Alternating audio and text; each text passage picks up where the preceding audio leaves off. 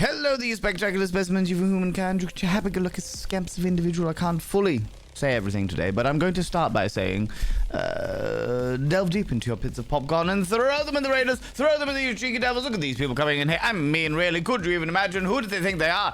The absolute audacity raiding us. We're just starting. We haven't even kicked off or done anything, but here you are, throwing all your lovators. How you doing, Pix? How's it going, you cheeky devil? Thank you so much for the raid. I really appreciate it. Just as we're kicking things off, what were you up to today, you cheeky little devil? How's it going? How you doing? If I have got did I see a moderator in here earlier?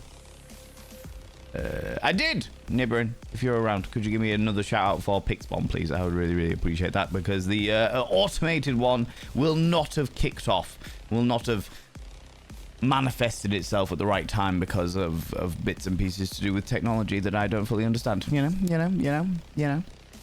Welcome on in, you cheeky little devils. How are you doing? While I'm here as well, I will also delve over here. Say, first of all, thank you very much, Stupedia, for the 300 little panderings.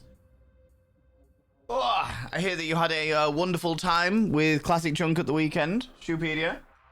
You had a wonderful time with Classic Chunk at the weekend. I hope you enjoyed yourself, you beautiful bean. And I will inscribe the name of Milky Pork onto the Mirror of Vein for the 53rd time. Good lord.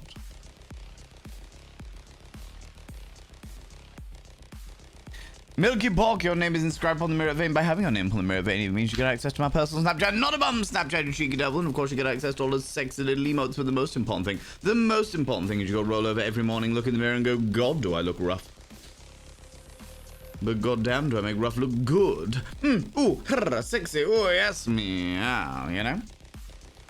You know, you cheeky devil. Thank you very much, Nibberin. I very much appreciate that. Stream was grand. Cloudspire. What is Cloudspire? That name rings a bell, but I feel like it's going to be one of those new games that I got an email for or something, and I haven't had the chance to check it out. What was that? Friends, if you're new here, two things you need to know about this channel. One, you're not allowed to apologize. Instead of saying sorry, try saying thank you. Instead of saying sorry, I'm late, say thanks for waiting. Instead of saying sorry, I'm such a burden, say thanks for being there for me. It'll make you a much more positive individual. Two, if you're under the age of 18, I have to ask you to leave. For I am a colossal filth wizard. You want me to squirt all over you, don't you? Uh-huh. That was it, Stupedia? Oh, I mean, I'll take it. I'll happily take it. Didn't even throw our dad joke. I'm proud of you, Stupedia. I am proud of you. You are learning. You are learning, and I am graciously accepting that learning. Thank you very much, 107, you cheeky little devil. Yeah, two things you need to know about the channel. One, you're not allowed to be here if you're going to apologize. Fuck yous. People apologize all the time for the stupidest shit. I'm not having it. Two, if you're under the age of 18, I have to ask you to leave. You shouldn't be because you're just in Pixie stream, but I would appreciate it if you disappeared off somewhere else. Cheeky little shits.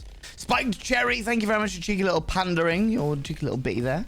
I appreciate that. I see it popping in. Also, I saw that you put, hi, I'm new. Hi, new. How you doing? How's it going? Welcome on in. How you doing? How did you find us? Tell us all about it. Friends, welcome on in to the Cult of Vein. It is me. It's a me. Very hot and sweaty. Milky Pork, how you doing? I Prince Ali, hello you cheeky devil. Illawana, you wonderful individual. DLP, hello you cheeky individual. How's it going? Hope y'all are keeping cool and having good days. It's hot, too hot with nearly 35 degrees every day. No rain to be seen. Yeah, we're expecting 31 tomorrow. 35 degrees C. That is. Oh. I'm tired. I'm a sleepy panda. I didn't get much sleep over the weekend, friends. Not like that. Calm yourself. But I've been catching up with it. I mean, trying to catch up with it. Failing miserably, but trying to catch up with it. But I'll talk about all that in a minute. Let me say hello to everybody first. It's Perth weather. So it's currently 12 degrees. I'd take some 12 degrees right about now. Max wattage. Oh, not even as phrase, just coming in. Coming in with a 78 months. Good lord, max wattage on a tier 2 as well. Oh, now it's grabbing your name from the tier 2 mirror of vein. The tier 2 mirror. The tier mirror of vein in the tier 2 black ink. There we go. That's what I meant to say.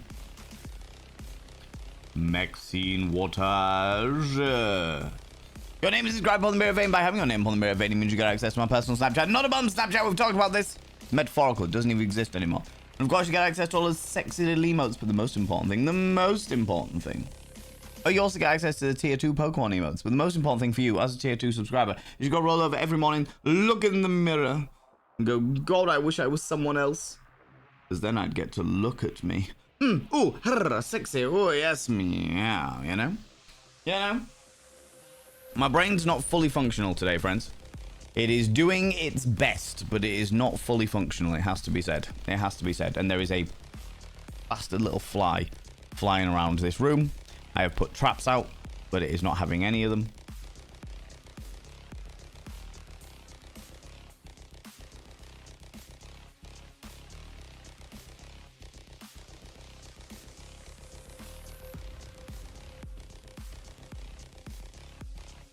Come on, little fuck. I will get it. I will. It will rue the day it decided to fly around my lights. Does it not know that I am the center of attention? Me, no one else. No one shall have that. You know, that kind of thing. You know, casual sort of stuff.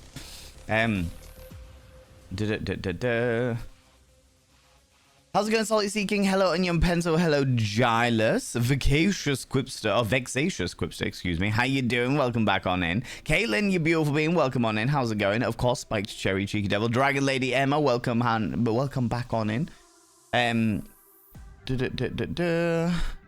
Today's intro track was from a band called Turbo Wolf. That was Solid Gold by Turbo Wolf. I enjoyed them. Oh, I was in the mood for them today. Kiara, hello, you beautiful individual. I'm putting on more clothes for I am a table. An entire table, Kiara. Well, that's impressive. That's impressive. I want to be taking clothes off. I'm not going to lie to you. I am not happy about the heat by any stretch of imagination. However, I am happy about this particular necklace. Yes, look at it. Oh, this necklace was purchased by one of you beautiful individuals from the on my throne wish list. It's an absinthe spoon, but it looks really pretty and it makes me very happy in my little soul. So thank you very much to that person. I appreciate you. I appreciate you, that person.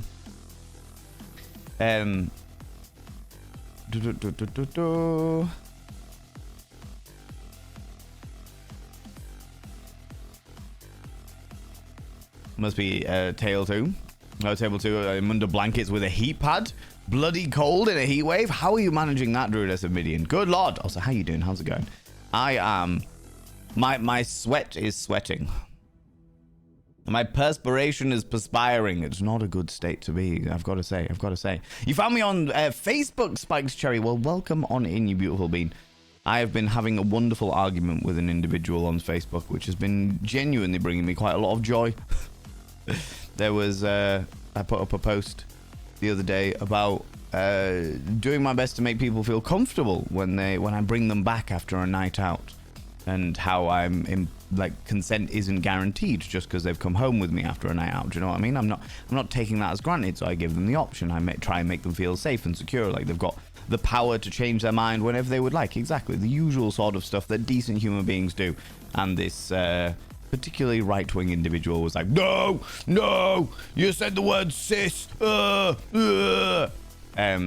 So I've spent a good 3 days now having an interesting back and forth with that individual, and it's caused me quite a lot of entertainment, I've got to say. Their last statement, they said they had to have the last word just to piss me off, and I was like, you think I'm getting annoyed? I find this hilarious. I'm very entertained by this situation. I don't know what you're talking about. Let's do it. Keep going. This is it. You're my new hobby. This is wonderful. This is a wonderful scenario, you know? Find it very entertaining. Anyway, but welcome on in. How you doing? How's it going? Driving back home from my son's birthday weekend. Perfect time for the stream. Salty Seeking, what did you do over the weekend? Please tell. Nibirin, how you doing? Scar, hello, you cheeky little devil. How you doing? Together, exactly, Druidess, Midian, and Kiara together form the big table. Scandalous, right? Scandalous. Auntie Kim, hello, you cheeky devil. How's it going? Mel Sinev, hello, you beautiful individual. The Unseelies coming in here, getting all up in our business. Cannot help themselves. Outrageous, I tell you. Adventurous Sky, how you doing, individual? Pics, of course, you cheeky little devil. Gonna lurk while I work. Want to cripple that. Always good to see you, friend. Thank you so much for choosing here to lurk with. I really appreciate that. Stupedia, of course, you cheeky individual. How you doing? How's it going?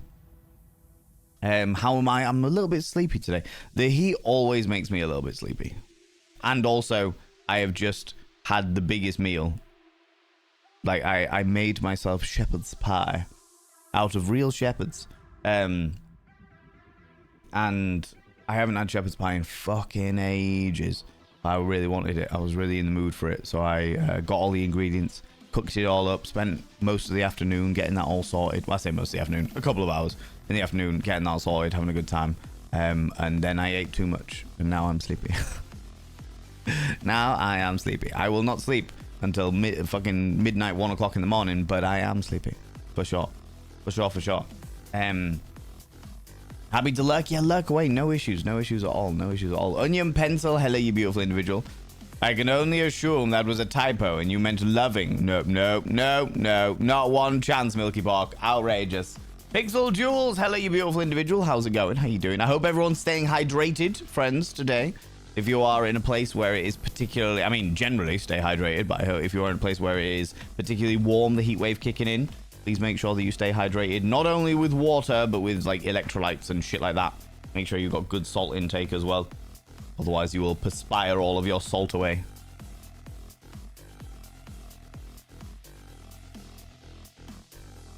Hi, Val. Just to say, I think it's great that you've added a date with death to the game list. 10 out of 10 game for me. The VA is really great, and you already know him/them from Date Everything. The story lore is so good. Oh, Pixel Jules, absolutely. I find that, especially when it comes to like the reward streams and stuff like that, the community tend to like me playing dating simulators. I've got a drippy nose now, thanks to my Wasser battle. Who's the VA? Pixel Jules.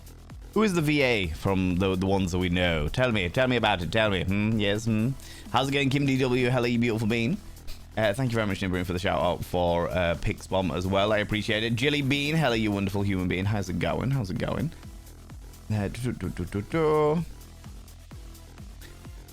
Sea Lay Siren, hello, you beautiful bean. Welcome back on it. This is really annoying.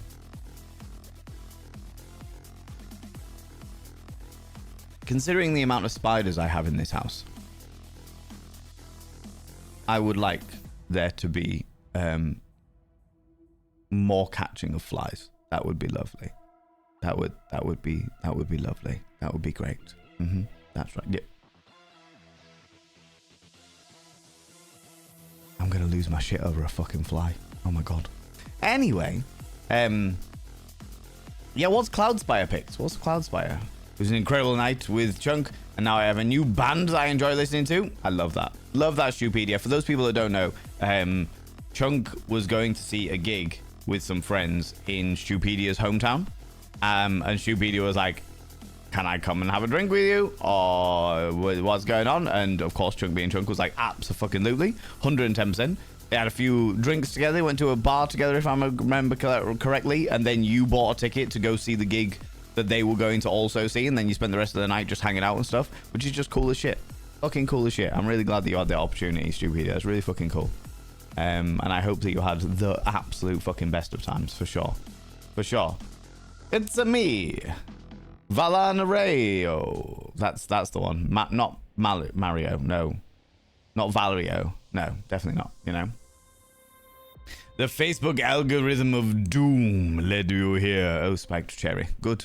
Glad to hear it. Glad it's doing one thing correctly, at the very, very least, you know. If tier 4 is the bum Snapchat, is tier 2 the single cheek? Don't you even. How very dare you. I would never reveal one cheek, Milky Pork. It's all or nothing, I'm afraid. No one wants one cheek when they can have the whole peach. Do you know what I mean? How you doing, Max? How's it going? Qualia, hello, you beautiful individual. How was your weekend? Busy. Good, but busy. Thursday night, I got sweet fuck all sleep. Obviously, Thursday night, we played the dinosaur with double Ds, which was a fucking experience. That VOD isn't available yet on the VODs of Vanity channel because we had that weird technical glitch where OBS malfunctioned. I've had to download the old VODs and now I have to find a way to edit them together which flows, and I haven't had the chance to do that yet. So it will be available on the VOD channel. I just haven't had the chance to do it yet. But that was an experience. That was fucking great. In fact, it was such an experience that the current donation goal is already like voted for and stuff like that. But the next donation goal, I've already put the dinosaur with double D's on it, because everyone seemed to have a really, really good time watching and playing it. So, or watching me play it more specifically. So that's a whole thing. That's a whole thing that's going on for sure. But I didn't sleep on Thursday night because it was so fucking hot, and because the sun rises on my bedroom and just fucking pierces me in the heat balance every morning. I got sweet fuck all sleep on Thursday. And then Friday, I had a friend come round who was helping me out with the garden. Absolutely fucking blitzed my back garden. She was a fucking gem. And she stayed over. Not like that. She was a cuddle buddy. So she came, she sorted out all my garden, which was very, very kind of her, while I jumped in the pond and tried to fix it. Still haven't managed to fix it. Pissed off about that, but it is what it is. Did those bits and pieces, so now the garden's looking really, really nice, looking beautiful. I need to jet wash it, but other than that, it's looking fucking gorgeous, which is perfect time for summer. I managed to get up a tree and cut down loads of branches that were causing problems, which was great. And then my dad lent me a chainsaw, which I've managed to tidy everything up, which was very, very nice. Also very fun playing around with a chainsaw. Always nice. Anyway, so she stayed on Friday night, and between the heat, and she has like an emotional support dog, because she is a delightfully anxious being, bless her. But the emotional support dog is also quite anxious. So, and they live in the arse end of nowhere. So the dog was growling and yapping all night.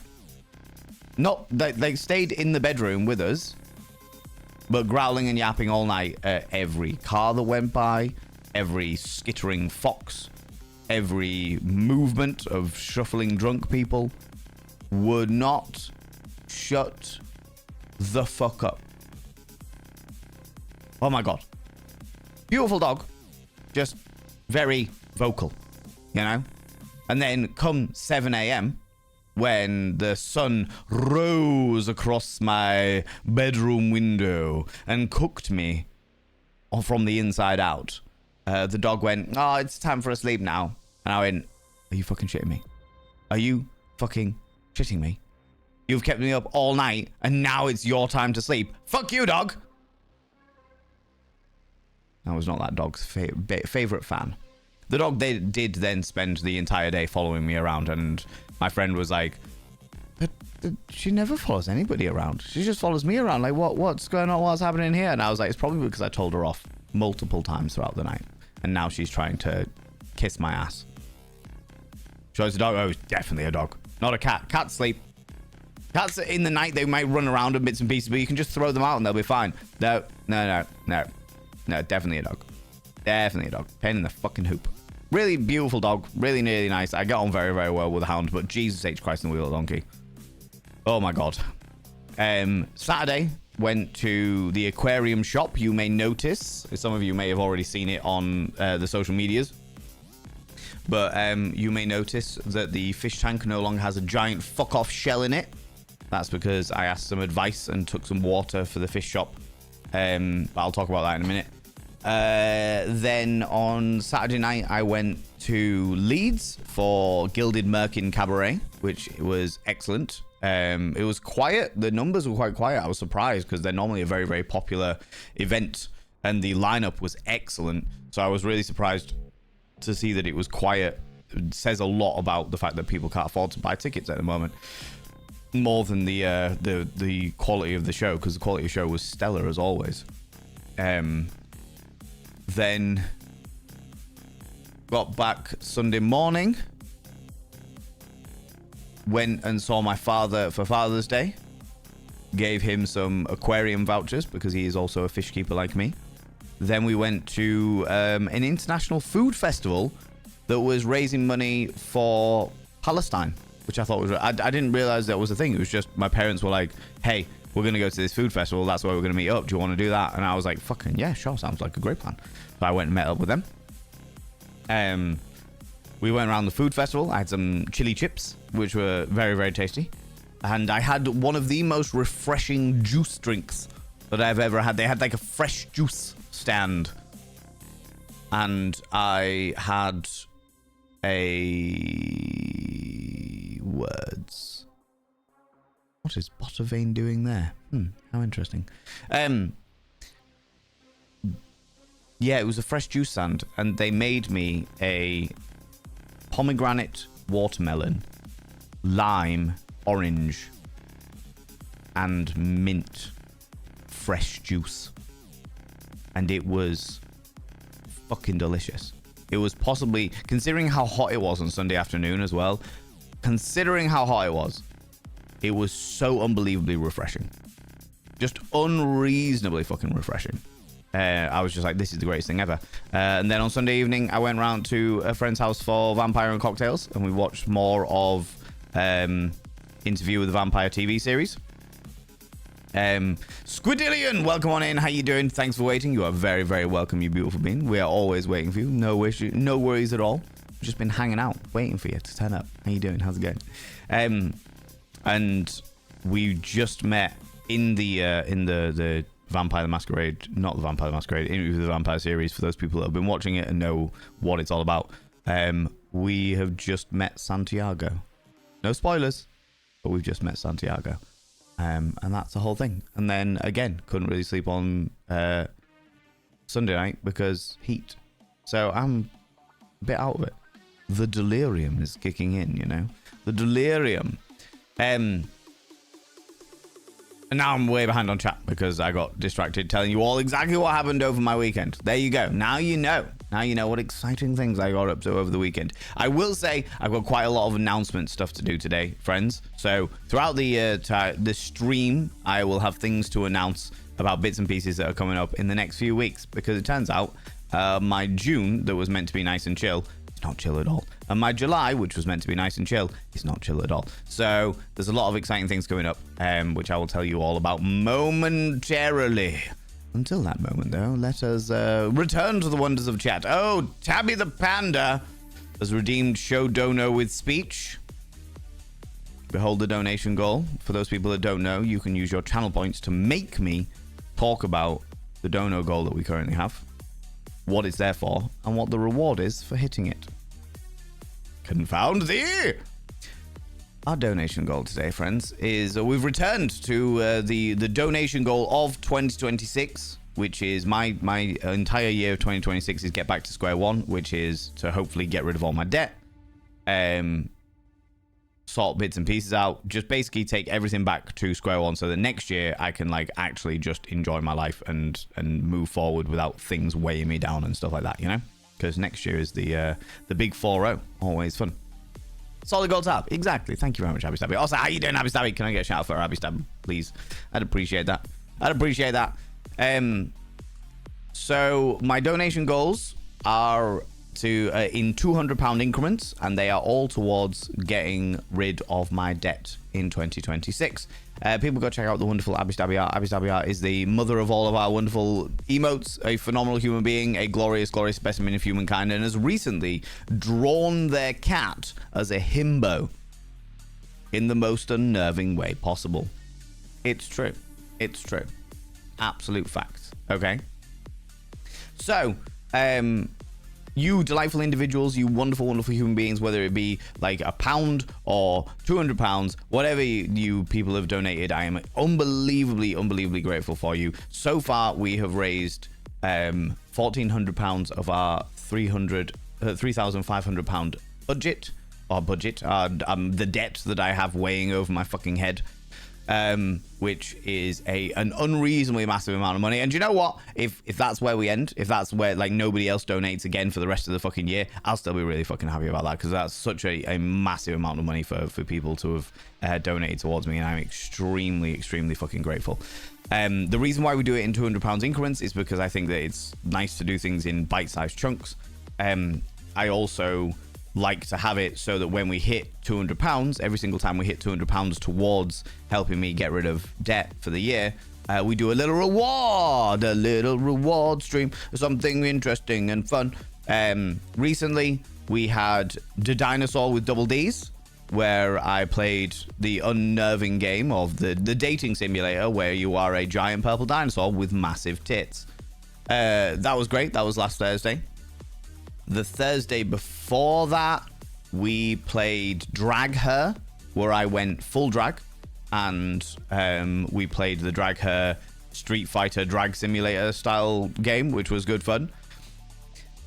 And not this week, but next week, next Thursday, we also have the Hatoful Boyfriend dating simulator stream, because of the fact that you all smashed the last donation goal. So we're doing absolutely fucking amazingly well in regards to donation goals, and you people getting all of these rewards is a way for me to say thank you to all of you for smashing these goals.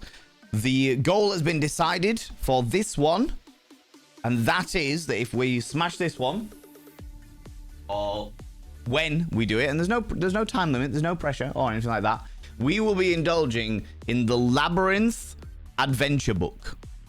So I will do a specific stream dedicated to us following the Labyrinth adventure book. This is a book with adventurous shenanigans, with dice. We follow the adventure from page 1 with beautiful illustrations. I'll set up cameras so that you'll be able to see all of this stuff right the way through the book. I don't think we'll be able to do it all in one session, but we'll definitely get as far as we possibly can.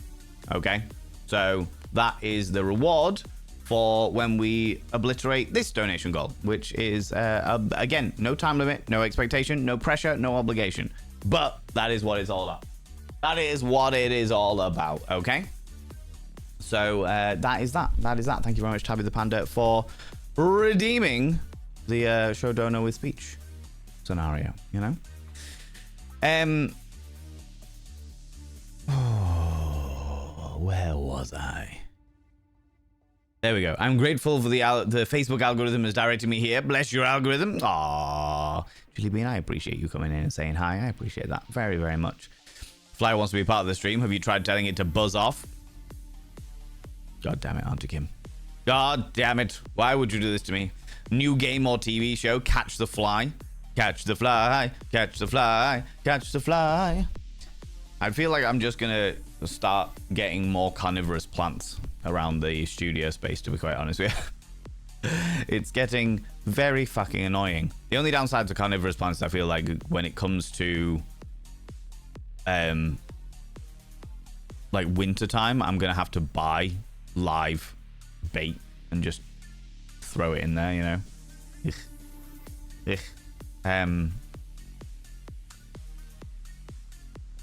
Nibberin, confound me. Confound me. Thank you very much. Absinthe makes the heart grow fonder. God damn it. Maxine, that's awful. That is terrible. That is terrible. Kels the Mad, how you doing? How's it going? I'm here in all my napping glory. I hope you're indulging in your naps. I can't nap, unfortunately. Yeah, I wish I could. Subscribe. I wish I could. Julian! Hello, hello, how goes it? Hello, hello, you beautiful bean. I'm doing very, very well. How are you doing, you cheeky devil? 52 months. That's outrageous, you beautiful individual. I hope the work is treating you well. Hope life's treating you well. Hope your little one's doing well. You glorious bean. I shall now inscribe your name upon the mirror vein. By having your name upon the mirror vein means you get access to my personal Snapchat. Not a bum Snapchat, you cheeky devil. And of course you get access to all those sexy little emotes, but the most important thing is your roll over every morning. Look in the mirror. Good God, do I look rough? Well, god damn, do I make rough look good? Oh, sexy. Oh, yes, meow, you know? You know? You cheeky devil, you. Hello, Semba. How you doing? I hope you're all doing all right with the weather over there. Because I know it's ridiculously fucking hot over in Europe at the moment. It's getting that way over here as well, so I'm not looking forward to it, but we are what we do. Do you know what I mean? I can do this all day. Don't you even? Good Lord. God damn it. God damn it. Another grey and dreary day, so I can't complain. I would take grey and dreary right now. Not gonna lie. I would fucking love that Quipster, honestly.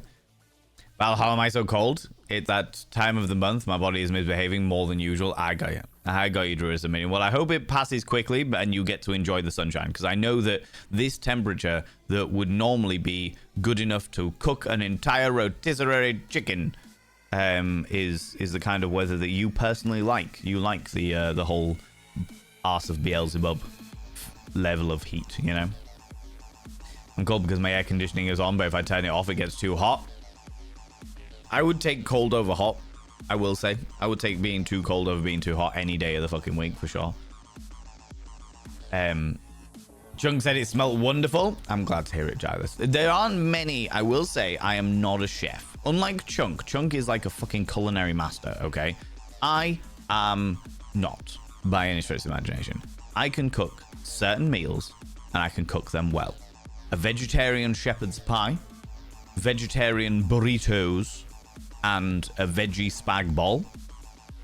Those three I am fucking excellent at. Everything else, everything else is just Those three I can master. I have fucking mastered them, you know?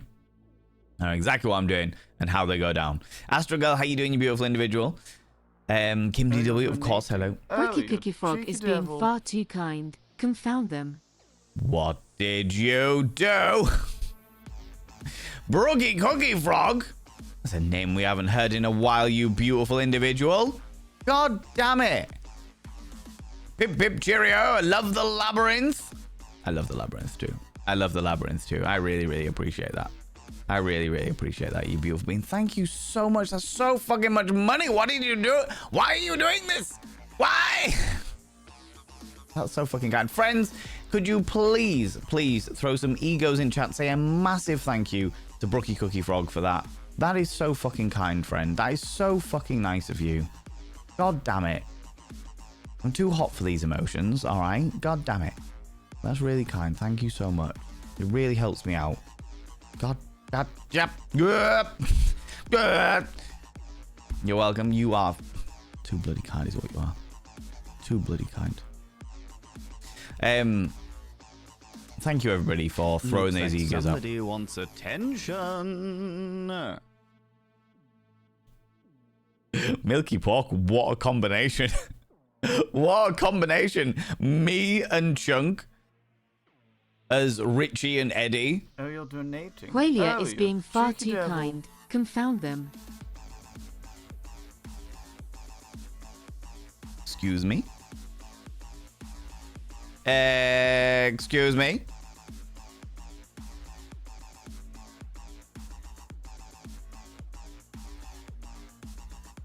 Fuck off.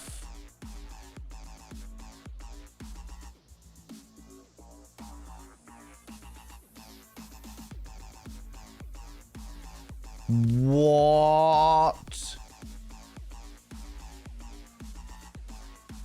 What did you do? Rookie Cookie Frog, look what you started. Qualia, what the actual fuck? Are you shitting me? That's so fucking kind. Thank you so much, everybody, for all the egos. Say a massive thank you to Qualia there. God, that's really fucking kind. Labyrinth goal secured. Yeah, let's book it in right now. Where's my diary? Where's my fucking diary? That's so fucking kind of you, friend. Jesus.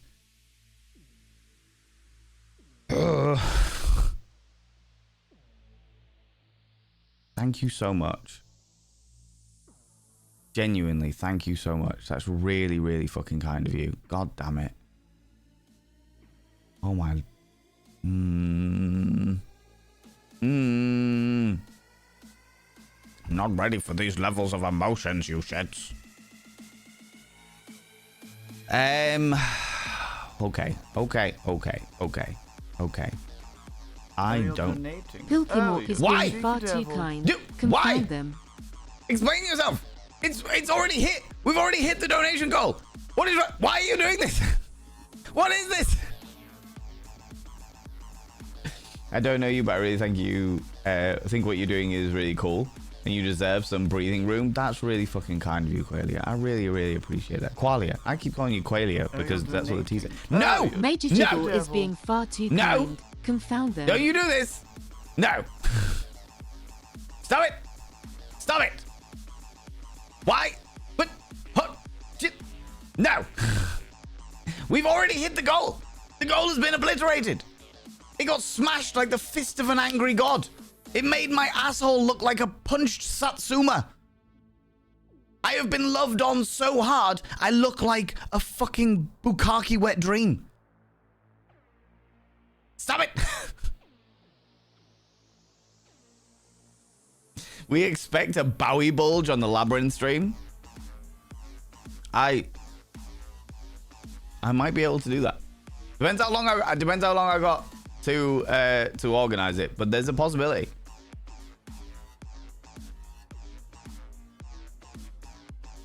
If we reach 200%, will there be a random next goal unlock? Sure.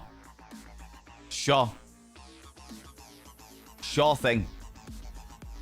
And because you people who are here are making this fucking happen, you get to vote on what the next goal is. Only the people here, as opposed to... Normally I do it in the Discord, and I'm like, you know, anyone can do it, blah, blah, blah. But sure, fuck it. Absolutely. Abs-fucking-lutely. Why not? Jesus Christ, friends, thank you so much. Thank you. That's really, really fucking kind of you. I am not ready for this. I am not ready for this. Oh my god. But I was in the middle of doing something, and now my brain is goo leaking out of my ears. I don't even know anymore. I don't even know. Oh, that was what I was doing. I was looking at the diary, and I don't know when I'm going to be. Where's today? I don't know when I'm going to be able to do this.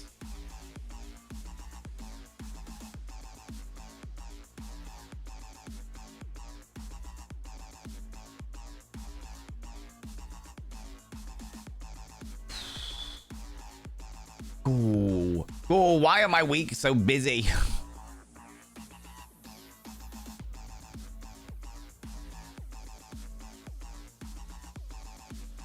That's a possibility, but then I'm away.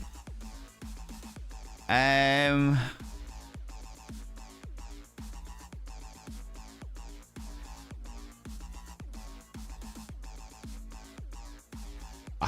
can't wait until the fucking 23rd of July. That's outrageous. We might have to do a Monday night or something.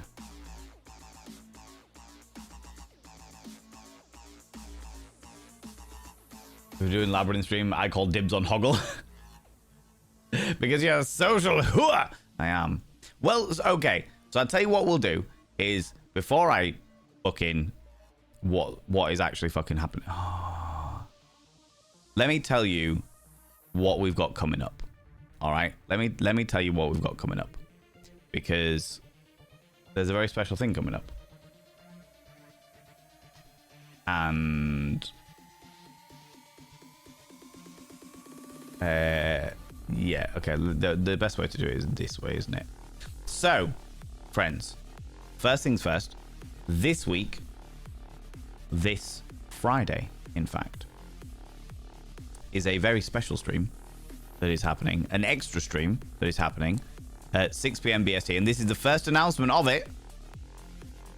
So, you get to see this first. But my friend and I, the wonderful, the happy-go-lucky, the glorious Uki and I will be doing a co-stream this Friday at 6 p.m. BST, where we're going to be playing Reanimal together. For those people that don't know, we played Little Nightmares 3 together. So we've each of us have played Little Nightmares 1 and Little Nightmares 2, and we fucking loved them. We thought they were absolutely fucking amazing. We played Little Nightmares 3, but Little Nightmares 3 was made by a different studio to the people who made Little Nightmares 1 and Little Nightmares 2. The people who made the studio, the devs who made Little Nightmares 1 and Little Nightmares 2, made a different game called Reanimal, which is like their ode to what Little Nightmares 3 would have been, potentially. So me and Uki got together and we've been chatting about it for about a month and a half, 2 months. Actually, maybe even a bit longer. About doing a co-stream together where we could play the game that the original devs of Little Nightmares 3 got together. So June 26th, next Friday. No, not Friday. This Friday. This coming Friday at 6 p.m. BST, we will be playing Reanimal. We expect it to last longer than one stream. So next week, I will be doing my usual streams, Monday, Tuesday, Wednesday. Thursday, we'll be doing the Hatful Boyfriend. And there is a very good chance that both Miss Uki and, Uki and I will be then playing Reanimal again on Friday. So this week, we get an extra stream on Friday. Next week, we get an extra stream on Thursday and an extra stream on Friday. Then, let me have a look-see at the diaries. So this week, extra stream on Friday, yeah. Next week, you get an extra stream on Thursday and an extra stream on Friday. The week after, I don't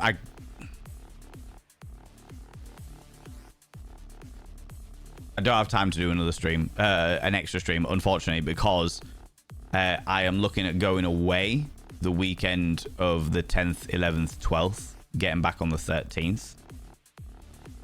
Get back on the 13th, stream Monday, Tuesday, Wednesday, and then we do an extra stream on Thursday the 16th, because that is my birthday party, where we're going to be doing a birthday stream for my birthday party. Then I might be in Manchester for the Twitch Manchester meetup. Then I'll be doing something on the Saturday, Sunday of the 18th, 19th for my birthday. Then we're into the week of July the 20th, where I could stream Monday, Tuesday, Wednesday. But then it's Pride in Hull on Saturday the 25th. I don't really want to be leaving it all the way to the 23rd. I'll tell you what, we'll pencil in the 23rd for the Labyrinth stream.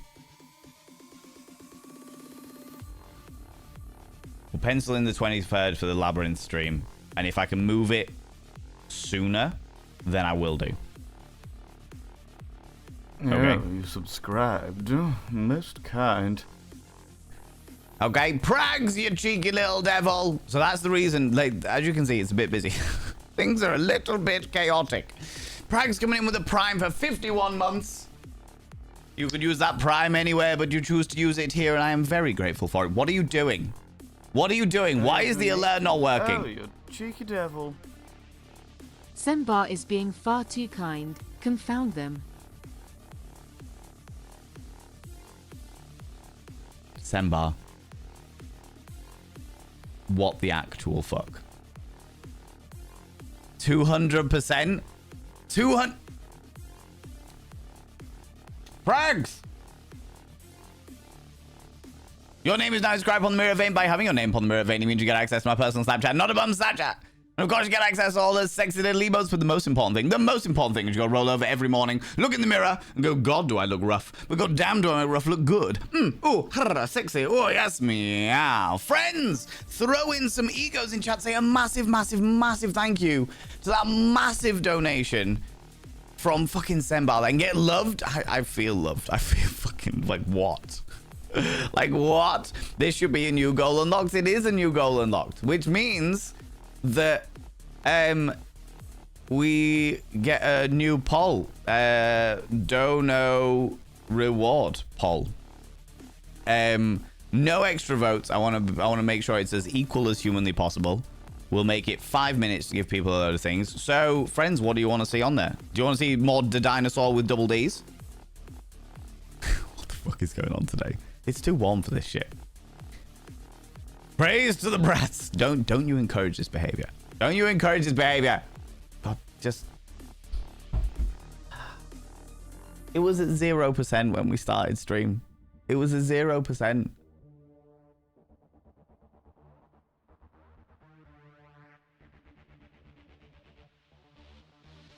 Just went to the VA. The day was John Scott. The Vault and Eddie from Day Everything. Oh, cool. Pixel Jules. Thank you very much for highlighting the message as well, because things were getting well chaotic as well. It should also be 1800 out of 1800 out of 3500, aka over the 50% of total debt. Fuck me. Fuck me. That is wild. I know. You're mesmerized by my outfit.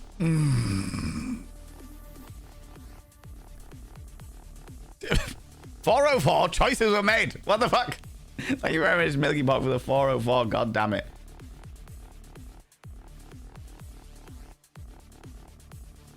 Fuck you. Now? While you're alive? Okay, I'll get in the car. The dinosaur with double D's. Okay. With double D's. Do you want to do a second labyrinth one? Because there's a good chance that we're not gonna finish the labyrinth book within that amount of within one stream. Do you want to do another one of those? Potentially, possibly, maybe. Do I have a lip salve? I do. What are your suggestions, friends? You people have earned this, all right? You still suggest a 48-hour labyrinth stream? Fuck off. The longest stream I ever do is 12 hours. Fucking 12 hours. That would be outrageous.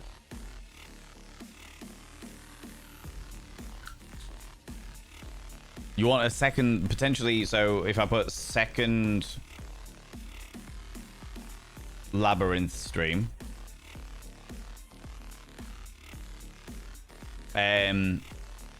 But you love me. I do love you, but that doesn't matter.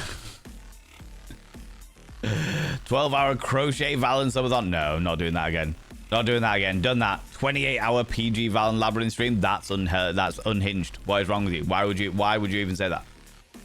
The sock puppet labyrinth reenactment. Bearing in mind, friends, we have already, like, I just want to explain, okay? We have already decided what happens when we complete the 3500, all right? Once we have completely paid off all of that debt, the 3,500 pounds, once that is completely paid off, I have committed to making a full reenactment of the Rocky Horror Picture Show where I play every character. That is a thing that is already happening. that was decided really early on when we were like playing around with the idea of potentially doing something like that. It's like, okay, all right. I'll see. So once we hit that's the overall major goal that covers the entire thing, for sure. Webtoon prologue called Date with Death Zero, leading up to the first game. So much lore. I'm glad that you're very much enjoying it. I'm glad that you're enjoying it. Eris, I already owe the community Crochet Valen, Cardboard Valen date stream, which I haven't had the chance to deal with yet. Ooh, a Valen Ross, so Bob Ross art stream. Yeah, can do that. Bob Ross art stream, where I use my face as a canvas and put follow a Bob Ross tutorial, but painting on my face with eyeshadow. Yeah, those ones. Barbie Valen stream. Oh, there needs to we can do a homage to the pseudo Valens. I would need a couple more cameras, I think, but it's definitely possible. I'll tell you what I'll also put in there.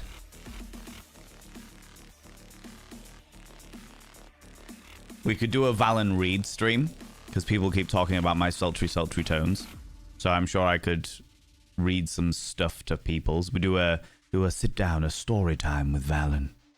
There we go. We'll call it story time with Valen, where I can read you audiobooks. Yes, with my sultry tones. Yes. One more option. Unless you just want 4. We can just go with 4. That's all right. Do another Mythical Monday stream. What would the subjects be on, Eris? What specific deep dive would you like for Mythical Mondays? It's fucking warm for Mythical Mondays now, but... Snapchat? Don't you even. Did it for cake? Will you read Minotaur Milking Farm? I suppose I could read Smut in the Discord. I couldn't do it on stream. But I could do it on Discord. I could do it on Discord. Also, hello. Also, hello. How you doing, you beautiful being? How's it going?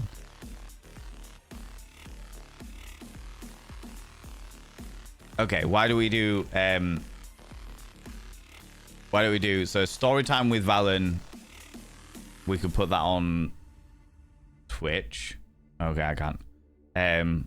We'll change it to story time on Twitch and then Discord Smut.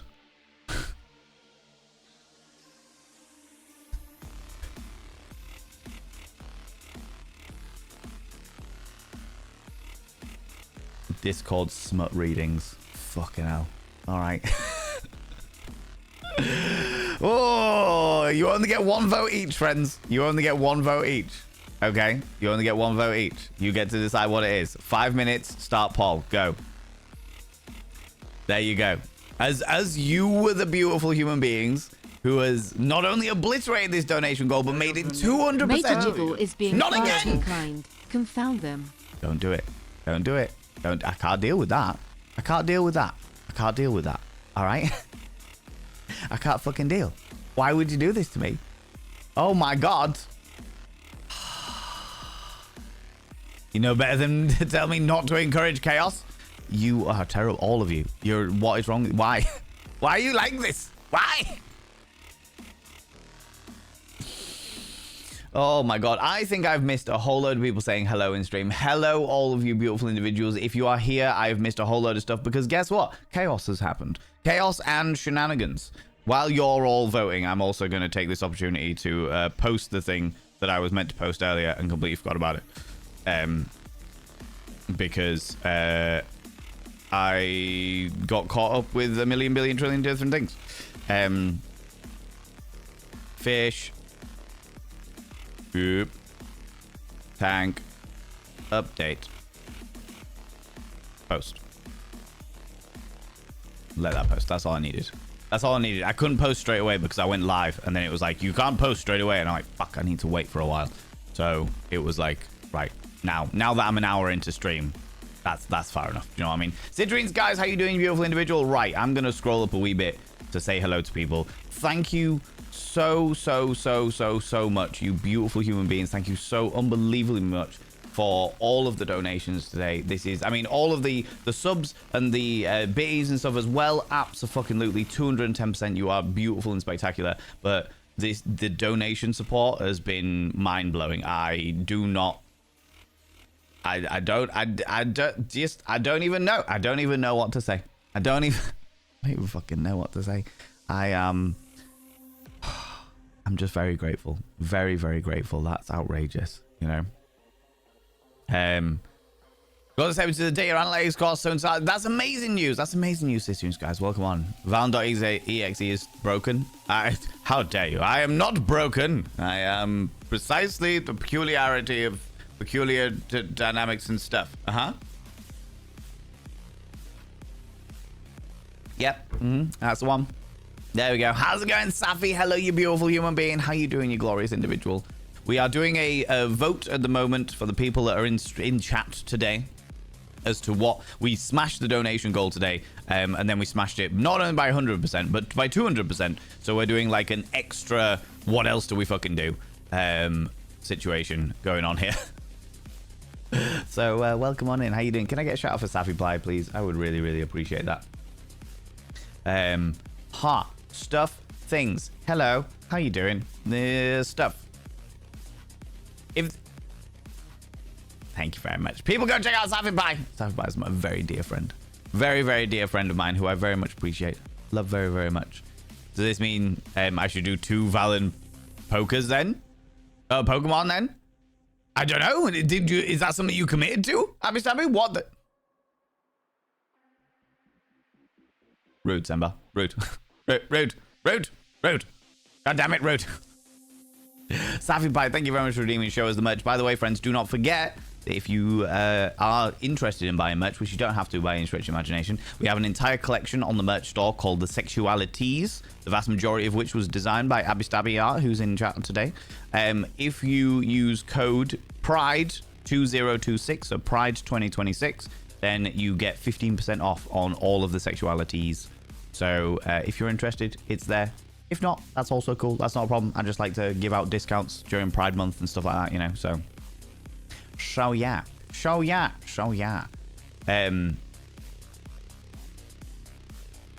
Dress up as Jareth for your birthday, or I can be patient. I would need to work out how I was going to cosplay as Jareth, but I'm not against it.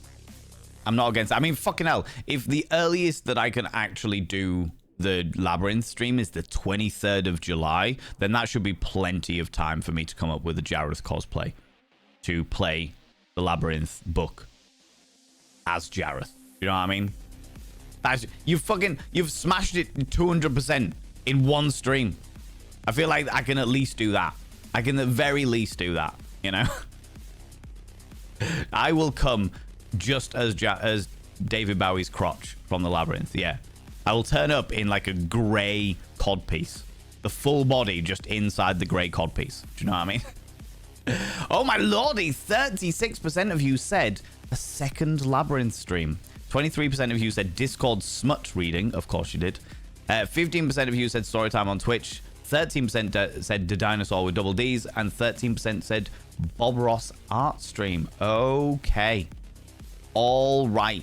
I will also, while I'm here, write down those suggestions. Thank you very much, Semba, for putting those in there. So, smut reading.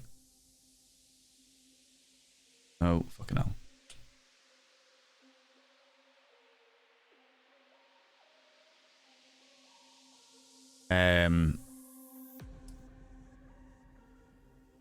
There we go. Smut reading. What was it? Storytelling on Twitch.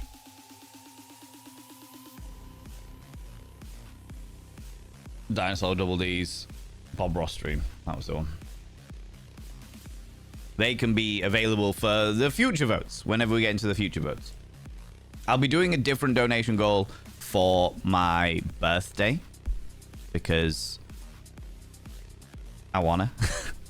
I want a new tattoo for my birthday, friends. I want a new tattoo for my birthday. So that's what only on the tattoo, only on the birthday stream. But that's a completely separate thing. Anyway, where was I? Hell's the Mad, come here, cheeky devil. What do you like claiming cheeky kisses, you cheeky individual, you? Right. Okay, stuff and things. Things are happening. Friends, if I have missed something in chat, please just copy and paste it. I will happily read it again. I've missed a lot. I've missed a lot because I wasn't expecting this level of chaos and shenanigans. If I do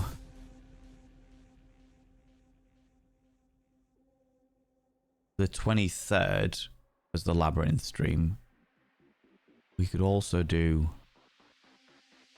the 26th. I'll pencil it because then it's only a few days apart and I'm less likely to have forgotten what's been going on, and it's the day after Pride.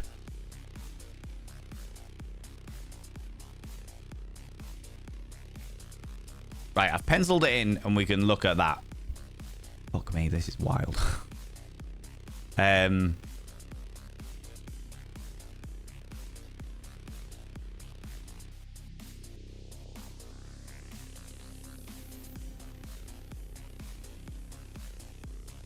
I get a good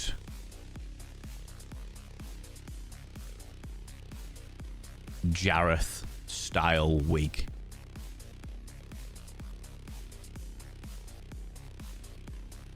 Your eyes can be so cruel, just as I can be so cruel. Live without the sunlight. Potentially, possibly. Okay. There's definitely a possibility that we can go full cosplay for it. Okay? Definitely. With you having obliterated it and with the earliest that we're looking at being able to do this, the 23rd of fucking July, there's a good chance that I'll be able to get it all sorted up. That, or I could one Labyrinth stream as Jareth and then just dress up in a giant white ball gown as Sarah. Yeah, that's the other option. That's the other option, you know. 28 hour, 48 hour. I don't know whether I could do that. I don't know whether I could do that. I don't suppose there's any reason why I couldn't do an extra long stream on one of those days, for sure. You've got a fear of the labyrinth, Kelsmad? Well, fortunately, it's all in the book. So it's not like you're going to have to see any of the puppets. You're not going to have to see any of the bits and pieces. You'll have to see me dressed as Jareth, but other than that, I think you'll be all right. I think you'll be okay, you know? I will say that I will be wearing dance pants throughout it, so there will be no cucumber down the trousers. Because I can get banned for that shit. So don't be expecting my spindly goblin cock to be doing the impression of David Bowie's penis while, you know, we've been doing this stuff. You haven't seen the labyrinth.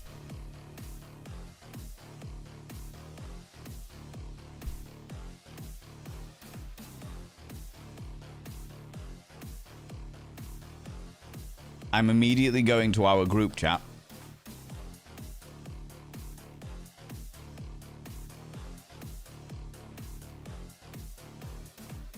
Safi. I'm telling on ya. I'm telling on ya. I'm telling on ya. I'm telling.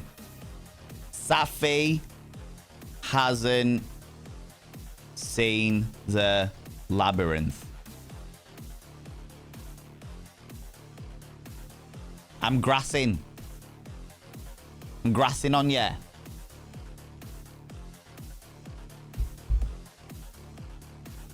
Oh yeah, but you know who else is in that. You know who else is in that that little group chat of ours, Safi. All right.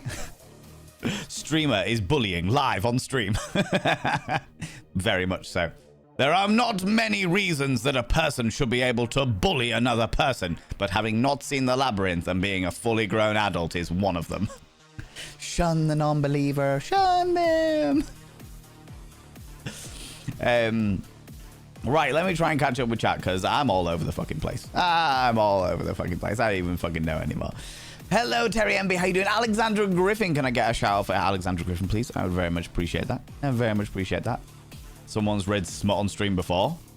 They shouldn't have done, because I have definitely been in... I was looking into reading Smut on stream, and I was told very clearly that I wasn't allowed. The only Smut that I've been close enough to read on stream...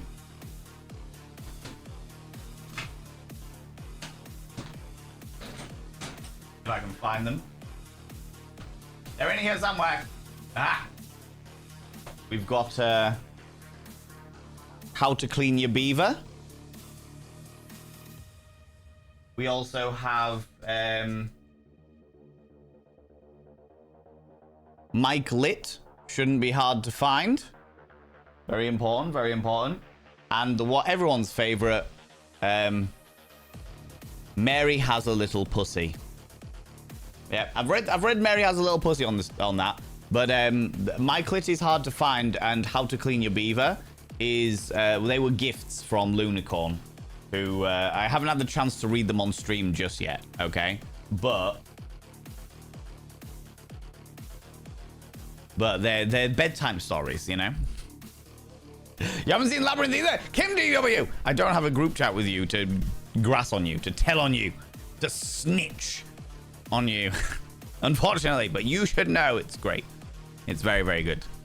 It makes me very happy in my little soul. It's one of my... Labyrinth is one of my go-to comfort movies. All right? There's 4 people that haven't seen it? Judging by chat, we might need to move out with Labyrinth before your Labyrinth stream. Fuck right, we're doing it. I don't even give a shit anymore. You get extra scenarios. Right, where are we? Today.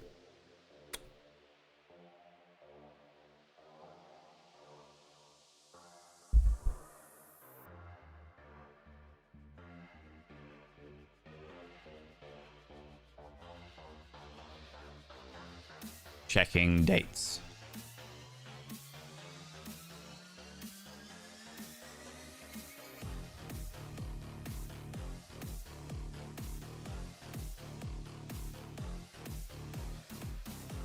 With the million, billion, trillion people that I have booked things in with.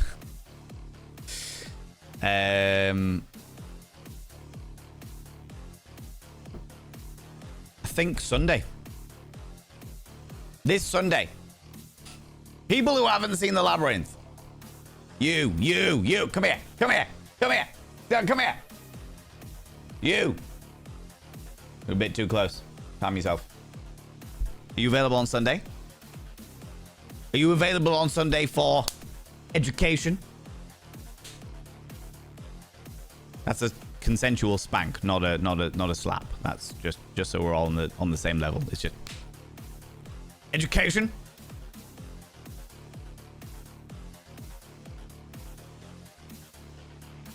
Hello, Zooty Booty. You lurk away. We're gonna educate people.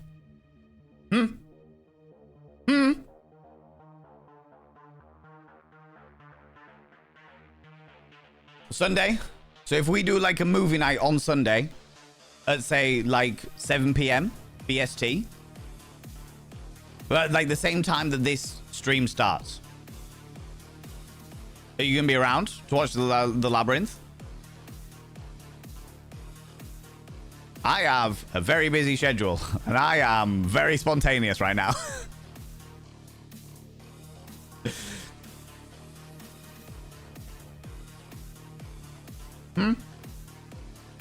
Pretty sure you're available on Sunday. Good.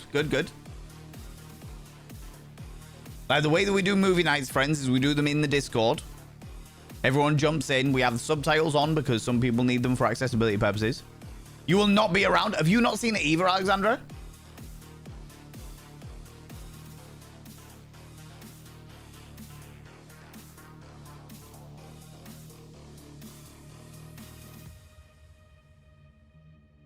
Seven will be 8 for you, yeah?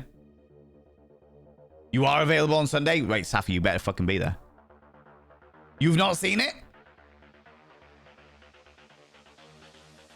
So you won't be here at this time on Sunday. You won't be around, Alexandra. All right. Well, for those people that are able to turn up to education. If not, that just means, Alexandra, I hope you realize you're putting yourself in a more awkward position, because that means I'm just going to have to fly over to you and fucking educate you. All right? There will be educations. Don't make me come over there. I can't believe I've just spontaneously done a movie night. Movie night, labyrinth. Not labyrinth, Valen. Jesus Christ. The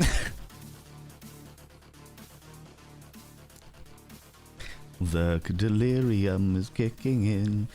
Okay. All right. Okay. All right. Sure. Announcements. Everyone.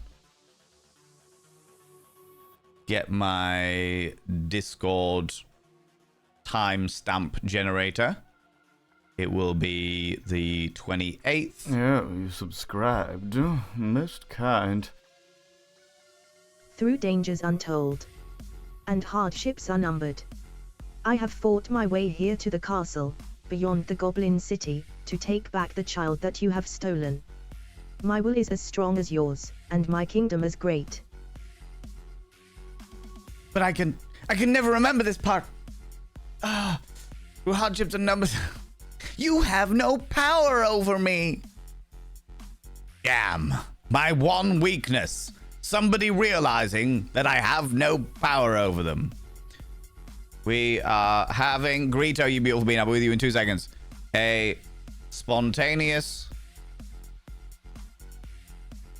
educational... movie night... to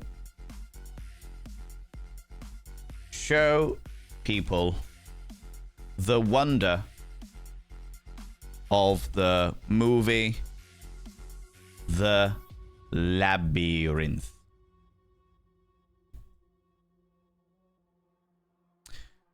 Is there a better time for it? Because I realize that we'll be watching it on Sunday and then a month later we'll be doing the actual game.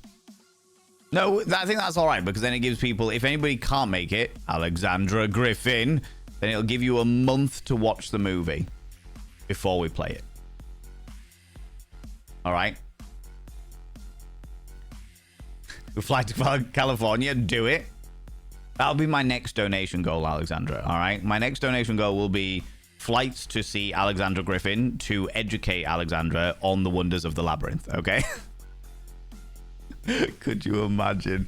Could you imagine what a fucking ludicrous fucking donation goal that would be? Oh, fucking hell. Whew. Okay. Okay, let's do it. There we go. Sure. Send now. I will add it to the list of ongoing thingies as well. Movie night. The Labyrinth. I can't believe that this has happened.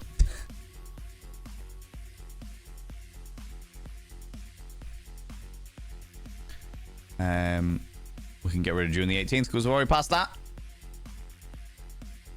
And we can change that to that as well. All right. Fuck me. Okay. All right. This is the way that today is going. This is the way that today is going. All right. Lulu, come here, cheeky devil. Lulu, are you still here? Are you still here, Lulu? You requested like 2 minutes ago. I want to check you're still here first.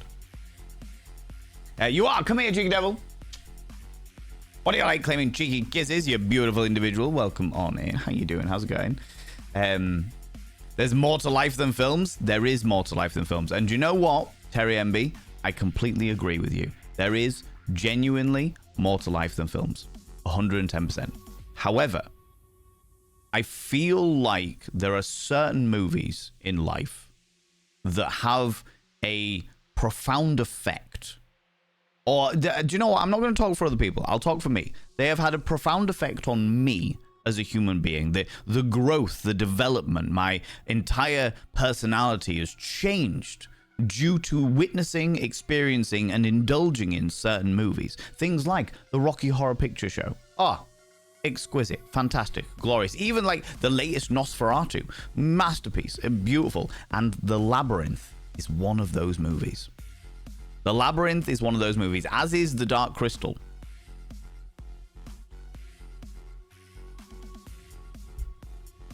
You also haven't seen Rocky Horror.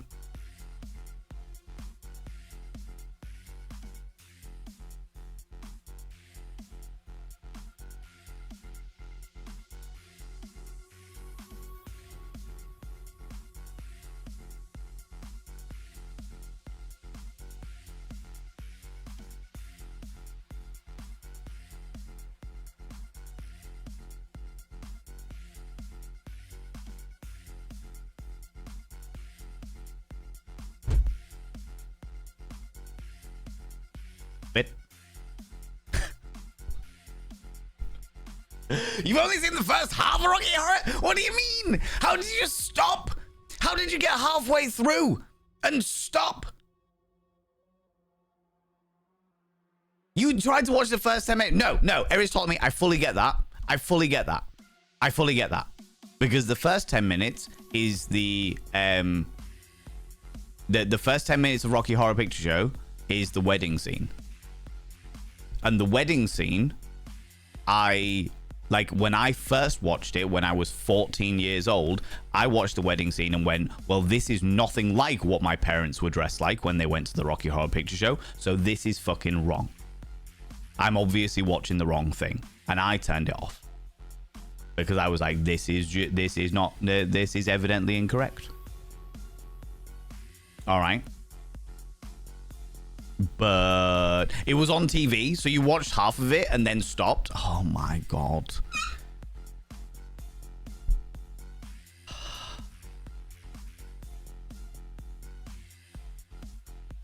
Right, suddenly the ludicrous idea of me flying over to California in order to educate Alexander Griffin on the dynamics of the labyrinth is now suddenly a little bit more feasible, because I'm like, I've got to take you over. I'm going to go over to educate you on the labyrinth and take you to the Rocky Horror Picture Show. Safi Pie, you are now part of the physical friendship group. You are being dragged places. All right? You are being fucking dragged places. You got a fucking deal. This is just a... Oh my God. Anybody else who has not seen... Senbar Flay!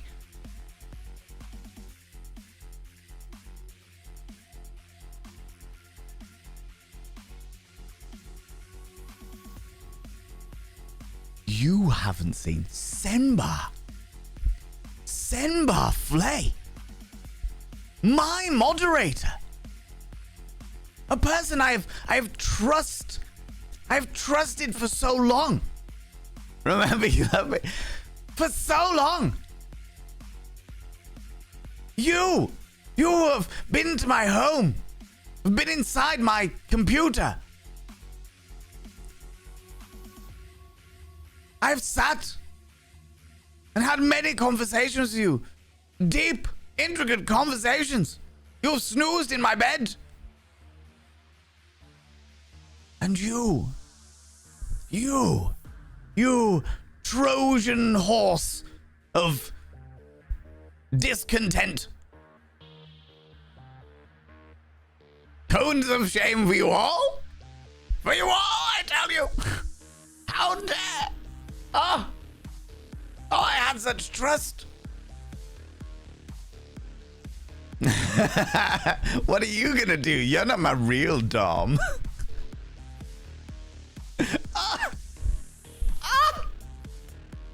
So every time, let me get this right. Hold on. Okay, all of you people that haven't seen the Rocky Horror Picture Show, okay, tell me, have any of you seen the Moulin Rouge? All right. Have you seen the Moulin Rouge? The movie, the Moulin Rouge? You haven't? Sembar's a no. Sure as fuck have not. No, Citrines, guys? Oh my God. Oh my. Okay, fucking saving grace a little bit there, Alexandra, but only a little bit. You've never seen the Moulin Rouge? You've seen clips? Okay, all right. Give him Nell also. Come in, Cheeky Devil. What do you like, Clement Cheeky Kisses? Robinson Crusoe. Hello, Cheeky Devil. Frax has not seen Rocky.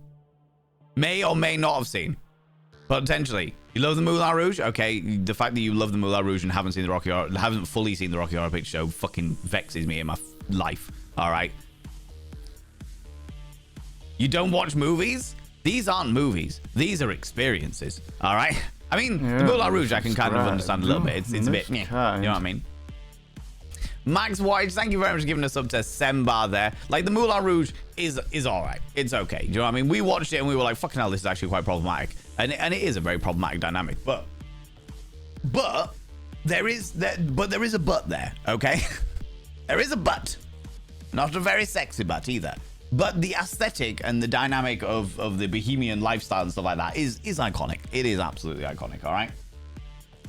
Max White, thank you very much for giving us up to Sembar Flay against all of my better judgment. Not having seen it. Good lord. By having your name on the mirror vein, Sembar Flay, my darling moderator, man with whom I have trusted so much. So much. You got access to my personal Snapchat, fucking not a bum Snapchat. And of course you get access to all those sexy little emotes, but the most important thing, go roll over every morning, look in the mirror and go, God, do I look rough? God damn, do I make rough look good? I'd make rough look even better if I knew what the Rocky Horror Picture Show was. Ooh, sexy. Oh, yes, meow. Hold on. It's a raid. Flee.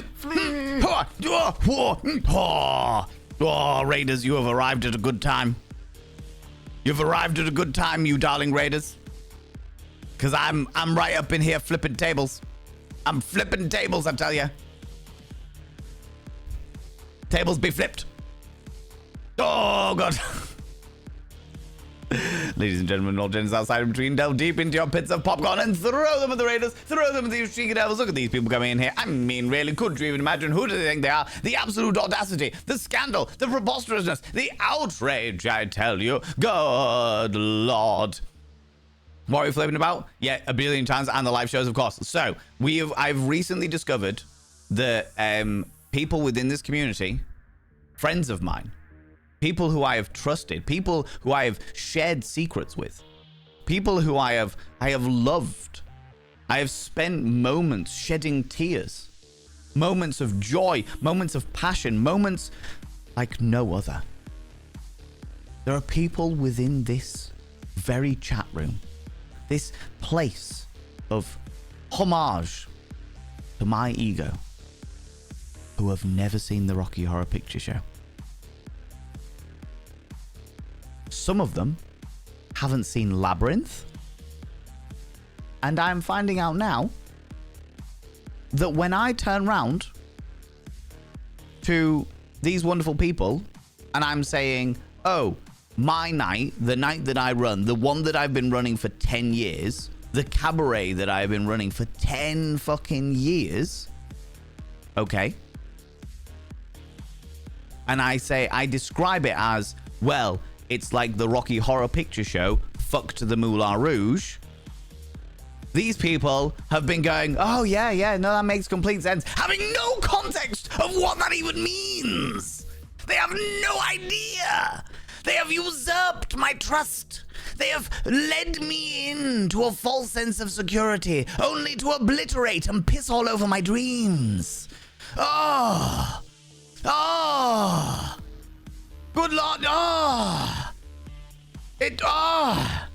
feel like I have been bare-ass farted in the eyeball. You've given me pink eye of disgust.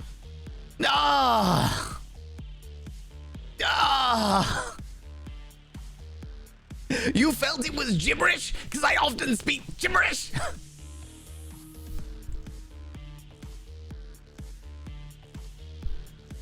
I feel like I cannot cope with this. I cannot deal with these scenarios. Also, welcome on in, Raiders. How you doing? How's it going? Welcome on in. People, go and check out my dear friend Uki, who, for those people that don't know, I've announced Uki, by the way. I've announced. The announcement happened. For those people that don't already know, Uki, my darling friend, my dear joy and wondrous happy-go-luckiness, is going to be joining me on Friday at 6 p.m. BST, where we're going to be playing Reanimal. We played Little Nightmares 3 together, and the dev team that made Little Nightmares 1 and 2 they made Reanimal, so we are going to be playing Reanimal together on Friday, 6 p.m., which is going to be fucking great and wonderful and spectacular and happy-go-lucky. Those people that enjoyed us playing Little Nightmares 3. Ooh, you little stalker. Thank you very much for that. Follow you, beautiful bean. I don't like to call people out in case they're lurking, and I haven't seen you say anything in chat just yet, but if I appreciate you being here. Welcome on in. Yeah, so we're going to be playing Reanimal on Friday, which is glorious and spectacular. Be there or be square. Little stalker. Thank you so much for the follow. I really appreciate it. I can now screech you from the rooftops. Yes, indeed. And also, can we take a moment to appreciate, first of all, that Uki has made my name in the style that Uki does, and also Uki has made these wonderful little sock puppet versions of each of us so we can be on each other's stream when we're doing it, which is just fucking excellent and glorious. Uki has done a wonderful job of being wonderful and glorious and spectacular, as they are known to do. So yes, people from my stream, you should go and check out Uki. This is Uki, this person looking aghast, and the reason why they're looking aghast there is because this is the exact face that Miss Uki, that Uki pulls. They changed the name. It's no longer Miss Uki. The Uki pulls this face here. Can I zoom in? I can. This face. Look at it. This is the face that Uki is pulling right now because Uki has learned that some people in the chat have never seen The Labyrinth, never seen Rocky Horror Picture Show, never seen the Moulin Rouge. That face. That face right there. Look at the shock and aghast. Look at the shock and appalled. Mizuki, slightly pixelated, is also appalled. All right? Outrageous. Outrageous, I tell ya. Outrageous. Welcome on in, Uki. Oh, Jesus. More popcorn. Calm yourself. Good Lord. Yeah, so people go check out Uki. Uki's wonderful. Uki's fantastic. Plays a lot of big franchise games. They're making their way through a load of the Zelda games at the moment. Been doing Zelda, the Twiglet Princess. Also does a whole load of art bits and pieces, and they are what can only be described as a master of mystic art forms when it comes to film shenanigans. We don't know exactly what the Uki does on movie films and documentaries and what have you, but we know that they go behind a curtain, then there are flashes and there is smoke. There's a lure and the vague smell of celluloid and cinnamon. And suddenly, the movie looks infinitely better than it did. Yes. There you go. There you go. You've announced what you're working on right now? Please tell me about it. What? The secret is out? Oh, okay. That's all right. Okay, it's all been out, friends. Mizuki has been adding magic to my OnlyFans. They've been making sure the bum Snapchat looks just really cozy. My fuzzy peach is looking extra fuzzy. And just looking real pretty. Oh, Shaun the Sheep, Beast of Mossy Bottom movie. So I wasn't meant to mention the bums. Yeah.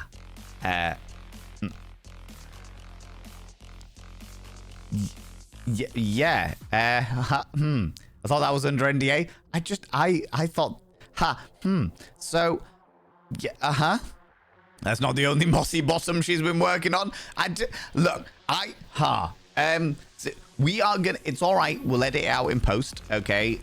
All of you looking deep into my eyes. Look deep into my eyes, into my eyes, into my eyes, into my eyes, not around the eyes, not around my eyes, in the eyes, in the eyes, in the eyes, deep into my eyes, I tell you. Yes. Yes. Look deep into my beautifully make-upped eyes. Yes. And you're under. The last 5 minutes of stream have completely disappeared from your memory. You have no idea why, but for some reason there was a small Satsuma being kicked around by a rather large green giraffe who sneezed outrageously, and all of a sudden a handkerchief appeared from their nostril, as if it was some kind of strange clown trick. A clown reached up, grabbed it, and tugged on it like Rapunzel's hair. Rapunzel made a very interesting noise that may well have been not PG, but thoroughly enjoyed the entire dynamic. And at the end of it all, the Satsuma went, that's kind of an interesting thing, isn't it? And then we were back in the stream. Ooh. I'm glad we cleared that up. People, welcome on in, raiders, you glorious individuals. If you're new here, 2 things you need to know about this channel. 1, you're not allowed to apologize. Instead of saying sorry, try saying thank you. Instead of saying sorry, I'm late, say thanks for waiting. Instead of saying sorry, I'm such a burden, say thanks for being there for me. It'll make you a much more positive individual. 2, if you're under the age of 18, I have to ask you to leave. I've got to ask you to leave, for I am a colossal filth wizard, and don't be corrupting the ears of the stream. The stream of the young.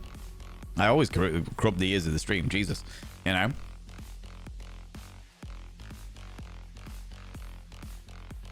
Hi Van, did you know that the secret to cutting onions without crying is to form no attachments? You have to be nonchalant about it. Sway, I trusted you. I trusted you. I trusted you. I came to you for facts and science, and this is what you give me? I am disgusted. Disgusted. Get disgusted, I tell you. Killer Penguin, how you doing? What happened? All I can remember is Princess Peach. Yeah, Princess Peach. Yeah. Oh, so strange. Yeah.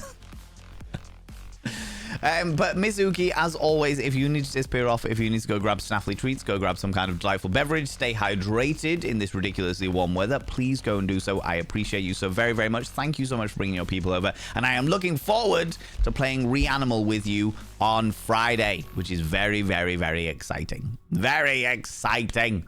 It makes me very happy, my little soul, to be co-streaming with with Uki again. Definitely needs to go get a drink, take care of all the floofs, and have a cold shower. Yeah, go do your thing. Go do your thing. Uki, thank you so much. Thank you so much for dropping off your rabble. Your delightful rabble over at my my little place, you know. Where was I? Genuine Joy, how you doing? How's it going? Frankie D, you cheeky little devil. Exactly, flipping all of the tables. I can't remember what I was flipping to. Oh yeah, oh yeah. That's what I was flipping tables about. That's what I was flipping tables about. You people having no culture. Ruthie, how you doing, you beautiful individual? Solly seeking, of course. How you doing, Miss Uki? Hello, you... Uki! I read Uki, I say Miss Uki. That's some Pavlov's dog's conditioning, all right?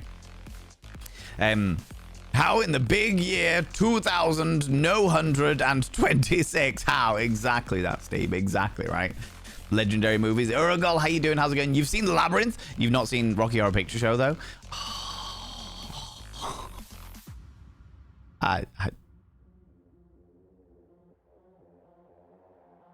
Oh, it vexes me.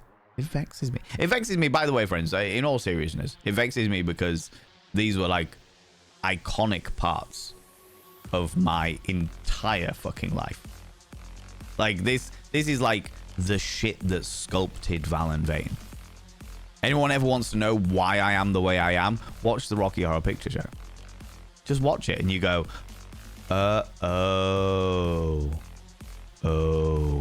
No, that all makes sense now. I see. Yeah. You've seen like the best 20 minutes of it. Alexander Griffin. That was what I was about to flip tables about. Alexander Griffin, are you still here? Better still be here.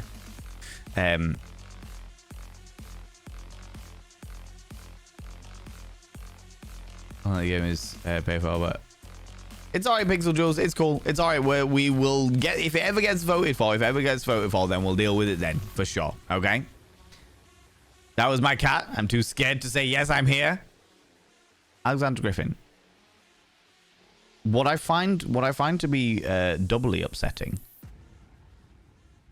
personally, from like a lot of people have offended me today. I have had such a roller coaster of emotions from the unreasonable amount of kindness where the donation goal started at 0% and it has gone up to 100% and then 200%. We have talked about the dynamics of playing the Labyrinth game. We have put out extra donation goal rewards because of you people have absolutely obliterated the kindness, the generosity, the joy that you have given me in this moment has been exquisite and spectacular, and I am humbled and so unbelievably grateful only to have the rug pulled from underneath me to find that people have not seen the Rocky Horror Picture Show, not seen Labyrinth. It's a whole thing. Okay. But right in this moment in time, that little fucking flies piss me off. But right at this moment in time, I am extremely frustrated. Fuck. I'm extremely frustrated because Alexander Griffin, my dear friend, my wonderful buddy, my chum, is telling me that she's seen the first 20 minutes, the first half of the Rocky Horror Picture Show. Okay.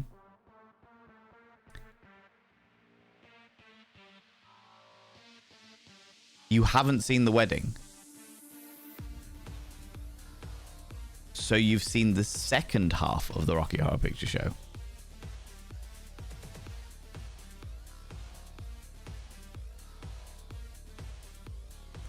You haven't seen... I've only seen from them getting to the house, mansion, castle situation and then probably 20 minutes.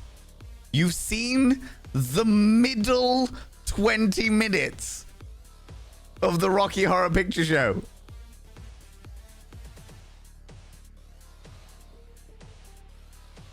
The middle...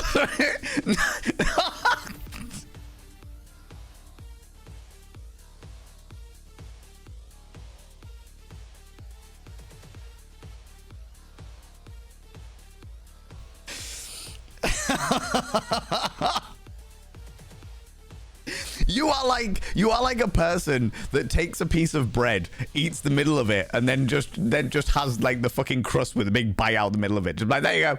Hey, there's your bread. Enjoy that. A person who eats a Kit Kat from the side. Like, what? The middle 20 minutes. Not only have you seen the middle 20 minutes of the Rocky Horror Picture Show, but you have the audacity. You have the audacity to send me pictures of the latest Broadway version of the Rocky Horror Picture Show. You send me those pictures, having never fully seen it.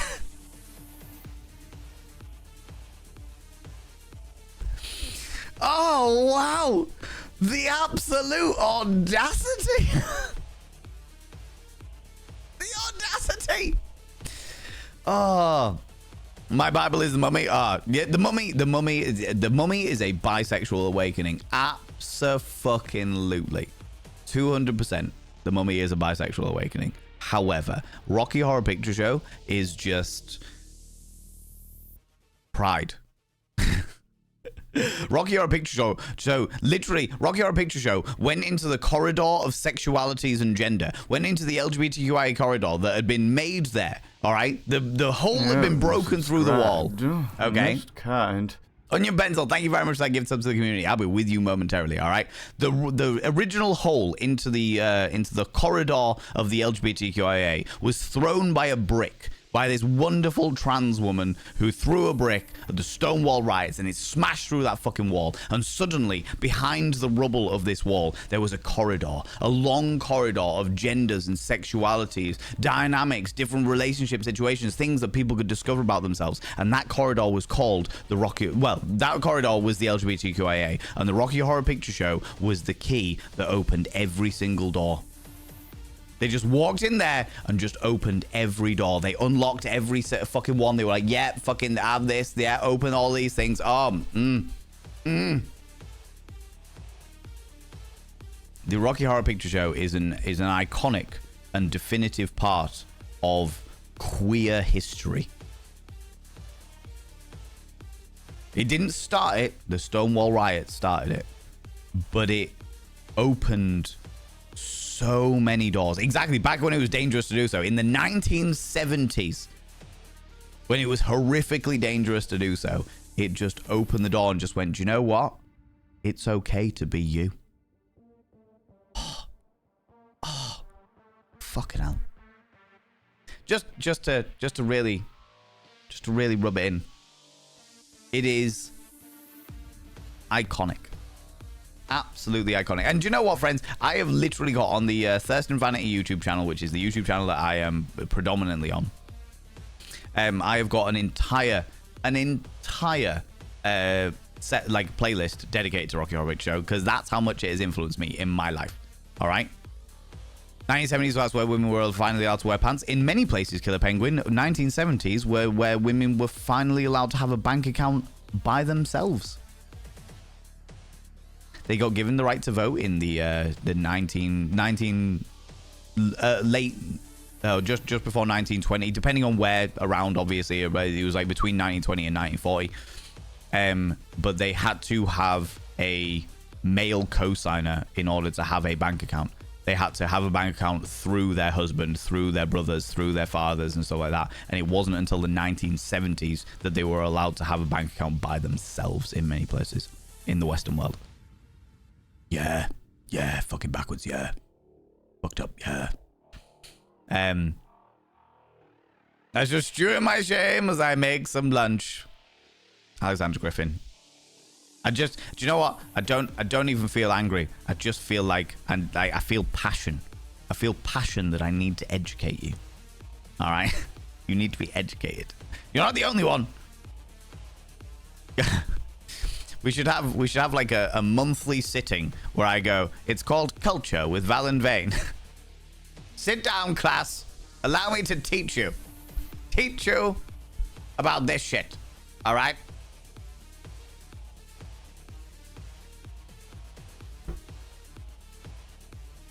Not all women can vote either. Yeah, people call again 30 years later. Yeah. Wild, to be honest. Absolutely. The amount of, like, people don't seem to remember, but the amount of, like, societal progress we have literally had in the last 100 years alone is wild. Absolutely fucking wild. For sure. Right, where was I? That's right. Onion Pencil gifted out a wonderful sub to the community. Onion Pencil, thank you so much for giving that sub out there. I haven't seen that person say anything in chat, so I will not call them out. But I thank you very much for that gift sub. That's very, very, very kind of you, beautiful being. Oh, I shall inscribe their name upon the mirror vein.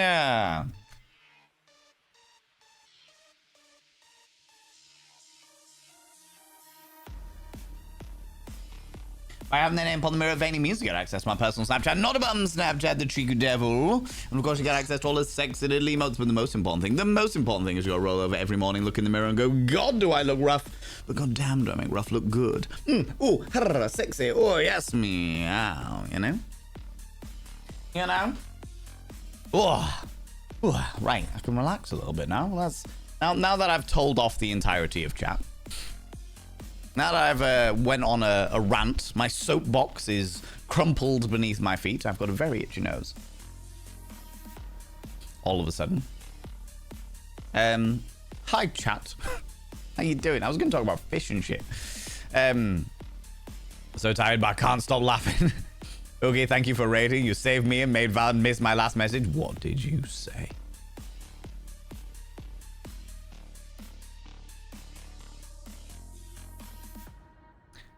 Fallon, will you come to my house and scream at me if I say I also don't know Prince? When you say Prince fuck the Moulin Rouge. I joke, of course. I have seen Justin Timberlake, aka the Prince of Pop. I have a tumultuous relationship. I will openly admit, Sembar, that I have a tumultuous relationship myself with Prince. Because I only really discovered Prince. I'd listened to a couple of his tracks, but not been blown away by it until like after he died, like after Prince died. And it was only, and the reason why is because I was like, okay, yeah, Prince is dead. That's fair enough. That's a whole scenario. And then somebody went, I thought you'd be a bit more upset about that. And I was like, why? Like, I only really knew a lot of his later stuff when he was a born-again Christian and being a bit of a douche about it. And then somebody played me Darling Nikki. And I became obsessed. Because Darling Nikki is filth. Like, filth. And I was like, I didn't think pop stars could be that filthy.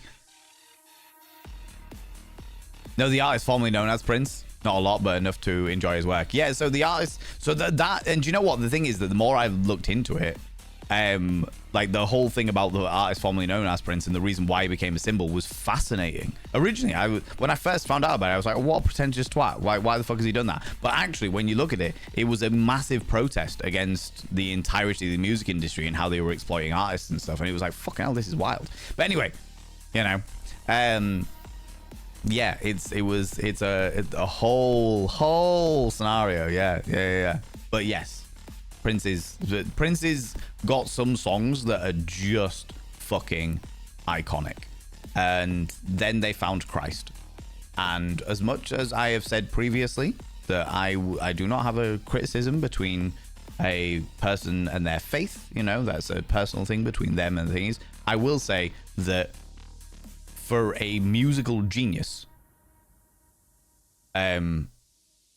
Prince's music took a large downwards turn, in my personal opinion, when they became a born-again Christian. See you later, Pixel Jules. You take it easy. Prince who? Oh, my God.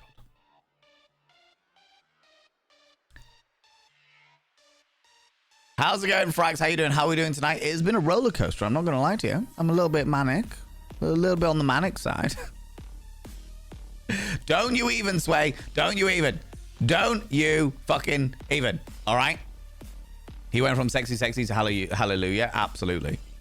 Absolutely. Trying to get added to the ban list.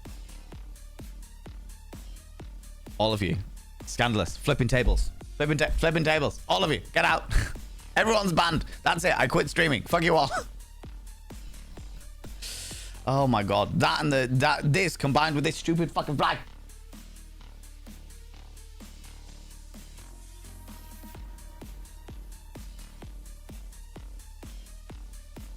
I'm gonna get my violet wand out in a minute and just fence the fly.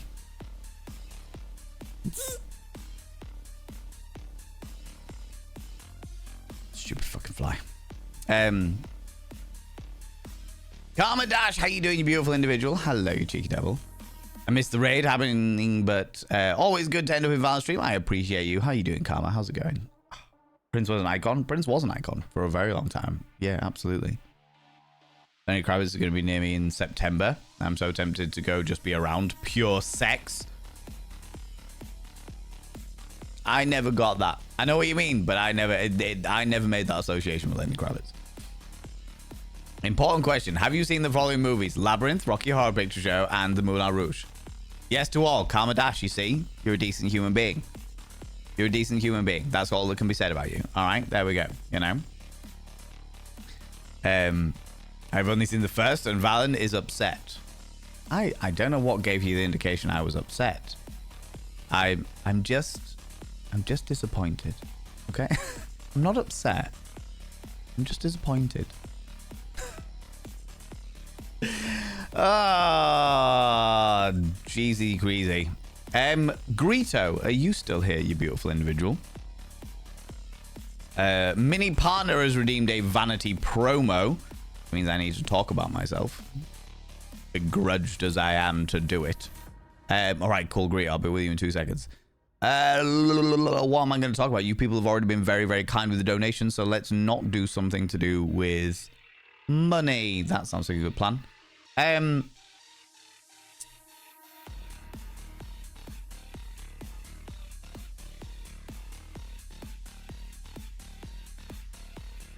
don't know. What do I normally talk about? What do I normally talk about? Things that I could do. Ooh, no. No, that's... do you know what we're going to talk about? Friends, I have a Discord. Much like every streamer in existence, I have my own Discord. We call it the Dick Sword.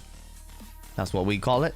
It's where members of the community, not just from this stream, but from other places as well, people that find me on other places, they come, they hang out every Friday. We do a Gratitude Friday where we think about the things that we are grateful for across that week. And that is the place to be for any of my offline streams. If I'm doing like a not safe for work game or some smut reading, which might happen at some point in the future, we'll be doing in the Discord. And if you would like to have some key core education,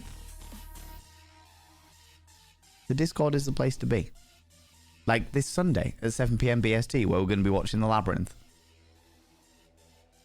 And apparently, do you know what? The Rocky Horror Picture Show was the first ever movie night that we ever had. The first ever movie night we had in this community was the Rocky Horror Picture Show. There is, and it's interesting because there are some obscure ones out there. There are some obscure ones out there.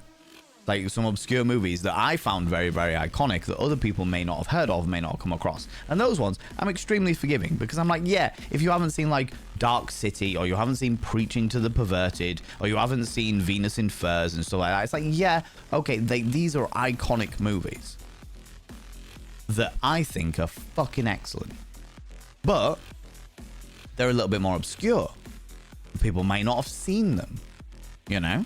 That's a bit more likely. But when it comes to like the Rocky Horror Picture Show, that is having its 50th anniversary, in fact 50th anniversary last year, it shakes me to my core. It's such a key part of the queer experience. Oh my lordy. Love and appreciate the music, but as a movie, Rocky Horror didn't do it for me. Will always be down for the soundtrack though. The soundtrack show is amazing, but the Rocky Horror Picture Show is laced with sexuality and karma. Like the dynamic of questioning gender was massively skyrocketed because of the Rocky Horror Picture Show. Before that, there was like, I mean, people still question gender. People still did like what they called cross-dressing and stuff. And there were still, obviously, there were always still trans people, because trans people have always existed and stuff like that. But in regards to allowing it to be socially acceptable for people to play around with gender, to play around with, like, wearing women's underwear, wearing different things, play around with what it meant to be a man, what it meant to be a woman, what it meant to not be either. Rocky Horror was, like, iconic. It was a launching platform for that entirely. Like, I feel very confident in saying that if it wasn't for the Rocky Horror Picture Show, the LGBTQIA movement across the world would not exist as it does today. I genuinely believe that. That's how iconic I think that movie is. And when you watch the documentary, especially, like when you watch the documentary that they released last year, it becomes really evident how important the Rocky Horror Picture Show was to the LGBTQIA throughout the 70s and 80s. Massively thing. Massive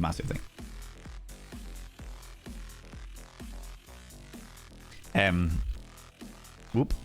If it makes you feeling better, I have seen Labyrinth and Rocky Horror Show, and I like Prince's movie. It does make me feel better. Thank you very much. Thank you, Max. Knew I could rely on somebody. Astacon, how you doing, you beautiful individual?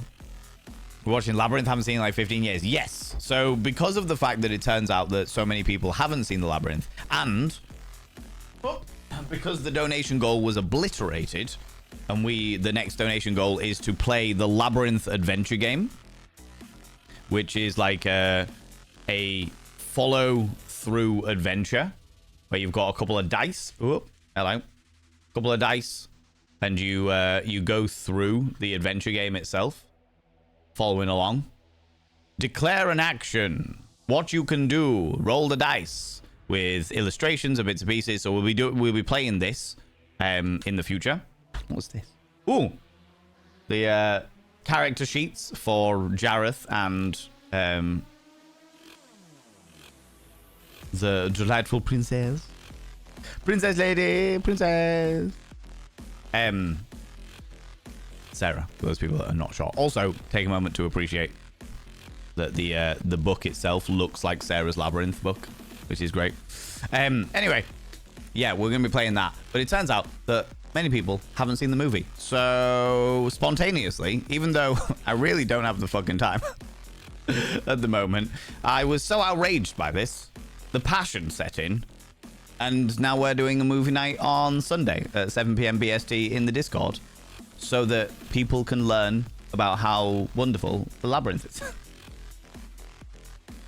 You know, just as you do. You have to fondle the dice like he does the glass balls. Oh, I always do.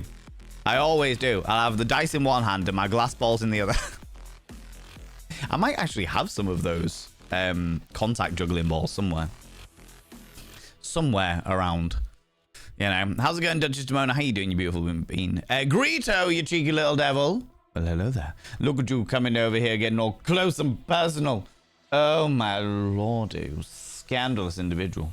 Getting all up in my business. At 30 minutes you have waited for your smolder. One eye only. For the non-film watchers.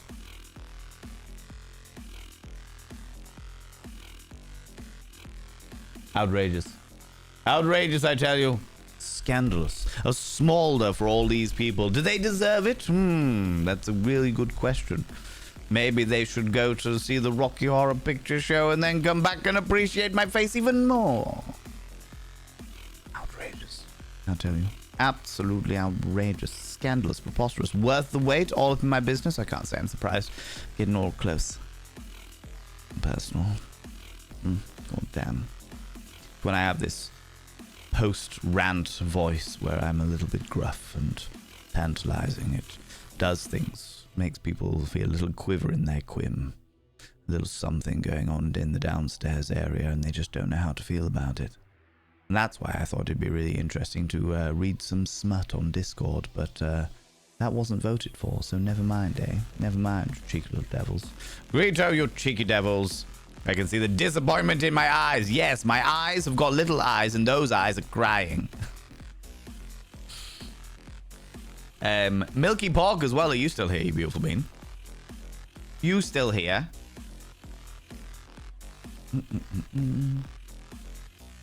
My ex loved it, so I never watched it out of spite. What, the Rocky Horror Picture Show, Citrines, guys? That is one of those situations where you've done yourself a disservice there. You've done yourself a disservice out of spite. And I get it. I understand it. Sometimes, you know, your fucking ex has pissed you off to a point and you're just like, fuck that guy, or that person. Fuck that person. Labyrinth? You never watched Labyrinth. You're just like, do you know what? Fuck that person. Fuck this movie because they liked it. And if they like it, no. Yeah, again, I would say you've done yourself a disservice. I would say you've done yourself a disservice. Okay, I can't see Milky Pork, so I'll wait for a minute for that, for sure. Just joined Discord. Damn you, Valen. I know, it's scandalous, right? Is it because of the potential possibility of smut? Is that what it is? Is that what's going on, Beats? The keenness. Thank you very much, Navin.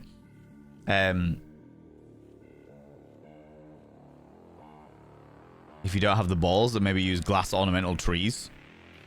What, just glass butt plugs? You cannot juggle glass butt plugs, Eris. You can't do that. Don't do it. Don't juggle your glass butt plugs, friends. How's it going, Lunicorn? Hello, you cheeky devil. Just watched Iron Lung. Really enjoyed myself. Great movie. How's it? Also, this warm evening? Doing all right. Staying hydrated. Everyone should. But it's been a roller coaster because the community managed to hit 200% of our donation goal out of fucking nowhere, which means that we've got 2 Labyrinth-based extra streams coming up. However, I also then discovered that there's many people in this community, many people who have lulled me into a false sense of security, believed everything that I've said and bought into the things I've said, but realized that they don't actually know what the fuck I'm talking about, because I talk about all these references from Labyrinth. They haven't seen Labyrinth. I talk about all these different dynamics from the Rocky Horror Picture Show. They haven't seen Rocky Horror Picture Show. You know, I mean, there's so many things that everyone's just been laughing along to when they've got no fucking clue what I'm talking about. And honestly, I'm insulted. I'm insulted. My salts have been inned. Scandalous. Scandalous.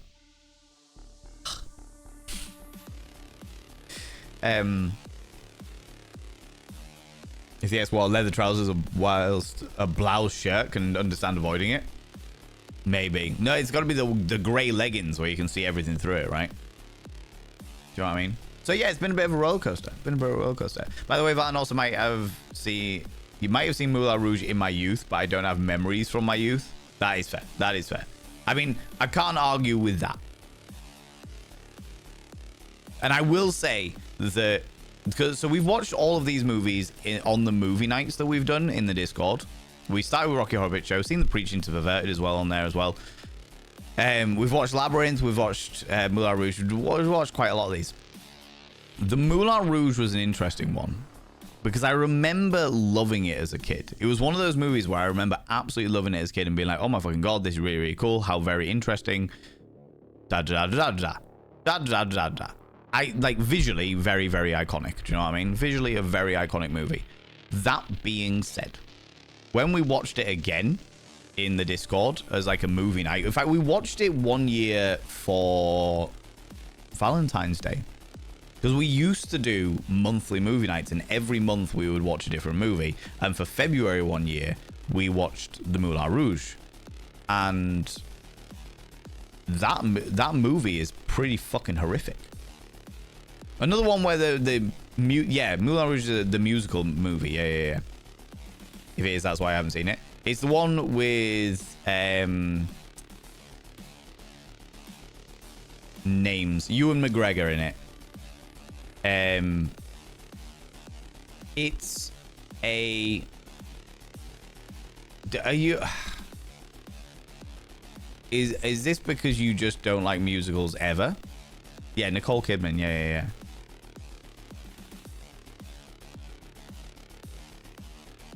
Jim Broadbent. Yeah. Because I know that there are some people out there that are just write off musicals. And they're just like, if it's a musical, not a musical person. You see, I get it to a certain degree. But there are some movies or some musicals that are absolutely fucking phenomenal, and they don't have the usual like musical vibe to them. And I would say that, I mean, the Moulin Rouge isn't a stage show musical. It is a musical that has been written for the movie, which is a different dynamic. They have taken pop songs and remixed pop songs to fit the storyline of what they're trying to tell, effectively. So it's a very, very different style of movie. I will say though, it hits different when you are a grown-up. I watched it when I was a teenager, and I was like, "Oh my fucking god, what a lovely romance story." But when you're a grown-up and you've lived a little bit, it's like, "Oh, this is a tragedy. I thought this was a love story. This isn't a love story. This is a tragedy." And I don't just mean what occurs in certain points of it, with no spoilers for those people that haven't seen it, but it is awful. It is absolutely awful. It is a harrowing story from start to finish. But it is very pretty. It is very, very pretty. You know?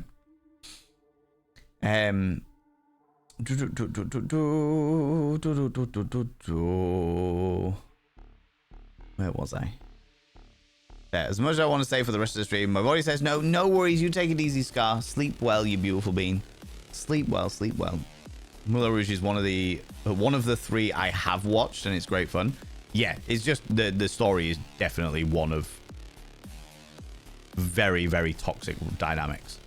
I don't know a single, like, I remember watching it as a kid and being like, this is such a romantic story. And then I watch it as an adult and I'm like, there isn't a single person here that has a healthy relationship with any of the other characters. Every single person in that entire movie is toxic as shit. And I'm like, oh, how did I not pick up on this when I was a kid? Oh shit. Spent an unholy amount of time once trying to source an accurate pair of Jareth Grey leggings for a cosplay. Yeah, it's not possible, really. I've tried. I've been there. I've done all that. Nowadays, it might be, though, because grey leggings are very different nowadays.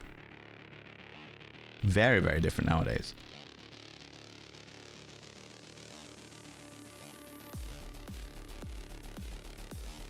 And the reaction, I would like to say, the reaction that I have to like Rocky Horror Picture Show and Labyrinth and stuff like that is the same reaction that some people had to me when I said that I have seen it for clarity, but when I first said I haven't seen The Princess Bride. Because I was quite old. I was like in my mid-20s when I first saw The Princess Bride. Mid to late 20s when I first saw The Princess Bride. Because I'd never heard of it. And people were like, what do you mean you've never heard of it? You, of all people, have never heard of The Princess Bride. What the ever-loving fuck? And I was like, okay. Same reaction. Same reaction. Different thing, but same reaction, you know? And they say, hello, my name is Inigo Montoya. You killed my father. Prepare to die. And no one responds. Yeah. Absolutely. Needs to be rectified. Should be at least a yearly. Then I watch it several times a year. I wouldn't say I watch any movie several times a year. I would say of all of the movies that have ever existed, Rocky Horror is probably the one that I have seen more of than any other. You know? I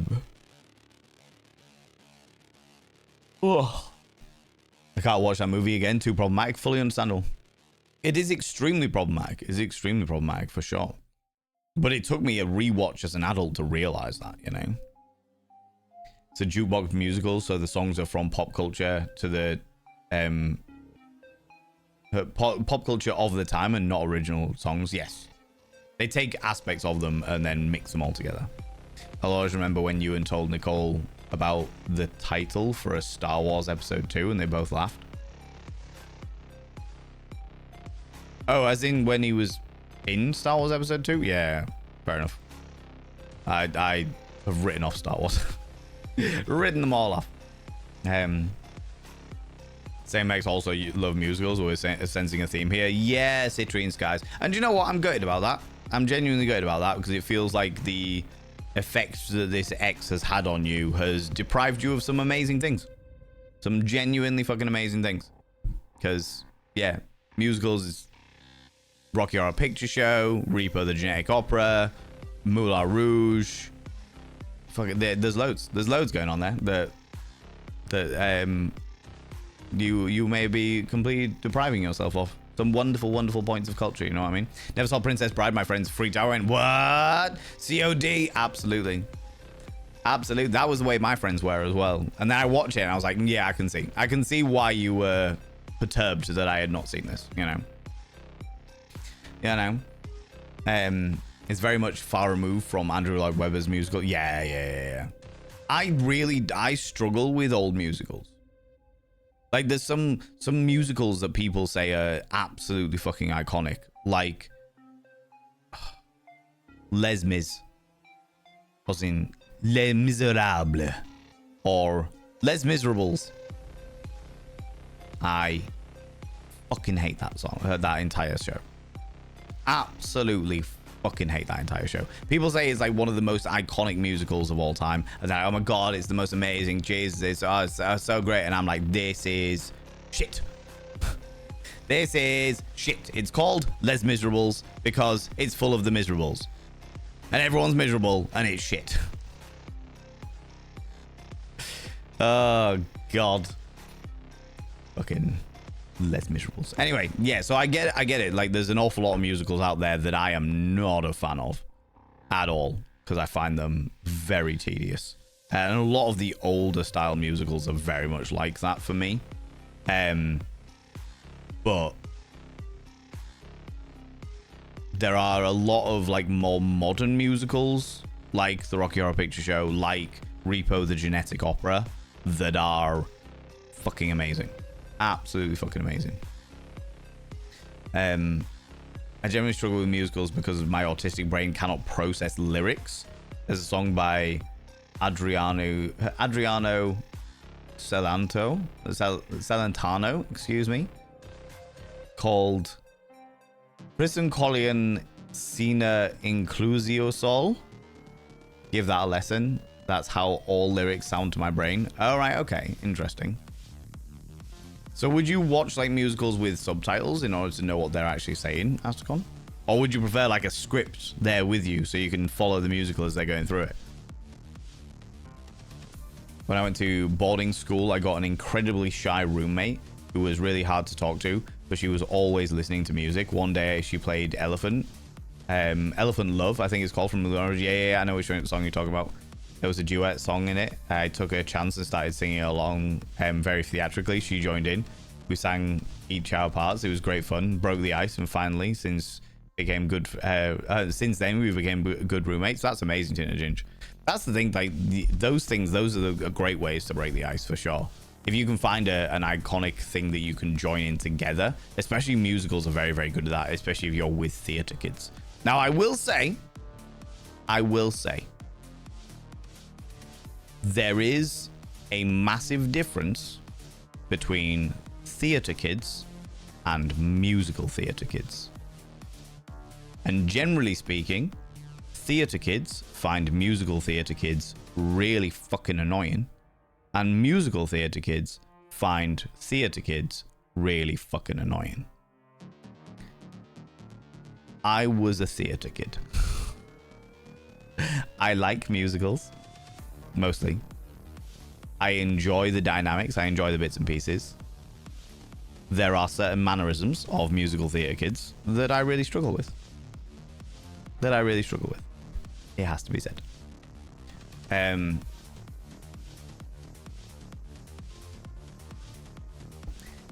Never saw Princess Bride, for instance. Like, yeah. Only musical I watched more than once was Sweeney Todd and South Park the movie. Oh my god. Sweeney Todd, I got bored of very quickly. The first couple of times I saw it, I was like, fucking hell, this is great. Not the movie, the stage show. I was like, this is great. Then I saw the movie and I was like, nah, it's all right. And then, like, after that, I was like, okay, I'm bored of it now.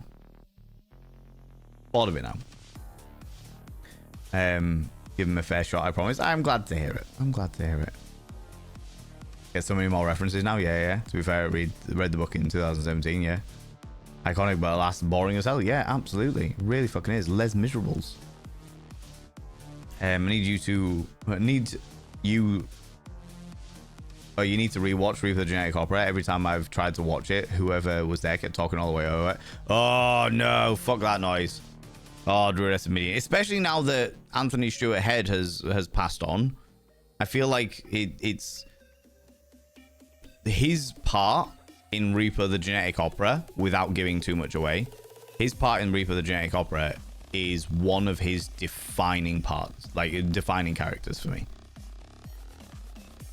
He was amazing in that show. Absolutely fucking amazing in that. Version of Les Mis with Hugh Jackman is my fave because it is dreadful. I don't think I've actually seen it. I don't think I saw it because I fucking hate the stage show. So why would I watch the movie? That's what I knew that it happened, but I was like, I don't want to watch this because I fucking hate the stage show. So why would I watch the movie? Why would I do that to myself? You know? My darling mother-in-law saw Les Mis at the theater last year. I've never watched it before. When I asked how she liked it, she said there was too much singing and I fell asleep. Fair. The thing about Les Mis is the fact that because it's about the revolutionary period of French history, it is it's called Les Miserables because it's all about people being miserable as fuck. And therefore there is a lot of singing about I'm really sad, I am sad because everything around me is shit. I am sad. Les Miserables. I am sad. Les Miserables. And then someone else comes in going, you're sad, you're sad, you're sad, you're sad, Les Miserables, you're sad, you're sad. Oh, everyone is sad.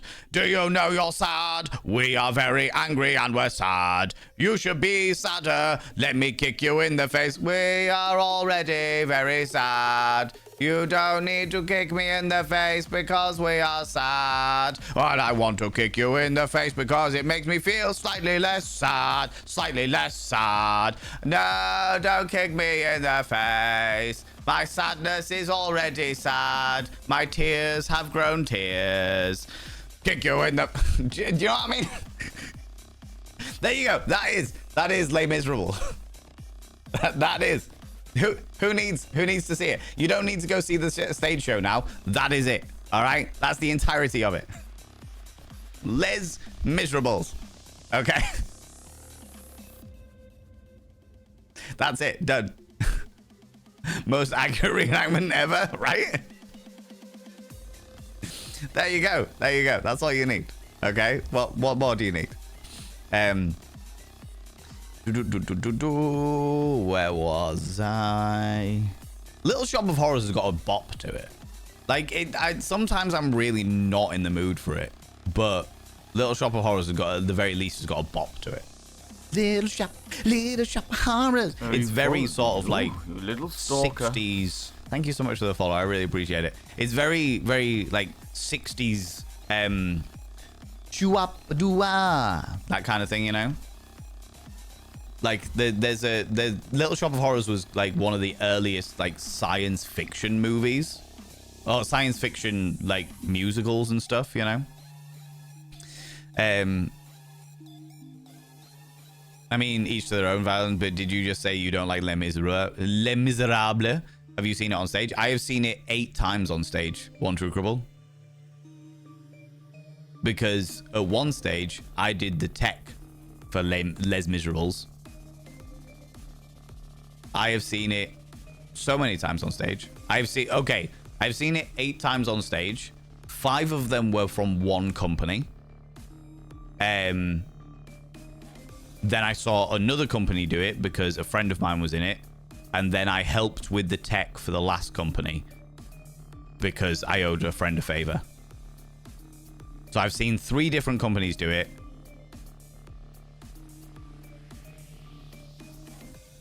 Oh, I did two shows on the last run because, yeah. So it was 5 from one company, 1 from another because I was just in the audience, and then 2 for the last one because they did a weekend show of it. And yeah, light, sound, audios. Yeah. So I was on lighting. I was on lighting for that one. So yes, I have seen the stage show. I've seen 3 different companies do the stage show, and I fucking hate it. It's so boring. In my personal opinion. Obviously, people are welcome to have their own opinion. Abso-fucking-lutely. 110%. My opinion is not law by any stretch of the imagination.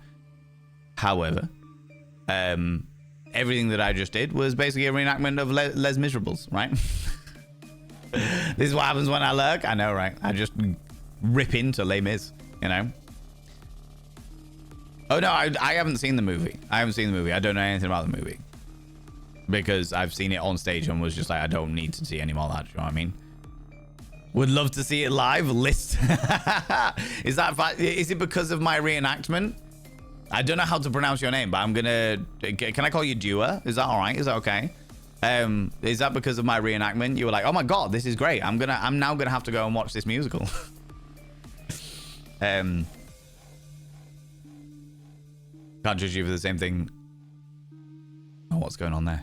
You're having a conversation, friends. Remember, this is an overall statement. I don't know what's happening there, but remember that in text, you don't get tone of voice, you don't get body language and stuff like that. So just remember that if you're having a conversation with somebody, if they feel like they might be a little bit standoffish or something like that, it might just be because they're not construing their words right. Okay. Amita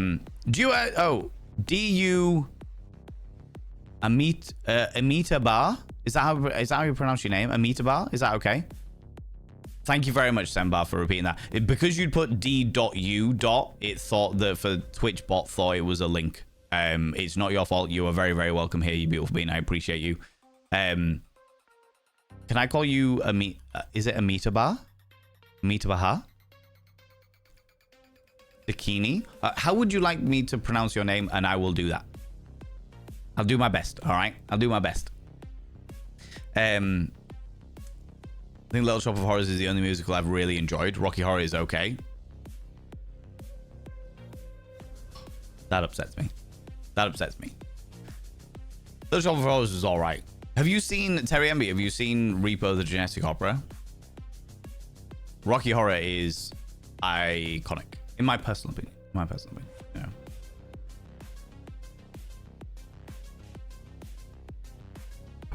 You didn't watch any of the Alien movies till last year? Fucking love the Alien movies. Big fan of the Alien movies. You watched Annie last night? Annie's another one that I fucking hate.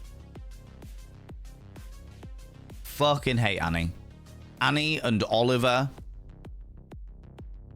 I'm just like, can you just not be like this, please? That would be wonderful. Tomorrow, I'm annoying little child who really likes to sing loud.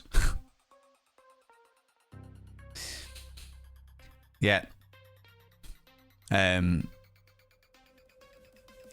Lovely chat, and I've joined your Discord first. Oh, I appreciate that. There's movies that are ingrained in pop culture that I never watched, like Casablanca. Do you know what? I haven't seen Casablanca as well. It's one of those scenarios. There's like a series of classic movies that I would like to watch at some point, just so that I can like understand the references, understand the effect that they had on the culture at the time and stuff like that. Kind of like Casablanca, but I haven't got around to it yet. You know. 100% perfect representation of audio processing issues related to autism. Interesting. Okay. Astracon, will you send me a link? Because Astracon, you know me pretty well. Will you send me a link to that song you were referring to? And then I will give it a listen after stream and be able to go through all that stuff.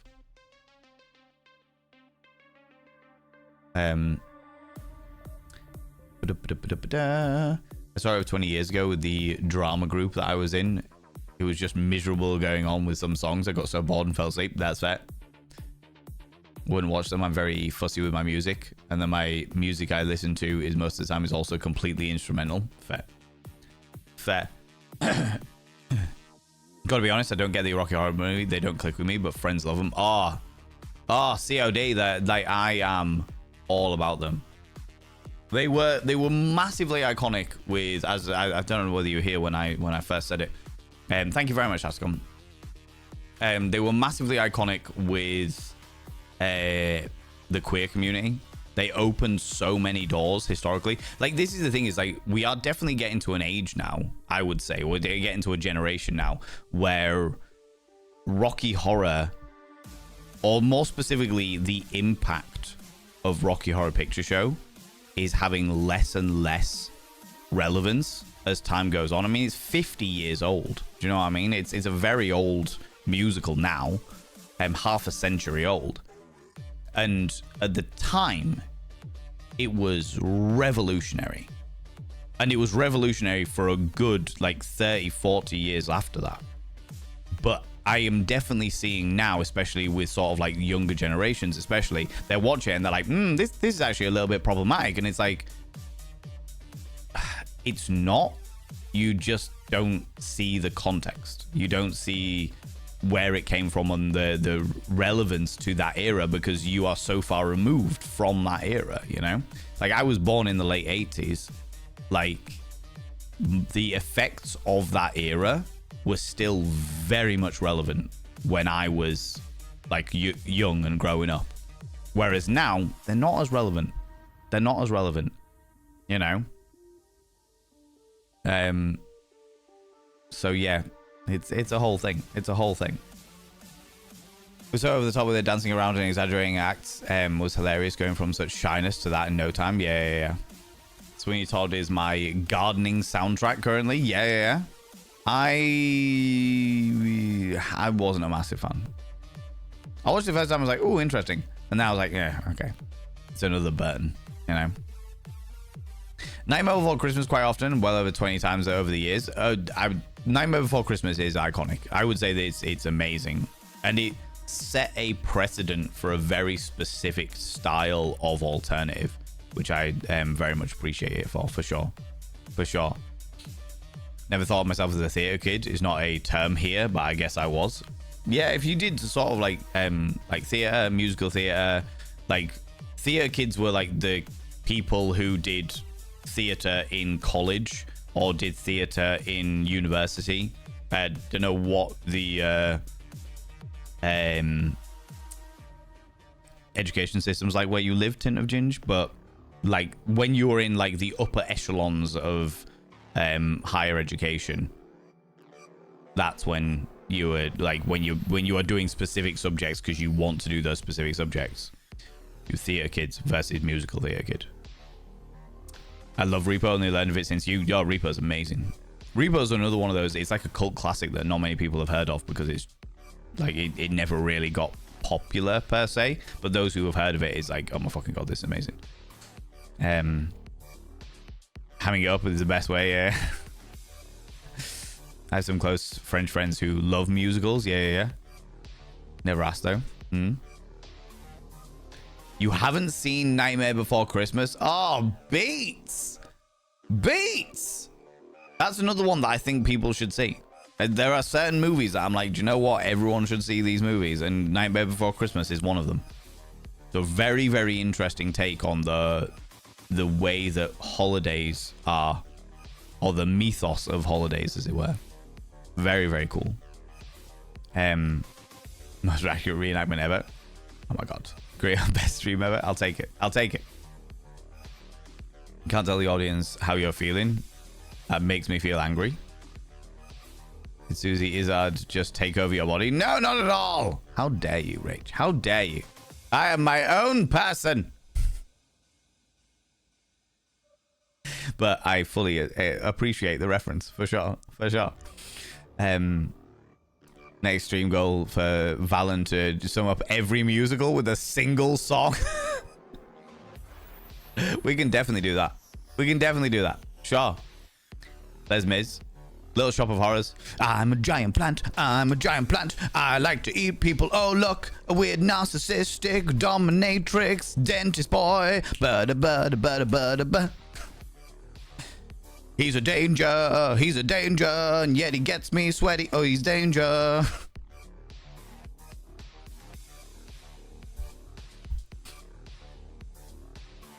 This is the prelude to tentacle pornography. Do do do do do do do do do.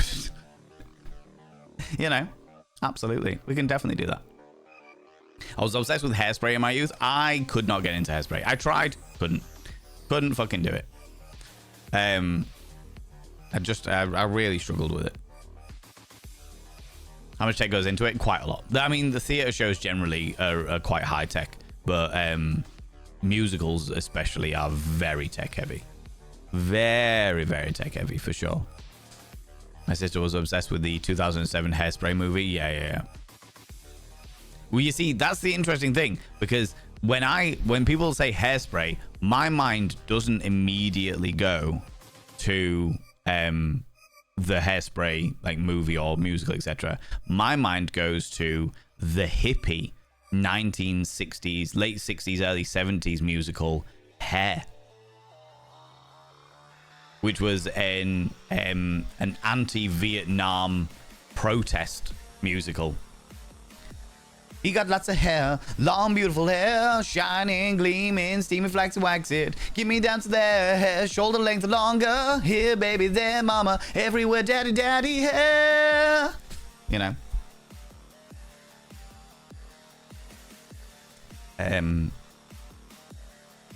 Little Shop of Horrors wins purely for having a song about being an evil dentist. That is true. That is true. I was in Little Shop of Horrors and I played a homeless person who was the first victim of the dentist.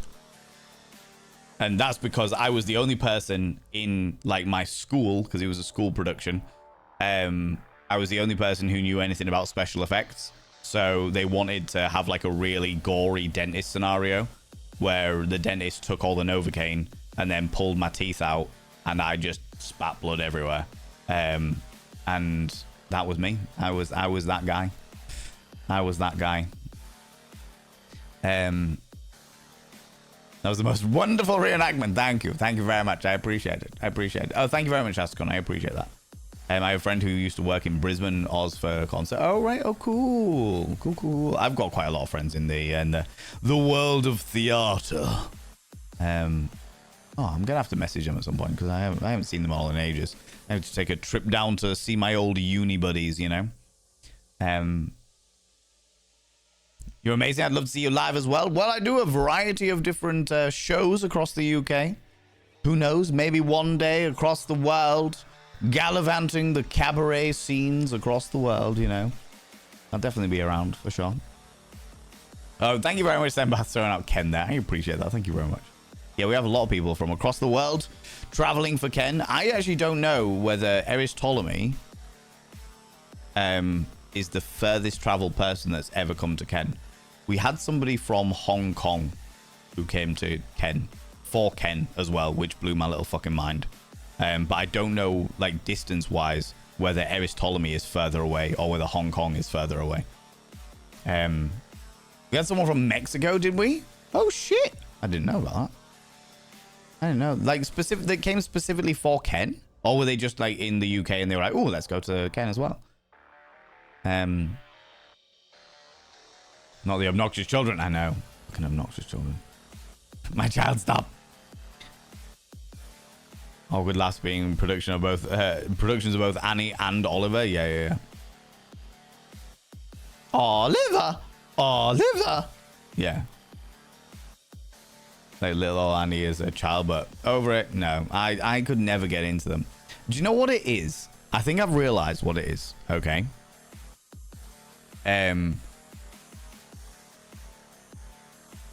I think I don't like droney musicals. I don't like musicals where it's all like, oh, the song is here because this is a musical.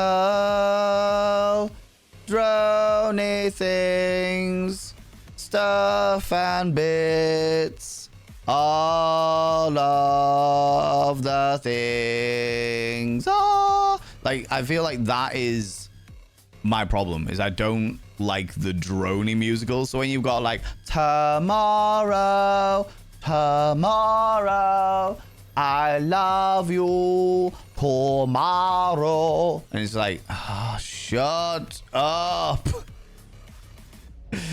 Must you be spawn? I know, it's just like that one, and then is it worth the waiting for? If we live to later for, all we ever get is gruel. It's like, fuck off. Yeah, drony musicals. I don't like drony musicals. I like musicals with a bit of punch, you know. And unfortunately, Les Miserables is all drony. It's all drony.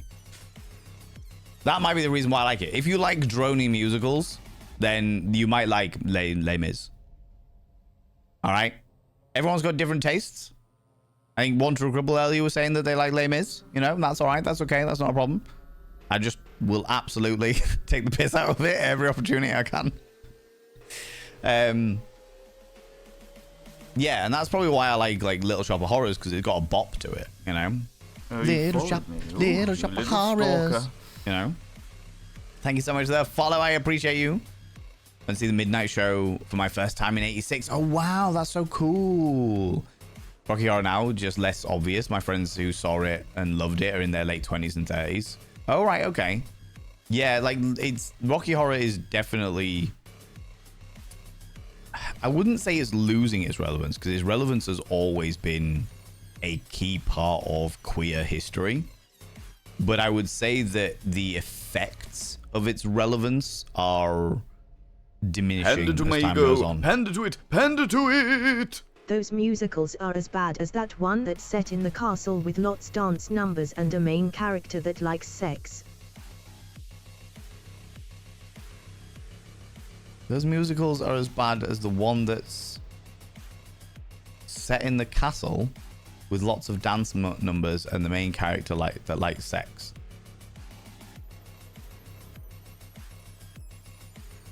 Oh, you talking about fucking Rocky Horror Picture Show?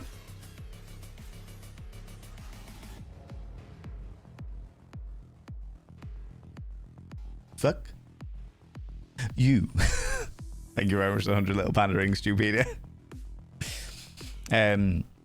Even now, if you go to watch Rocky Horror Picture Show in theaters, it's amazing to see every walk of life coming together. This is very, very true. It is a very universal joining thing.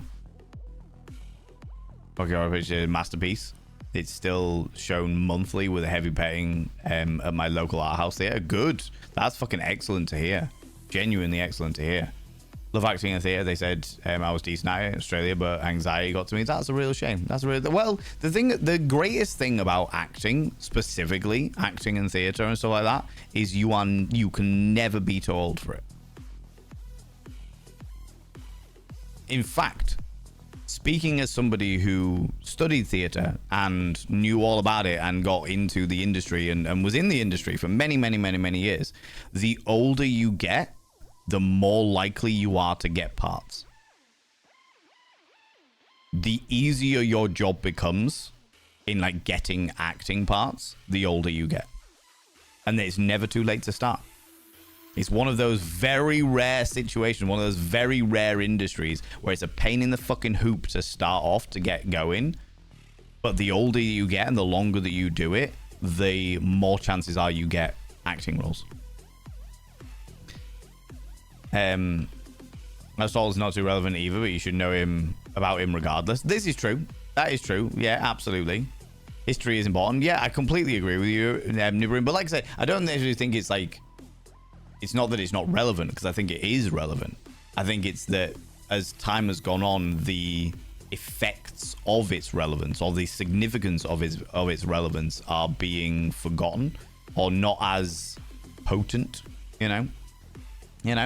Jemmy Bean, welcome on in. How you doing? How's it going? I came into that audacity. I know, right? I know. The scandal. The scandal, I tell you. I've run out of the Vasa. You respond to all messages. I do my best, COD. I do my best to respond to all messages. I have 3 chats open at all times so that I can like bounce between them. As like you've seen then Jemmy Bean, I've just seen their statement. So I try and say hello to people when they come in and stuff like that. Do my best. Do my best. I should have been a theatre kid, but I zigged instead of zagged. Played Puck in AMSN Dream. Oh, A Midsummer Night's Dream. Yeah. The same year Dead Poets Society came out. Oh, cool. I played Oberon in A Midsummer Night's Dream, which was very interesting because I am a runt of an individual. The way they distorted me was really, really cool. I was Oberon. I, Lord of the Fairies. You know.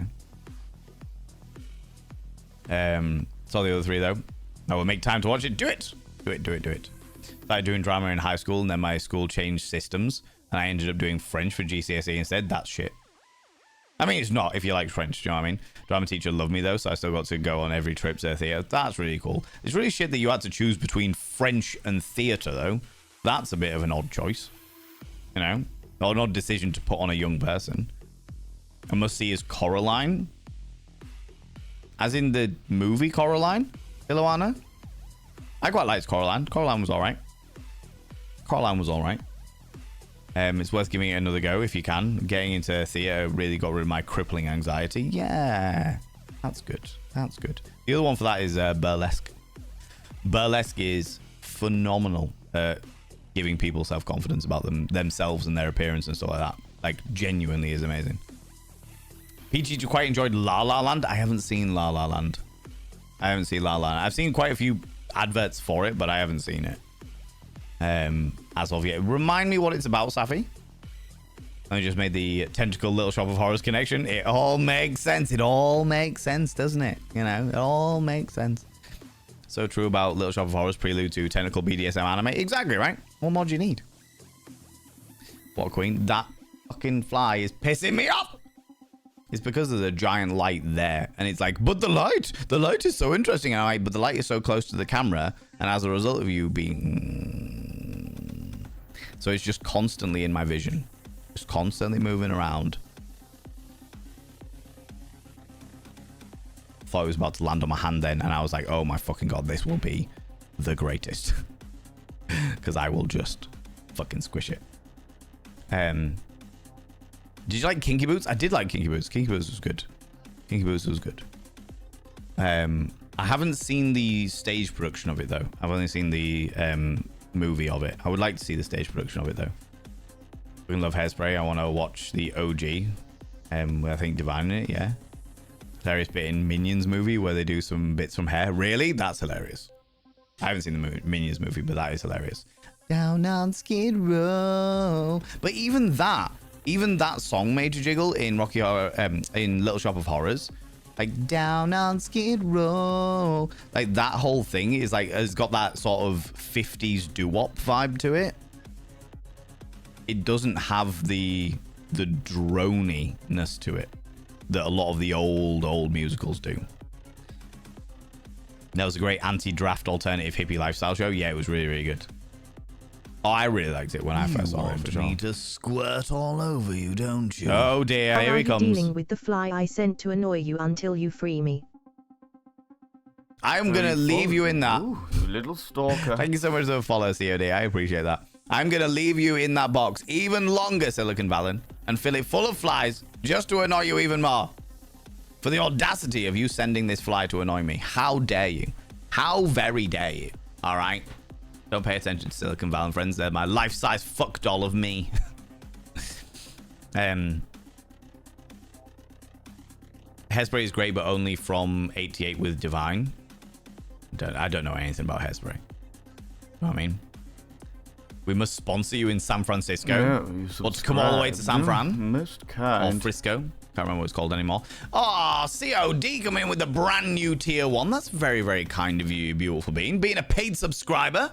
Taking us that one step closer to the 60-40 split. The corruption is evidently settling in quite nicely. Quite nicely indeed. I shall now inscribe your name upon the mirror vein.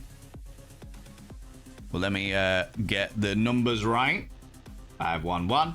I've inscribed your name upon the mirror vein, which means you get access to my personal Snapchat. Not a bomb Snapchat, you cheeky devil. In fact, it is actually a metaphorical Snapchat because it doesn't exist anymore. But the most important thing, you also get access to all those sexy emotes, and as a subscriber to the channel, you get a discount on our merch store. You don't have to go and buy merch by any stretch of imagination. There's no pressure or obligation, but it's a nice little benefit to have if you're ever interested. But the most important thing is you've got to roll over every morning for the next month. Got to look in the mirror and go, God, do I look rough? But goddamn, do I make rough look good? Ooh, sexy. Oh, yes, meow. You know? I appreciate that. That's very, very kind of you. Subscribe for supporting you. There's a chance I'll spam subs as gifts. That's very kind, but it's never expected. Never expected.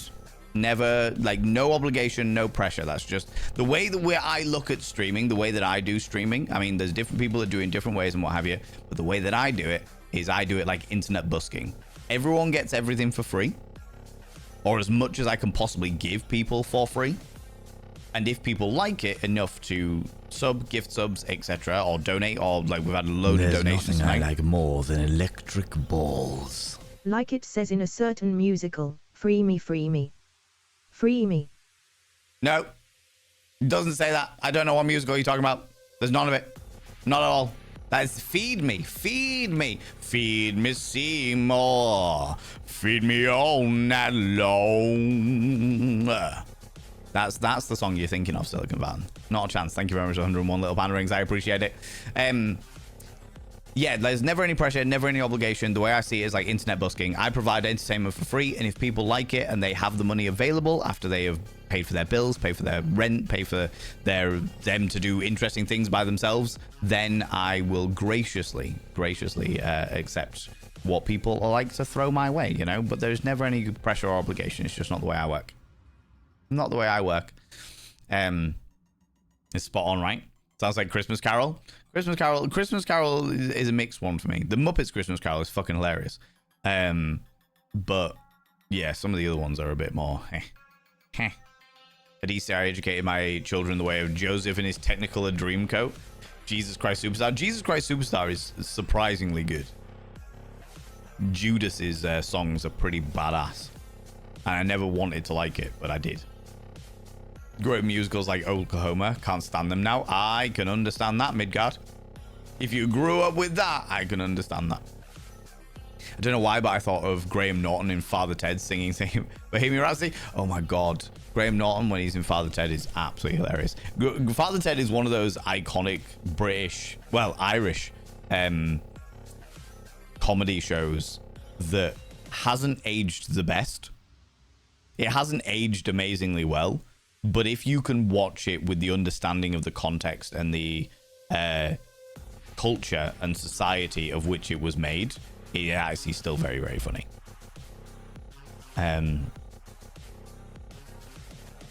Itchy nose. You love Les Mis, but we also performed songs from it in my freshman year of high school band, so there's a lot of nostalgia there. That's fair. That's fair. Yeah.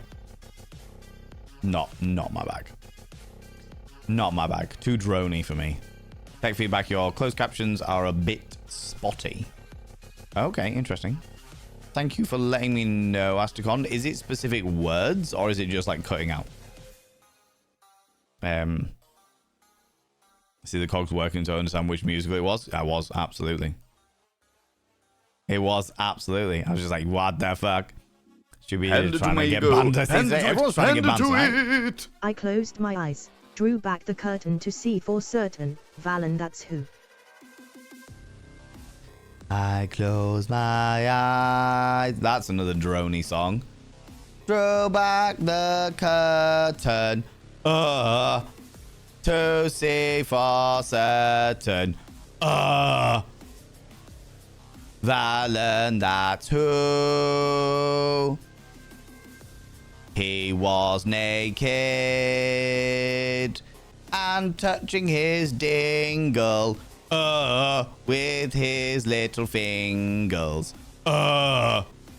Till he did splooge.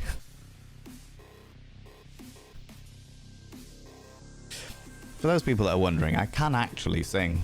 I just, why would I? Why would I when I can make noises like that, you know?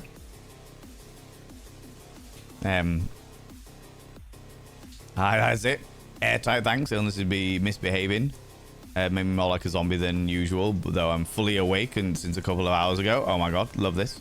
Doing well, Melting. How are you? How's chat? Doing all right, Jemmy Bean. Doing okay. Also melting. Also melting. Having a delight. Like the chat have spoiled the fuck out of me today. We had a donation goal for for £200. They smashed that. They smashed it again. We've dedicated ourselves. We've got busy shit going on. We've got beautiful raids coming in. Just, yeah, it's been wonderful. It's been wonderful. And I've been learning about the fact that so many members of this wonderful community are completely uneducated in very important things. You know? How are you doing? How are you doing? Gotta say bye for mine. No worries. You take it easy. I can't remember how you wanted me to pronounce your name. So I will, can I call you Amita? Amita Bar? I'll try that one. I'll try and remember that one. You can call me Cod, like the fish. Don't worry about the nip slip, people, because I got titty tassels on.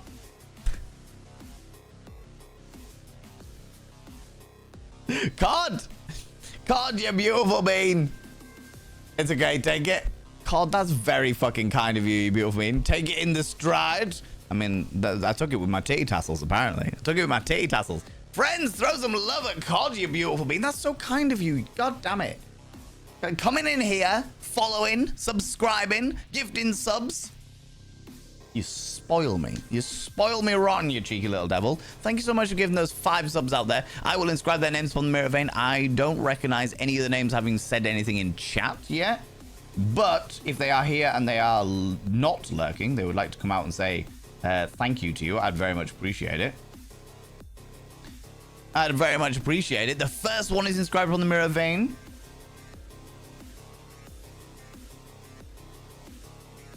The second one is. The third. They normally say something in chat. The fourth.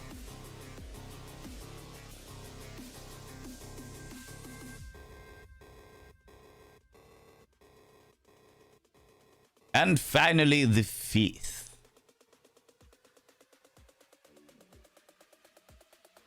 All of those names have been inscribed upon the mirror vein. By having their names upon the mirror vein, it means they get access to my personal Snapchat. Not a bum Snapchat. In fact, technically, it's a metaphorical Snapchat because it doesn't fucking exist anymore. They also get access to all the sexy little emotes and get a discount on the merch store if they are so interested. But the most important thing, as well we all know by this point, the most important thing is they've got to roll over every morning, look in the mirror and go, God, do I look rough.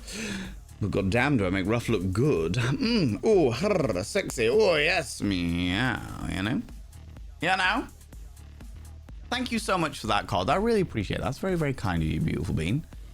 Amdram. Where are we? Lord of the Fairies. Typecasting much? I know, right? I know. The weird thing was that I was the only, like, cis man in our theatre group at the time, or our theatre year, when I was studying theatre in university, that had any interest in other genders. There was me and a lot of homosexual men in our year, and I was just like, yes, I like other genders. Like, but Val, you're not gay. I'm like, no, but you do theatre. Yes, all of the others are gay. Yes. Do you like boys? I do like boys, but you also like other genders as well. Panda to Mago. Panda yes, to it. I do. Panda yes. to it. Memory, turn your face to the fleshlight. Let your memory lead you. Open up, enter in. If you find there the meaning of what pleasure is, then a new climax will begin. I actually quite like cats. That's one of the rare ones where I'm like, ooh, this is about out there. But I think it's because of the acrobatics. I like that. Thank you very much, the 100 little pandering, Silicon Valley. You upset me in my soul, but I appreciate your panderings. Memory, turn your face to the flashlight. Let your memory lead you. Open up, enter in. If you find there the meaning of what pleasure is, then a new climax will begin. Yeah. I like it. I like it. Absolutely. But that song is the worst song of the entire the production, I have to say. Because it's a drony song. It's the drony songs. I can't deal with them. I cannot deal with the drony bullshit. Love the rest of it. Well, I say love. I enjoy the rest of the musical. But that sucks dick. Memory. I remember the pokings right inside of my butthole. They wore me like a sock. You know. The next Ken song. Have you seen the Harry Potter musicals? I will not have a look at anything to do with Harry Potter. COD. Me and the vast majority of this community have completely written off anything to do with Harry Potter because J.K. Rowling is a massive moldy piss flap of a human being who I genuinely hope constantly stubs her toe on a coffee table made out of Lego and hopefully prolapses on a regular basis. You know? Must not say the C word. Oh, you can say cunt here. I'm fine with it. I would rather lick sand. Yeah. Unfortunately, yeah, we've got pretty strong opinions about Joanne here.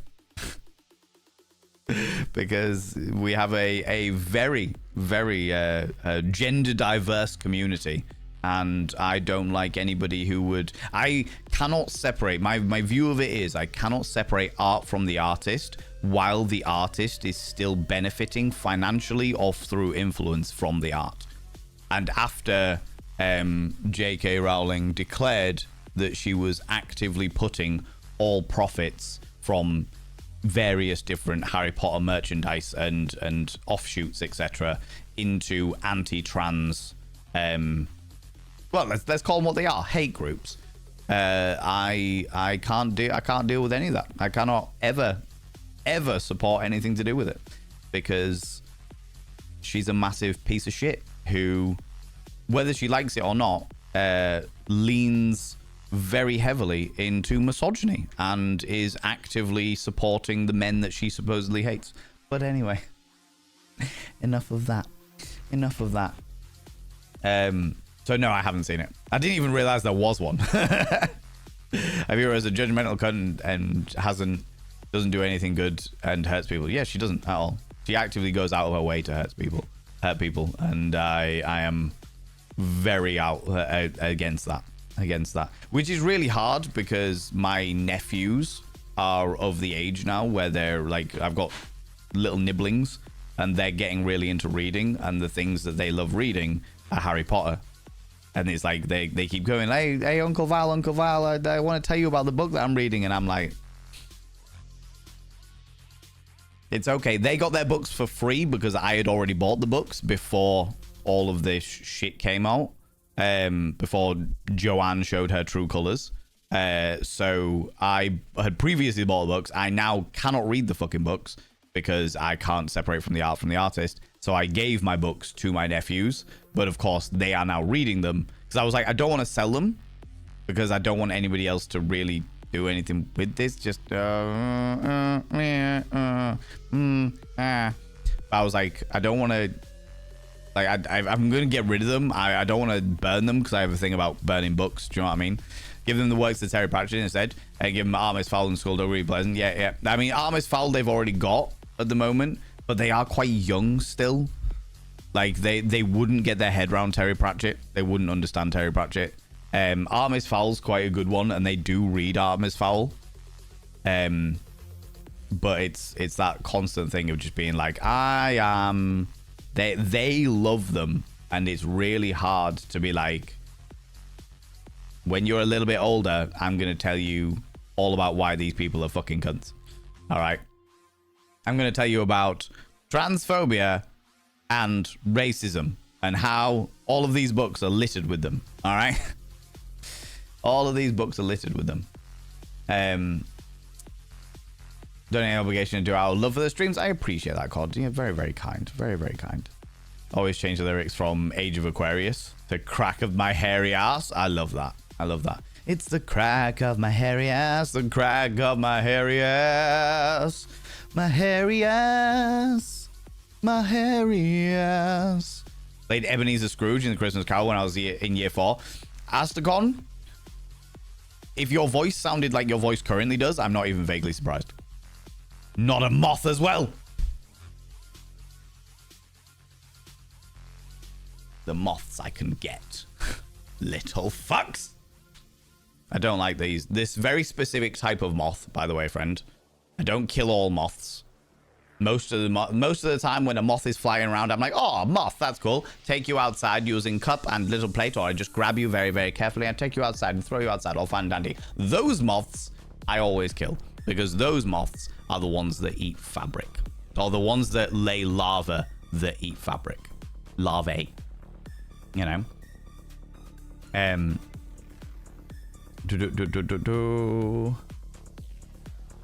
Irish, thank you. Yes, Citrus, guys. I corrected myself.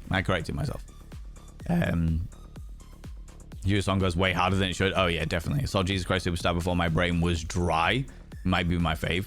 I like it. I wouldn't say it's my favorite, though. You need to understand the context and the time it was made for Father Ted. Yeah, I feel like a lot of those British comedies, British/Irish comedies, like Red Dwarf, like Bottom, like there's a lot of like context there that you've got to know, or at least know of, in order to really get the humor behind it, you know. Road to Bethlehem surprised me in being good. Antonio Banderas as King Herod was great. Never even heard of its existence, Karmadash. Didn't even know that one existed. New sound alert. Oh my god. I think you were a certain age, grew up in the UK, you had to have sang the song from Josie in your primary school. I think I managed to avoid it somehow. Do you know what I mean? Snow Denchi, hello you beautiful bean. Recycling books is also a thing that you can do, and you can use the paper in crafts. Yeah. I literally had the books and was like, what the fuck do I do with these? And then my sister was like, well, your nephews are already into the books because they started reading them in schools and at libraries and stuff like that. If you are thinking of reading them anyway, you could give them as a present to them for like a birthday or Christmas or something like that. And I was like, actually, no, that seems like a good idea. Then no one's benefiting from it. The money's already been paid long before all of the fucking transphobia came out, because I pretty much as soon as the book collection came out, I was like, fucking want them. Yeah, so that's the reason why they've got them now. Do you know what I mean? But I will, when they are older, I will definitely be having that conversation with them. You know. You actually fooled me. I thought you could fully sing, not even being sarcastic. I can sing, yeah. I used to sing in a band called Once Upon a Time. Once upon a time, many moons ago. In fact, once upon a time, many moons ago, I had a very broad vocal range. Not anymore. In flashbacks to junior school crimbo plays, 300 droning brats, the horror. Yeah, it's a whole thing. I've had a bad day and you made me smile so much. I'm very glad to hear that. I'm very, very glad to hear. We try and offer a little bit of escape every now and then, you know, something to just allow the world to tick on by. Sometimes we have some deep, intricate conversations about shit going on in life. Sometimes we just prattle on inanely about random shit. And sometimes Tuesdays and Wednesdays we play games, and the people who get to vote on which games we play have to be here in chat. So tomorrow afternoon, Wednesday afternoon. No extra stream on Thursday because I only stream Monday, Tuesday, Wednesday, but we have got an extra stream on Friday with Uki, who was in here earlier.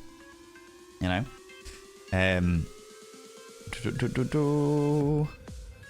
Meow. You know it. Oh, you're trying to make them completely tame and he breaks out in these noises. Look, sometimes it'd be like that. All right, Tinder Ginge? I am the Hedgehog Whisperer, okay? Rum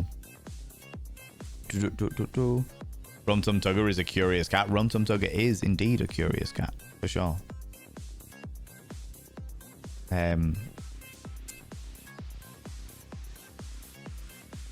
Cunny. Yeah, exactly. Nothing wrong with a good cunny. Swearing's okay. Yeah, absolutely. See, there's not many people that I'd turn down, but she is one of them. Too fucking right, Silicon Valley. Too fucking right. Hogwarts wizards? No. Filth wizards? Yes. Absolutely. Absolutely. The weird thing about that entire scenario is the fact that the more I find out about it, the more I realize how fucked up the entire world of Harry Potter is. It's just everything's stolen. Stolen, racist, or prejudiced in some way, shape, or form. It's awful.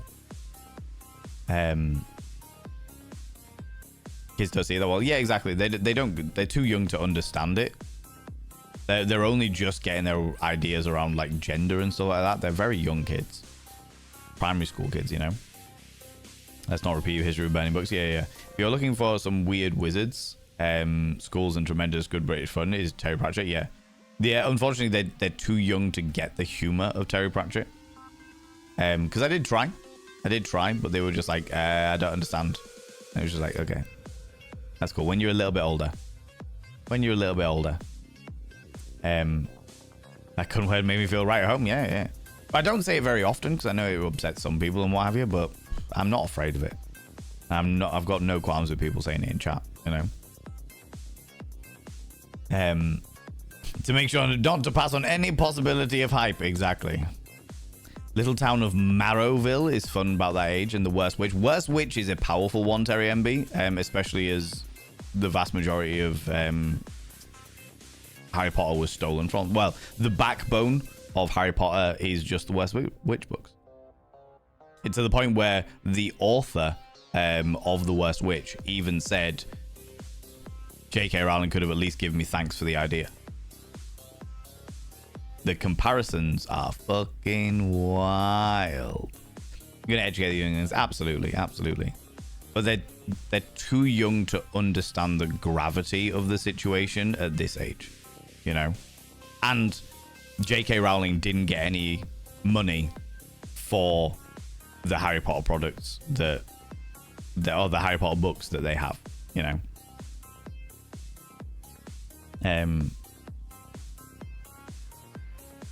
I want it to be either a wizard a la Merlin from UK mythology or a cartoonist as a little child. I will conjure up abominations and blessings for you all. Disregard, thank you, John.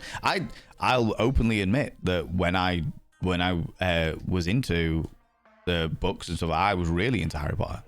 Really into Harry Potter. I thought the world was fantastic and the universe was amazing and what have you. And a lot of that, I will also say, a lot of that was being blinded by being a cisgender white man. The unreasonable amount of racism in the Harry Potter books is wild, and I was blind to it all because I have the privilege of being a white cisgender man. You know?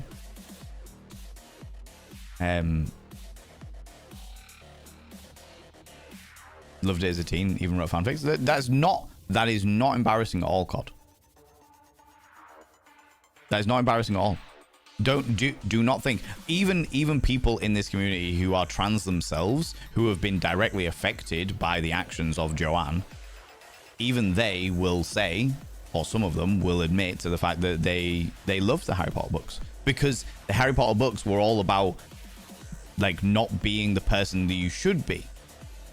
The boy that was they were magic, but they were like in an environment that was forcing them to be non-magic, and it was like, oh, it's just like being trans, where you are born in a body that you don't belong in, and you're being treated in a way that doesn't feel right, and then you come out of the closet, quite literally. In Harry Potter, he came out of the fucking closet they lived in under the stairs and was able to embrace being themselves for the first time ever, realizing that there's a big colorful world out there of people that will accept you for the person that you are.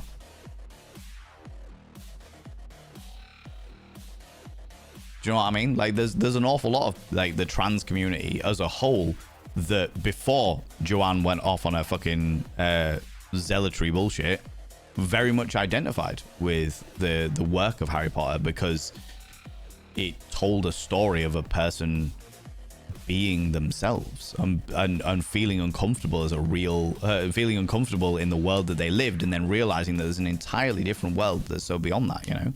Never really thought of it. Yeah, absolutely, absolutely, you know.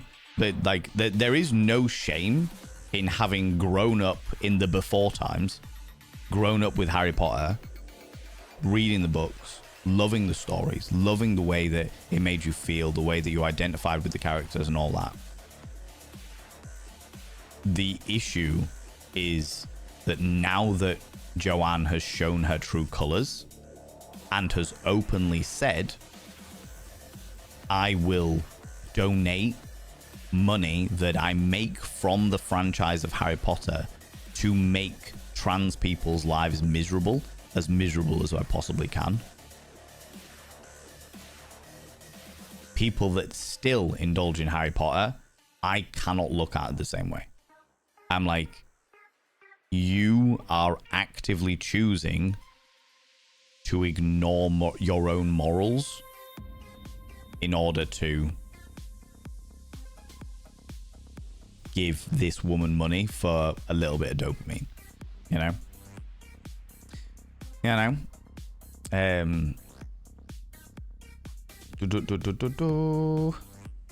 So then make sure that they go to someone else who will read them and talk about them in the trash. The story dies there. Fair.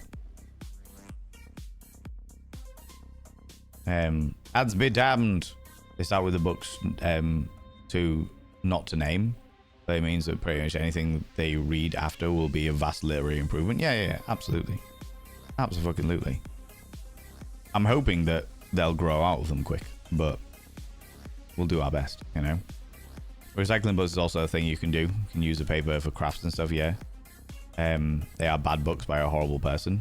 They went into the waste paper bin, so they're recycled there. So yeah, they'll become toilet paper effectively, you know. Don't you even, Silicon Valley? No serenading.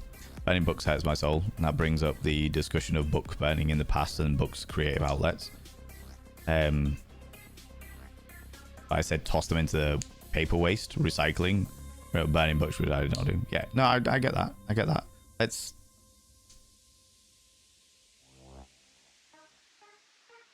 Okay, just let me catch up with chat first.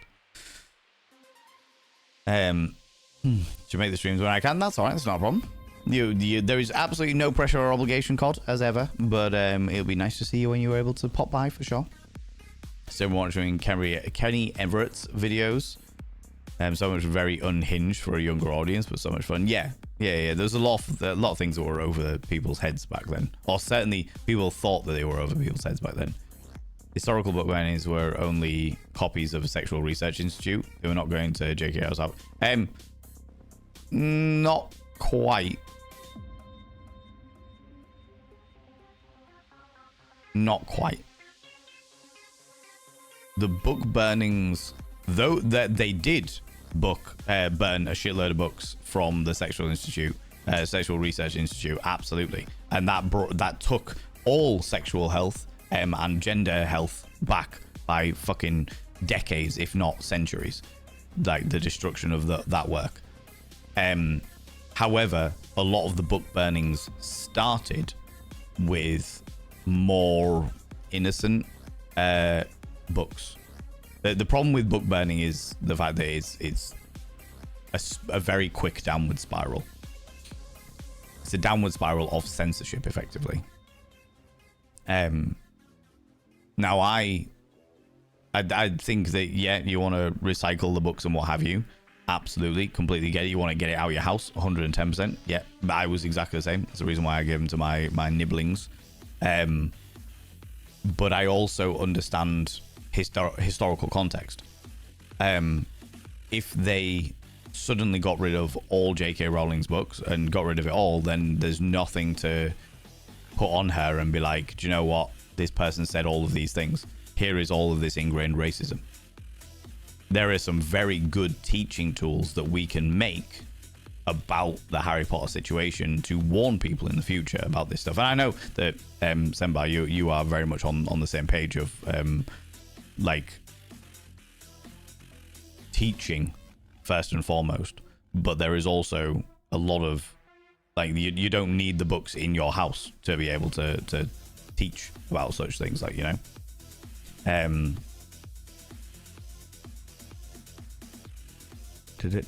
All the streams.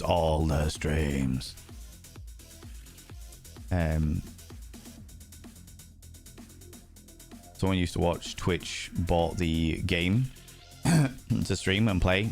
It seemed to constantly encourage people to buy it. Interestingly enough, she was also trans, saying something along the lines of, her politics don't affect me where they live. And it's very upsetting because it sort of screwed everyone else. Do you know what's really interesting, Snowdenchi? No, it's Snowdenchi, excuse me. When the Hogwarts Legacy game came out, the trans community as a whole, like not every single trans person, but the trans community as a whole made it very clear publicly that anybody who streams that game is signaling that their space is no longer safe. Anybody who streams Hogwarts Legacy is openly saying, I prefer to put my own enjoyment over your rights as a trans person. And they made it very, very clear. Now, there were conversations around the devs that put their time and work into it, the fact that there was rumor that JK wasn't actually getting any money from it, that like there was a whole lot of like little nuancy bits and pieces, but actually none of that mattered. What mattered was the trans community as a whole, the vast majority of the trans community, when we are not playing this. If you play this, we will view your space as an unsafe space. Because you have the fucking hashtag ally, you have trans ally, you have all of the fucking tags in there. But when it comes to your enjoyment versus trans rights and a person that is actively trying their absolute best to squash us at every fucking opportunity, you are choosing your own enjoyment. Therefore, you are not safe. And loads of people are like, oh, I'm going to play anywhere. I'm going to do whatever. Oh, it's my stream. I can do what I want. And it's like, yeah, it is your stream. You can do what you want. But there will be consequences to your actions. There will be consequences to your actions. Now, I know a couple of people who got the game for free for one reason or another. And they were like, I might play it offline. And I'm like, that's up to you. That is up to you. But if you play it online and you choose to stream it, be aware that these are the consequences. The consequences are the entire trans community will think that you are unsafe. And the thing is that you mentioned about trans streamers who streamed it. Now, I know there was a couple of trans streamers who decided to stream it, and in that stream, they were like, we're going to stream this game, we're going to make a trans character, and we are going to send all of the money that we make from this stream to trans charities. It's kind of like that controversy marketing, which it's a bit hit or miss for me in that one, but either way, that was what they decided to do. But the trans creators who decided to play the stream because her politics don't affect me are the kind of people that I am seeing all over Threads and Blue Skies and even Twitter when I occasionally pop onto there, that are like, I'm one of the good gays. I'm a conservative gay that voted for Trump. And I'm like,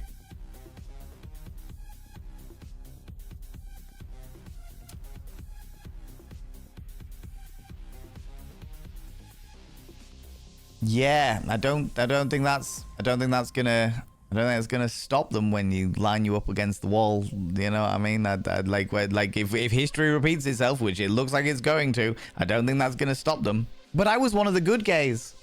I don't think that's gonna stop them. You know.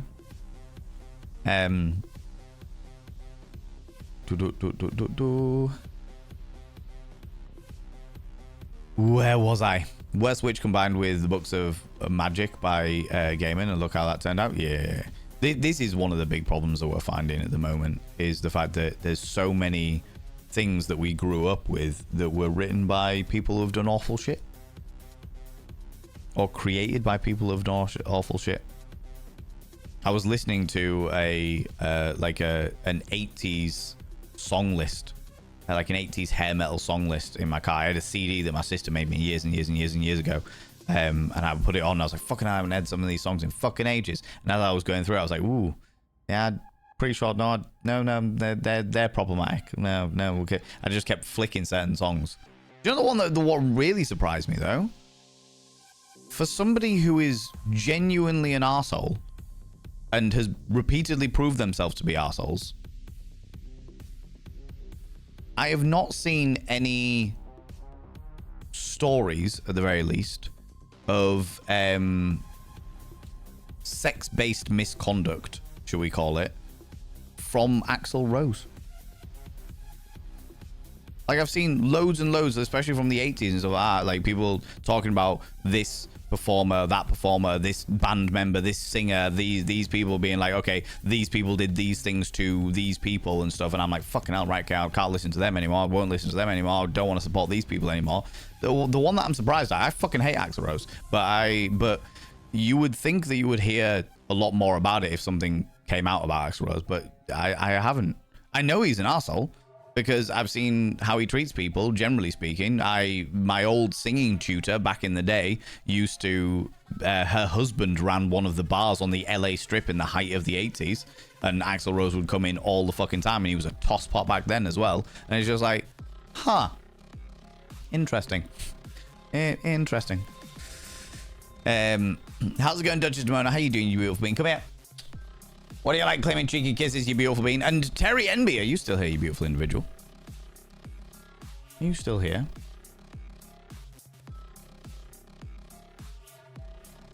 Ooh. You are still here. You redeemed a whimsical fact. Let's have a quick look here.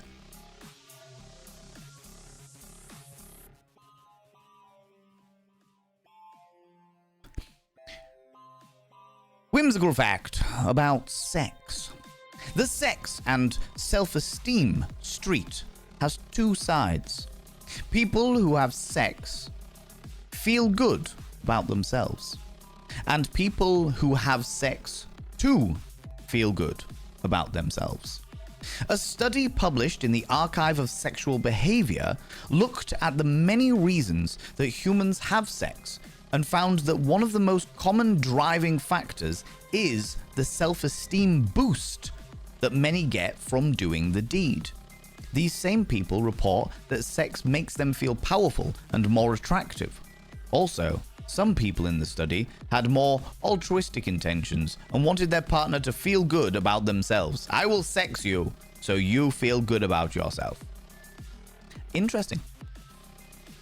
Sex and self-esteem is a very, very interesting one as well, because it can also be a double-edged sword in the regards that there are an awful lot of people out there that have sex, feel good about their having sex, feel good in the process of having sex, and then feel guilty afterwards, feel awful after they have done the deed, after they have had the sex, you know? Very, very interesting. I would be interested to know whether the Archive of Sexual Behavior had anything on that element of it. Thank you very much for redeeming a whimsical fact. Also, Tin of Ginge, come here, cheeky devil. What do you like claiming cheeky kisses, you cheeky devil? Other Greek, hello, you beautiful individual. How's it going? Watched the movies and read about the books for 10 years. Did not care about the games. Yeah. Huge dose of Roald Dahl. Don't see a lot of gaming. Oh, yeah. Fucking gaming's got his own problems. First Twitter stuff against trans people made me feel disgusted already. I haven't kept up with whatever she says. She's done a lot of bad things in the UK in regards to like lobbying people against the trans community. Can you fuck off, fly?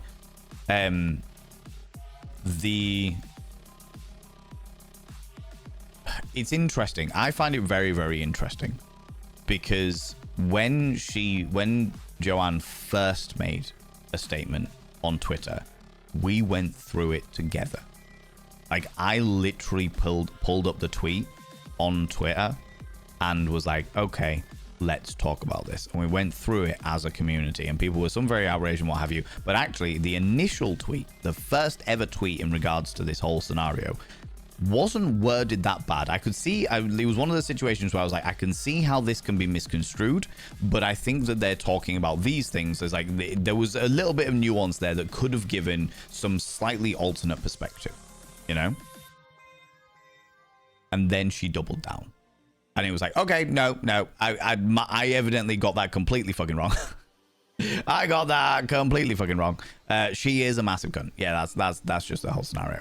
No worries, COD. You take it easy. Thanks so much for popping by. 6 a.m. Jesus Christ. Go sleep. Go sleep. Go sleep. Thank you so much for popping by. I appreciate you. I appreciate you, beautiful being. Yeah, the first Twitter stuff, it was just like, it was the double down afterwards. It was the fact that it was, and you know what is really interesting?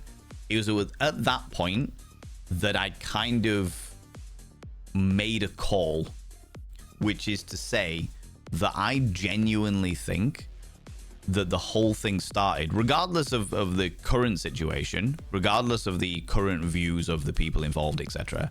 I think the whole thing started as an attention-seeking scenario. And the reason why I say that is because of the fact that J.K. Rowling said that Dumbledore was gay.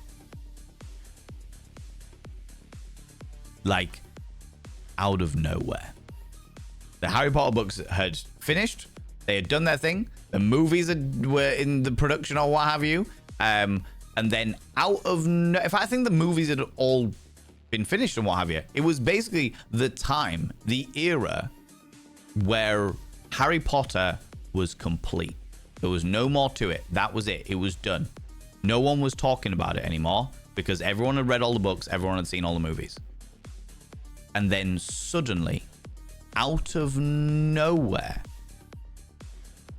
Joanne was just like, by the way, Dumbledore's gay. And everyone was like, what? What? Okay. Odd, but sure. Uh-huh. Right. That's weird. But then, of course, the media picks up on it, kicks off. Some homophobic guy had Dumbledore tattooed on his back and was like, oh my God, I can't believe I've got a fucking puff tattooed on my back.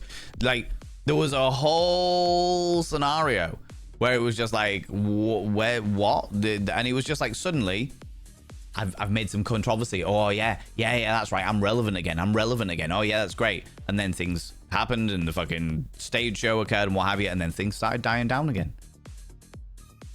And then JK makes another statement about trans people. And it's like, okay, where did this come from? What the fuck? No, I'm going to double down. And as a result, the controversy, she's getting all the fucking attention. She's fucking feeding off that negative attention.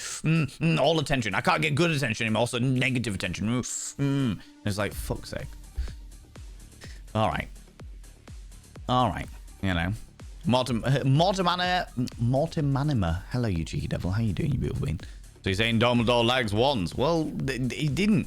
In the entire dynamic of it, he came across very asexual, very platonic about absolutely fucking everything. It was the most pointless claim in the world for no reason, you know. First of all, yeah. Have her weird outburst been studied? I remember first saying that Dumbledore was gay. Yeah, exactly. And then spiral from there, wondering if something triggered her to start saying such things. I believe it was attention seeking. She wasn't relevant anymore. She was like super famous. She wasn't relevant anymore. She wanted to be relevant. To it. If we make the generous assumption that you were correct with the first evaluation of the tweet, what are the chances that she hardened her views because of the Twitter outrage and pushback? If I am correct in my first evaluation of the tweet and my assumption of the fact that she is an attention seeker, a chronic attention seeker, it makes complete sense. Everything makes complete sense.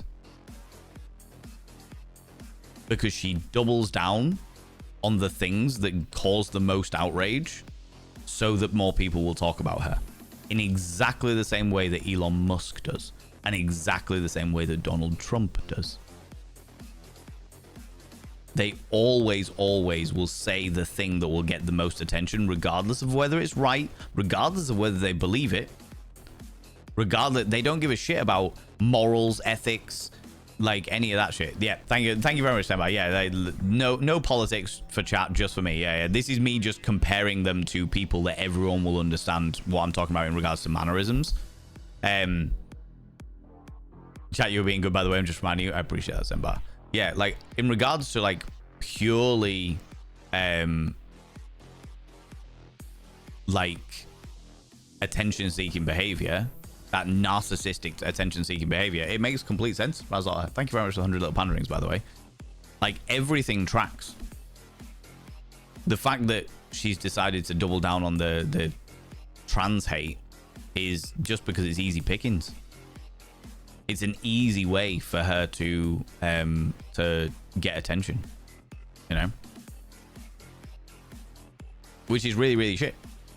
And it actually, in my personal opinion, kind of makes it a little bit worse because she is harming people for the sake of attention. She is actively causing harm to people, not because she genuinely believes this shit, but because she just wants attention. Do you know what I mean? I thought it was a film about children going to magic school and sexuality was never factored. I mean, we were talking about the entire dynamic, Mortem Anime, but it's the whole situation. Like, the sexuality wasn't, other than like the little bit of information about the teenage lusts and stuff like that in regards to them having fucking going through puberty. Sexuality wasn't brought into any of it at all. Until she just went, by the way, just so everyone's aware, Dumbledore's gay. I won't be taking any questions. But he's a big old pufter. No, don't like it. Blah. Like, do you know what I mean? It was the fucking stupidest fucking thing. I'm gonna skip down a wee bit. Team evaluation is about the solution, however, probably won't be happening on a useful scale. Yeah. I unfollowed a decent amount of people and unfriended a certain people on the stream of it. Yeah. I absolutely did. Anybody, from my perspective, anybody who played the game Hogwarts Legacy, especially on stream, was symbolizing that they were unsafe people and unsafe people for my community as well. So I was like, if you have chosen, like, even as a person who is cisgender, as a person who is not a trans person, I was like, my community, my friends, my people include the trans community. I can't raid over to somebody that I know has been playing fucking Hogwarts Legacy. Fuck off. I'm not raiding. I'm not taking my community who are trusting me over to someone who has been playing a game that is openly saying this isn't safe. Do you know what I mean? Pretty sure the game is about putting down a slave rebellion. I don't know anything about the game. I've been avoiding the entire thing.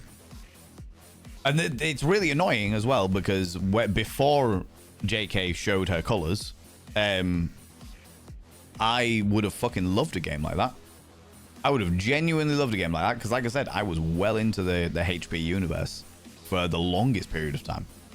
But I cannot separate the art from the artist while the artist is still financially or influentially benefiting from the art. You know? And the example that I always give is the fact that HP Lovecraft was a massive xenophobe.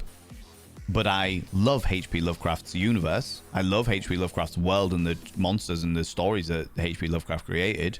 But HP Lovecraft is dead. So I can separate the art from the artist because HP Lovecraft is no longer gaining any money or any influence from his stories. So I can make that separation because he's dead, you know? I have a decent professionally published body of work and rallying. I have a decent professionally published body of work and rallying. I would take more space than I have here to clarify and respond. I appreciate your thoughts. No, I get it. I get it, Quali. I'm sure that, especially as somebody who's in that world, in that industry, that you have all kinds of opinions on the matter for sure. Going against politics is stressing me out, but I feel bad for America. Oh, yeah. Just checked my mail and received a Stonewall in t-shirt. Oh, amazing. Right spot of a place where Pride just started during June. Yeah. No, I'm not going to get into it. I'm not going to get into it just yet, but that's really fucking cool, Jelly Bean. That's really, really cool. People straight up said I'm buying Hogwarts to support the developers. Devs have been paid. Don't pussyfoot around it. Yeah.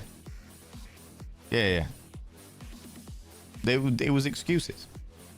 It was excuses. In exactly the same way that people still listen to the band Down, despite the fact that Down, for those people that don't know, is Pantera, or what the remaining members of Pantera, but under a new guise or what have you. But Phil Anselmo, the lead singer, is a well-known white supremacist.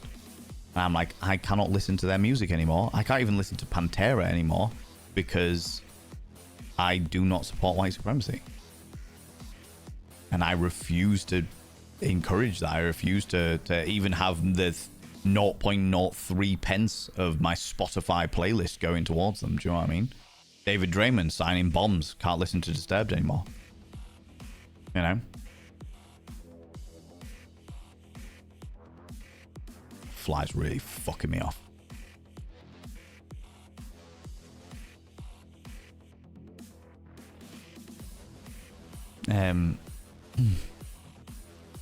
Just check. Well, yeah.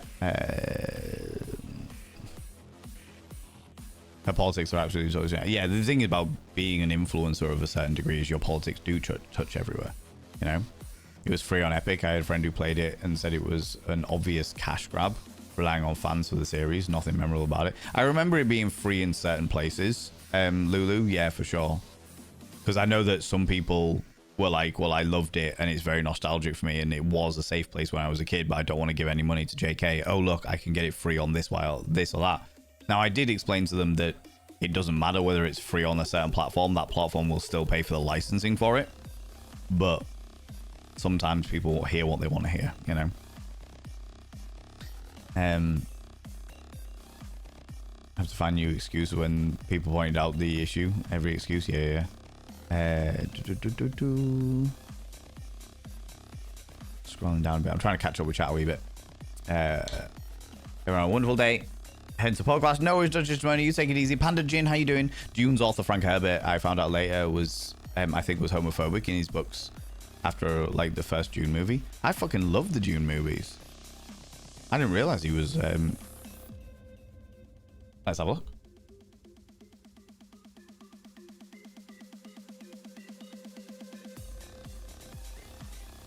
Have a look.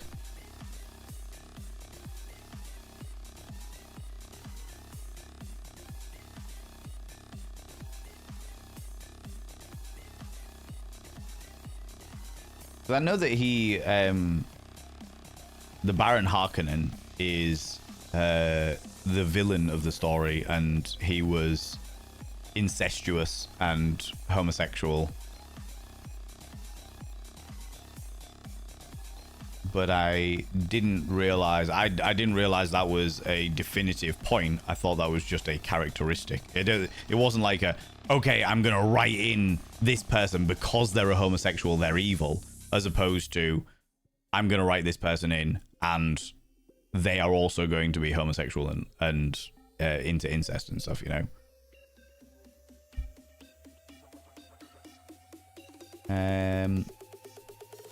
Reddit. The homophobia in Dune. I made a post regarding issue online. Couldn't find any clear answer on the subject. In the series, we find one character who is gay, Baron Harkonnen, which he is also sick, fat, and evil. It's very similar to ways evil characters were depicted in medieval art, connecting to homosexuality being evil.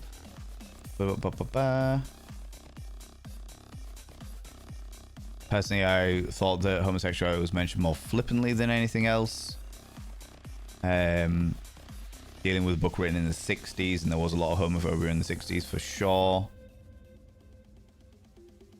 There doesn't seem to be anything specific that I can find about him being particularly homophobic. Is he dead? Is Frank Herbert dead?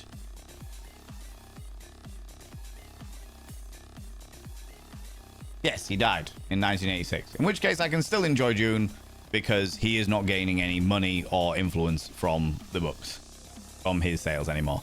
You know. Look fancy with the pipe. Thank you very much. Thank you very much. Modern devs came out as awful people. Oh really? Maybe someone was just keeping their job, but you know, doing what they told. Oh fucking hell. Well shit. Today I learned. Some of us do pole fit to show off their pole kisses after every session. Oh, I love that. I love that. As Americans refer to it as post-nut clarity.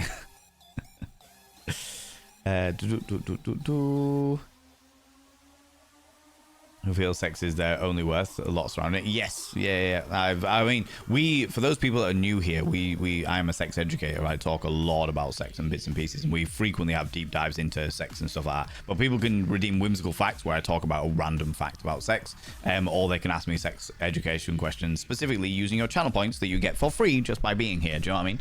MacTag, welcome on in. How you doing? How's it going?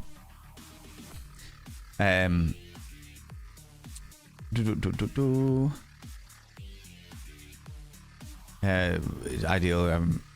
Already have an ego, but I don't need to feel even better about myself. Morte-manime, excuse me. No such thing as a virgin, friend. I did a full seminar about how virginity is a complete myth. It's a complete myth designed to control people. So as much as I understand where you're coming from, you're not a virgin, because no one is. You know, household daddy long leg spiders, aka sailor spiders, can dispatch black widows by using a mimicry luring technique. I did not know that, Panda Jin. I did not. I know that the big daddy long leg spiders are the ones that I frequently kill in this house because their predominant prey is other spiders, and other spiders are what keep the fucking flies out of my house. Do you know what I mean? Last week Wednesday, yes, they skipped this Saturday, but class did happen. I have a class booked for next Wednesday. Oh, cool. The fly's feelings for you. The fly's feelings for the fucking camera and the giant fuck off light next to it. Annoying as fuck. Really need to study how massive wealth melts people's brains and magnifies the worst ideas beyond belief. Well, it's that classic scenario of the Greek. Power corrupts, and absolute power corrupts absolutely. The more money you have in a capitalist society, the more money you have, the more power you have. The more power you have, the more corrupt you get. That's what it really comes down to, you know? Because you become so distanced from the people that are around you. You can't identify with them. Fucking, I've got a friend who, a dear friend of mine who I have known for fucking hundreds and hundreds of years. Because, you know, I'm a vampire. Appreciate your TikToks about the hymen. So true and told myth. Oh, yeah, absolutely. Mike, good night. You take it easy, beautiful bean. Thank you very much for popping in and saying hi. I really appreciate it. A friend of mine who I've known since I was 4 years old. One of my closest fucking friends. Is on a very, very good paycheck. Like, I would be amazed if he earns anything less than 80 grand a year. And he's worked real fucking hard for it. He is a very intelligent man, and he has worked his fucking ass off for that. He deserves that paycheck because he works very, very well. However, there are a lot of things between me and him where he will just do things that I'm like, how the fuck can you just do that? We live worlds apart. And we started more or less in the same sort of dynamic. You know what I mean? But he earns a cosmic fuck ton, and now he is a decent human being. He's a really, really nice guy, and he is down to earth as fuck. But there are still certain things that he just doesn't get because he is so used to the life that he leads that I struggle with because of the life that I lead, you know? And neither of us is wrong. It's just different lifestyles. Now, if you magnify that by 200%, where you're talking about fucking millionaires, they are never going to understand the same life. Even fucking politicians. I mean, we're not talking about politics, but to use them as an example, politicians all get a certain wage for the jobs that they do. That wage is usually, not always, but usually very, very, very good wages. which means they never have to worry about anything. They never got to worry about the roof over their head. And they never got to worry about starving. They never got to worry about any of these things. These things take them a step away from the people that they represent. They're never going to understand what it's like to choose between power in your house or feeding your children. They're never going to understand that because they never do. You know, unless they've lived it when they were kids. And even then you get a distorted view of it because you're a kid. So, yeah. Like, there will be, I'm sure there will be studies dedicated to how rich people, and more specifically powerful people, are so disassociated from the rest of the world purely because the world that they live in is so different. You know what I mean? You're not worrying about what bread you buy. You know? So yeah, I think it does melt people's brains. Or it doesn't melt people's brains, it just disassociates them from the struggles of life. The Bulldog thing was absolutely right. When I heard it, I thought someone's getting less attention. Yeah, oh, absolutely was no attention. 100%. It was all attention seeking, for sure. Tried reading J.K. Rowling's official document on her trans stance, which was a thick read. But I still don't quite fully grasp it all, but I think feels like gatekeeping. That's interesting. There is actually an official document on what she believes in regards to the trans community. If I ever find some time, I might actually be interested in reading that, so that I have more ammunition in tearing her down. And later, while wizards didn't invent toilets, they just shit themselves. Oh yeah. The fanfics have long foretold, as they will always do, every piece of media. Yeah. Exactly. There's nothing wrong with fanfics at all. You know? It's also really strange that the whole thing aligns with her in the exact people who tried to get her books banned and burned when they came out. So strange, man. Oh, yeah. But that isn't as strange as people make out. There's an awful lot of people in the world that have a very specific standpoint, and then as time goes on, they realize that the people with power have a different standpoint, and suddenly their morals start changing to align with the powerful people. Oh, well, I don't want to piss them off because they might do something bad. They might say something wrong with me. And I've been the victim of that myself. There was a situation. I was at an event. Fucking hell, here we go. Do I want to talk about this with my itchy nose? Yeah, no, I do want to talk about it because I believe in accountability. There was an event that I was at where I saw a trans woman manhandle a cisgender woman in a very rough, very boisterous, and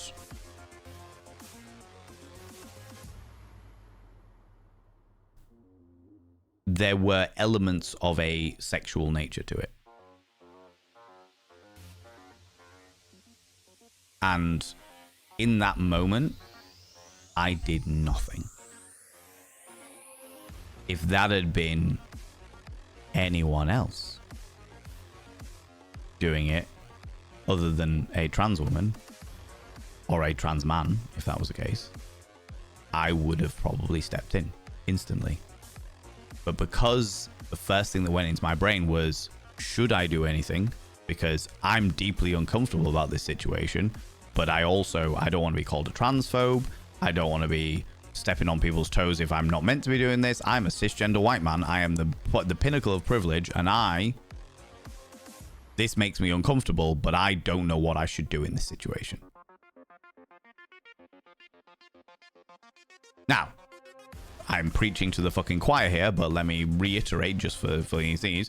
The boisterous behavior with a somewhat sexual element to it, the manhandling, happened because that person was that person, not because they were a trans person. It had fuck all to do with it. But the fact that they were a trans person meant that I didn't step in straight away, which I normally would have done because I have a very, very strong justice complex. But because they were a trans person, I was like, if I do step in and something goes horribly wrong, I'm going to be called transphobic. I'm going to be accused of doing things because I'm transphobic. How do I navigate this situation? Do you know? So there are always going to be scenarios where you can have the strongest fucking moral compass in the world, but a very specific set of circumstances can crop up, because I have a very strong I consider myself to have a very strong moral compass, and I'm also very outspoken about things, but certain situations can crop up, and that proved it to me. It's like certain situations can crop up where your moral compass can just pause for a second and go, you are now going to be stuck in a weird position between being an advocate for trans people and being an ally to trans people, but also being an ally to women who are being manhandled, regardless of the gender who they are. And I'm like, I'm a cisgender white man. I should be getting involved in doing something here, but I feel like I can't. You know? And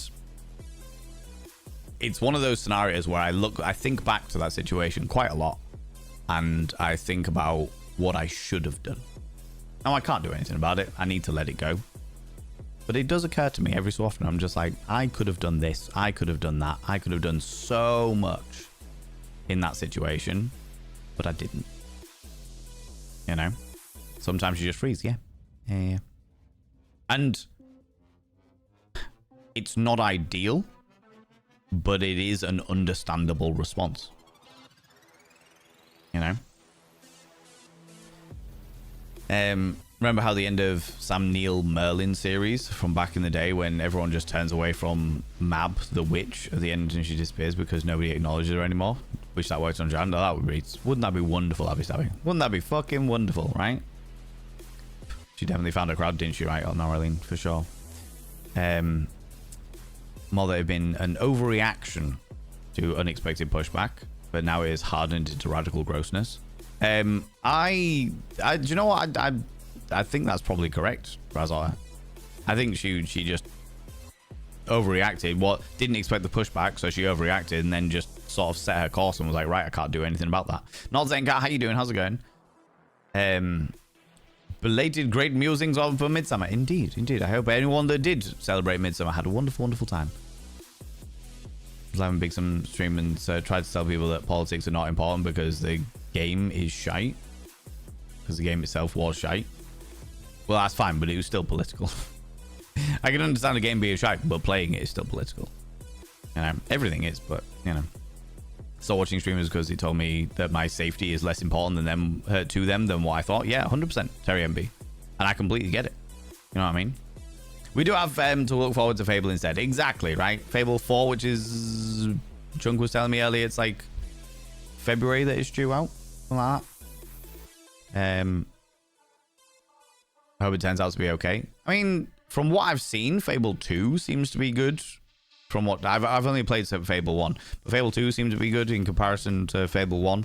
I hear good things about Fable 3, so it's got a reasonably good track record so far, you know. Fucking on rails by combat, shitty immersion. Yeah, that's a shame. Well, actually, it's not a shame because it's a fucking shit game. Well, the game was made for shit purposes, you know. Try the game running for my ex's kid, bit horribly.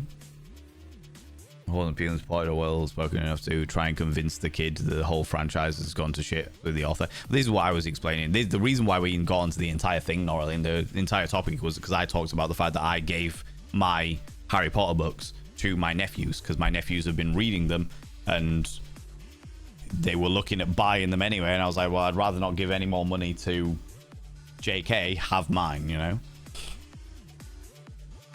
I love Harry Potter. Guess you can make that separation, but never liked. Unfortunately, Mortimer Anime, you can't make the separation. No one can. Nobody can separate from the art from the artist so long as the artist is making money or has creating influential decisions because of their art. Nobody can do that. What they can do is they can convince themselves otherwise. They can delude themselves into believing that they are doing the right thing because it's like, oh, no, I always separate the art from the artist. No, you don't.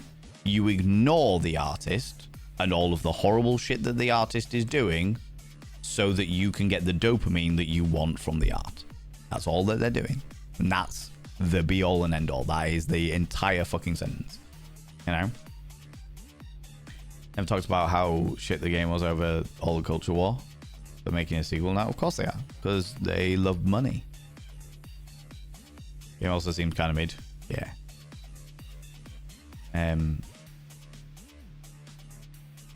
Yeah, send help. Good logic, Van. I can like June again since Frank Herbert has kicked the bucket. Exactly. Absolutely. You can like you. My view, my personal view, and you are welcome to have different views of this, but my personal view is if the artist, if a problematic artist is no longer benefiting from the art itself and no longer benefiting, like they're not getting any money from it, they're not getting any influence from it, etc., then it's okay to enjoy that art. If the artist is dead, then yeah, you're good. You know? Like, there is a fair chance, not much of a chance, but there is a fair chance that I'll go back and, like, for example, listen to Marilyn Manson music when Marilyn Manson eventually dies. I'm like, oh, I haven't heard this in a really long time, and now that that person is dead, I can go back and relive my nostalgia for a little bit. It's not likely to happen because of the stuff that Marilyn Manson did, but I use that as an example, you know? Didn't know about Down, but I'll look out for that. Not generally music I listen to. Wait, did you mention Disturbed? Yeah, Disturbed. So David Draymond from Disturbed, he signed a bomb that was due to be dropped on... Was it Israel? Oh, was it? No, was this the like the Palestinians? I can't remember. One of them, he signed a bomb. Oh, on Gaza. Yeah, it was. Yeah, it was Gaza. Yeah. He signed a bomb that was due to be dropped on Gaza. Thank you very much for correcting my information there, chat. I appreciate that. I appreciate giving the correct information as often as I possibly can. But yeah. I know we ruined room for that van. Now we're good. It's all right.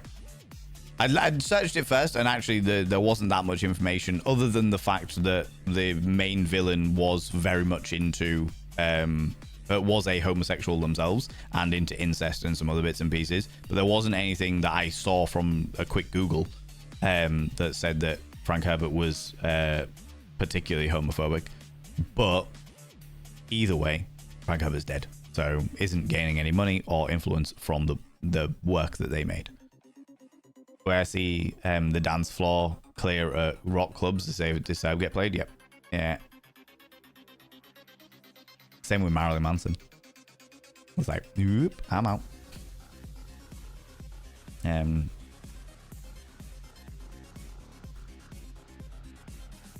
think a lot of us who were fans when we were younger just realized it was kind of corny. Yeah. I mean, I was a fan. I still like the music. The Disturbed version of Sound of Silence was a fucking work of art. It was beautiful, but I won't listen to it. I will not enable that, you know.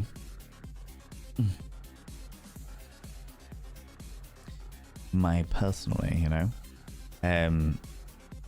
The kids took over writing the book. Yeah. Frank Herbert's son. Yeah. Just after all outlived Joanne, I'm going to go back to enjoying the fandom. The problem is, the Greek, there's definitely a point, and there's definitely a point where you can't go back. Like, I don't think I could go back to enjoying Harry Potter. Ever. Because of Joanne. Because of her actions and because very specifically, how she has manipulated the franchise for her own ends. When you look at like others, I'm going to use H.P. Lovecraft as a good example there. Like H.P. Lovecraft, as somebody who's dead and therefore no longer benefiting, etc., created this entire universe. He was extremely xenophobic, and therefore there is racial connotations within his work and stuff. But he never used any of his work to manipulate a specific agenda. It was just like, this is his work based on his night terrors. And this was him as a person who was a bit of a shitty person. Or was quite a shitty person. You know? They were effectively separate apart from one created the other. I think I would view it very, very differently if it was like H.P. Lovecraft specifically used the world of the cosmic horrors in order to manipulate a xenophobic agenda. That I would have a very different view on. But they weren't. That's not the way it worked. Whereas J.K. Rowling is actively manipulating the entire Harry Potter universe in order to facilitate a transphobic agenda. And it's like, well, now the entire franchise has been tainted specifically for... Do you know what? Marilyn Manson's another example in that dynamic. It's like Marilyn Manson, very nasty piece of work, who has horrible allegations against them. Allegations, because legally nothing's been proven and lots of people have been paid off, though, you know. The music is a separate. The creator made the music and what have you. That person isn't manipulating the music in order to facilitate their other bits and pieces that I'm aware of. Happy to be proven wrong, as always, but, you know, that kind of thing. It's Daily Nation talk. We'll catch up on the VOD. No, it's all right. It's okay. No problem. It's not a problem. Just by the other one is the biggest We Are in Different Worlds. Tell me for people with my range. Yeah, Snowden, I got you. Absolutely. I'm in a place of financial desperation and getting back out of it to a reasonable degree. I'm going to be so grateful for every penny now. Oh, God, yeah. I am absolutely grateful for every penny. I do not take a fucking thing for granted. And I say that as somebody who spends thousands on running shows. Do you know what I mean? Like, I am absolutely the person that goes to the local supermarket and goes, right, do I want this bread that's 23p more expensive because it tastes a little bit better, or do I want to go with the bread that I usually go with because then I can save that 23p? And in the same breath, I'm also the person that goes on to run nights like Ken, where I'm like, cool, this is going to cost me $5,000 to put on. I hope I make money back from it. Do you know what I mean? Like, I am very much in both of those worlds. It's like, oh God, okay. You know, that scenario. Had someone somewhere had some crazy treatise on her views and found it. See if I can find a copy of the link, but got bored halfway through reading it. That's fair. That is fair. In the same position. How's it going, Dan? How you doing? Exact same position. Remember saying to a friend, how could I even afford a 99p burger from Mackey's? Now I'm grateful it feels I have a few quid in the pocket. Yes. Yeah. Feel that. I've always held view about any sort of violence that once somebody brings violence to you, there's no morality to be considered. If you throw hands at me, I'm going to throw them back until I'm safe. Yeah. I completely get it.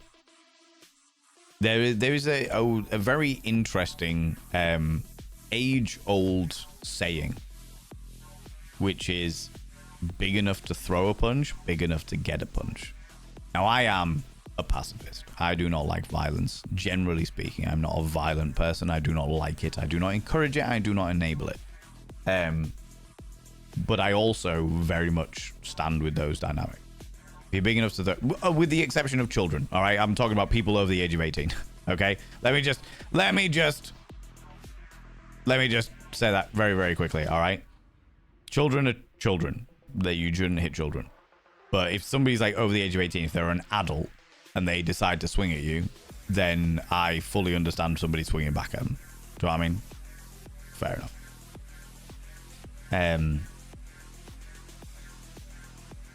One of those days where I cried because the mate was kind enough to buy me chips. I always made a point of buying a mate a bowl of chips, a cheer gesture when I can. Oh, I love that. The moth is trying to hurt me. So I've killed the moth. There's a little fucking fly that's just flying round and round and round and round in circles. It's pissing me off. I mean, official comment under the opinion section. All right, okay, Pandagen. I'd rather not get linked in the Discord, but I might look it up myself.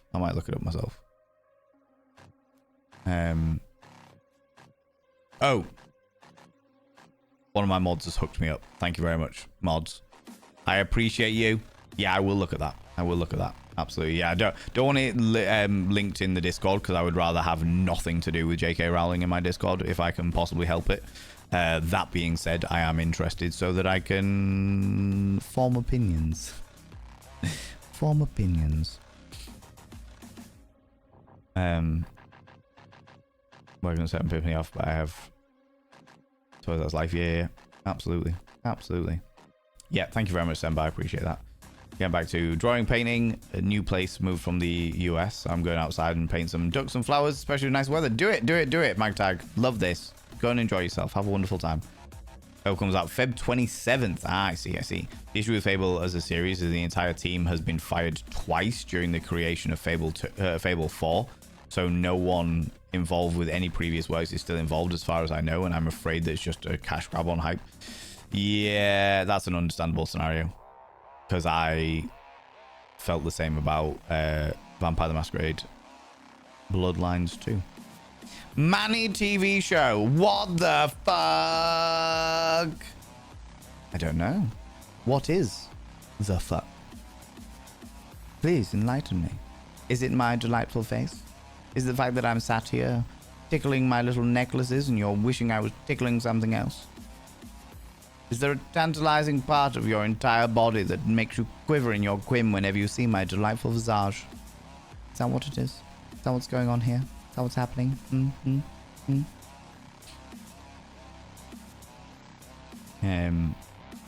Like that, I thought I'd read about her side 8. So yeah.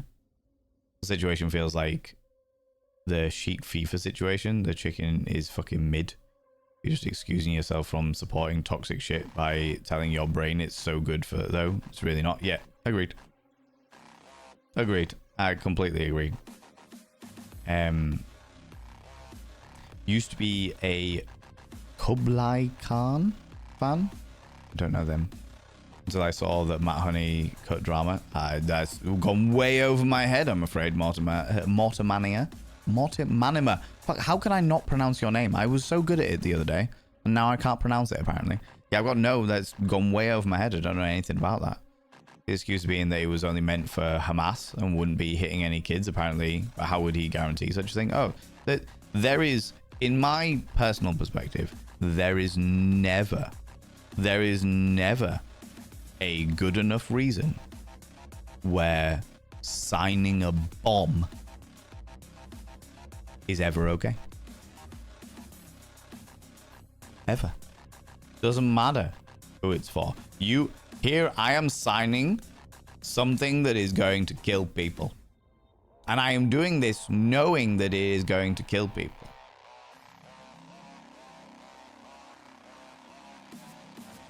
That troll left before I was done calling them? Ah.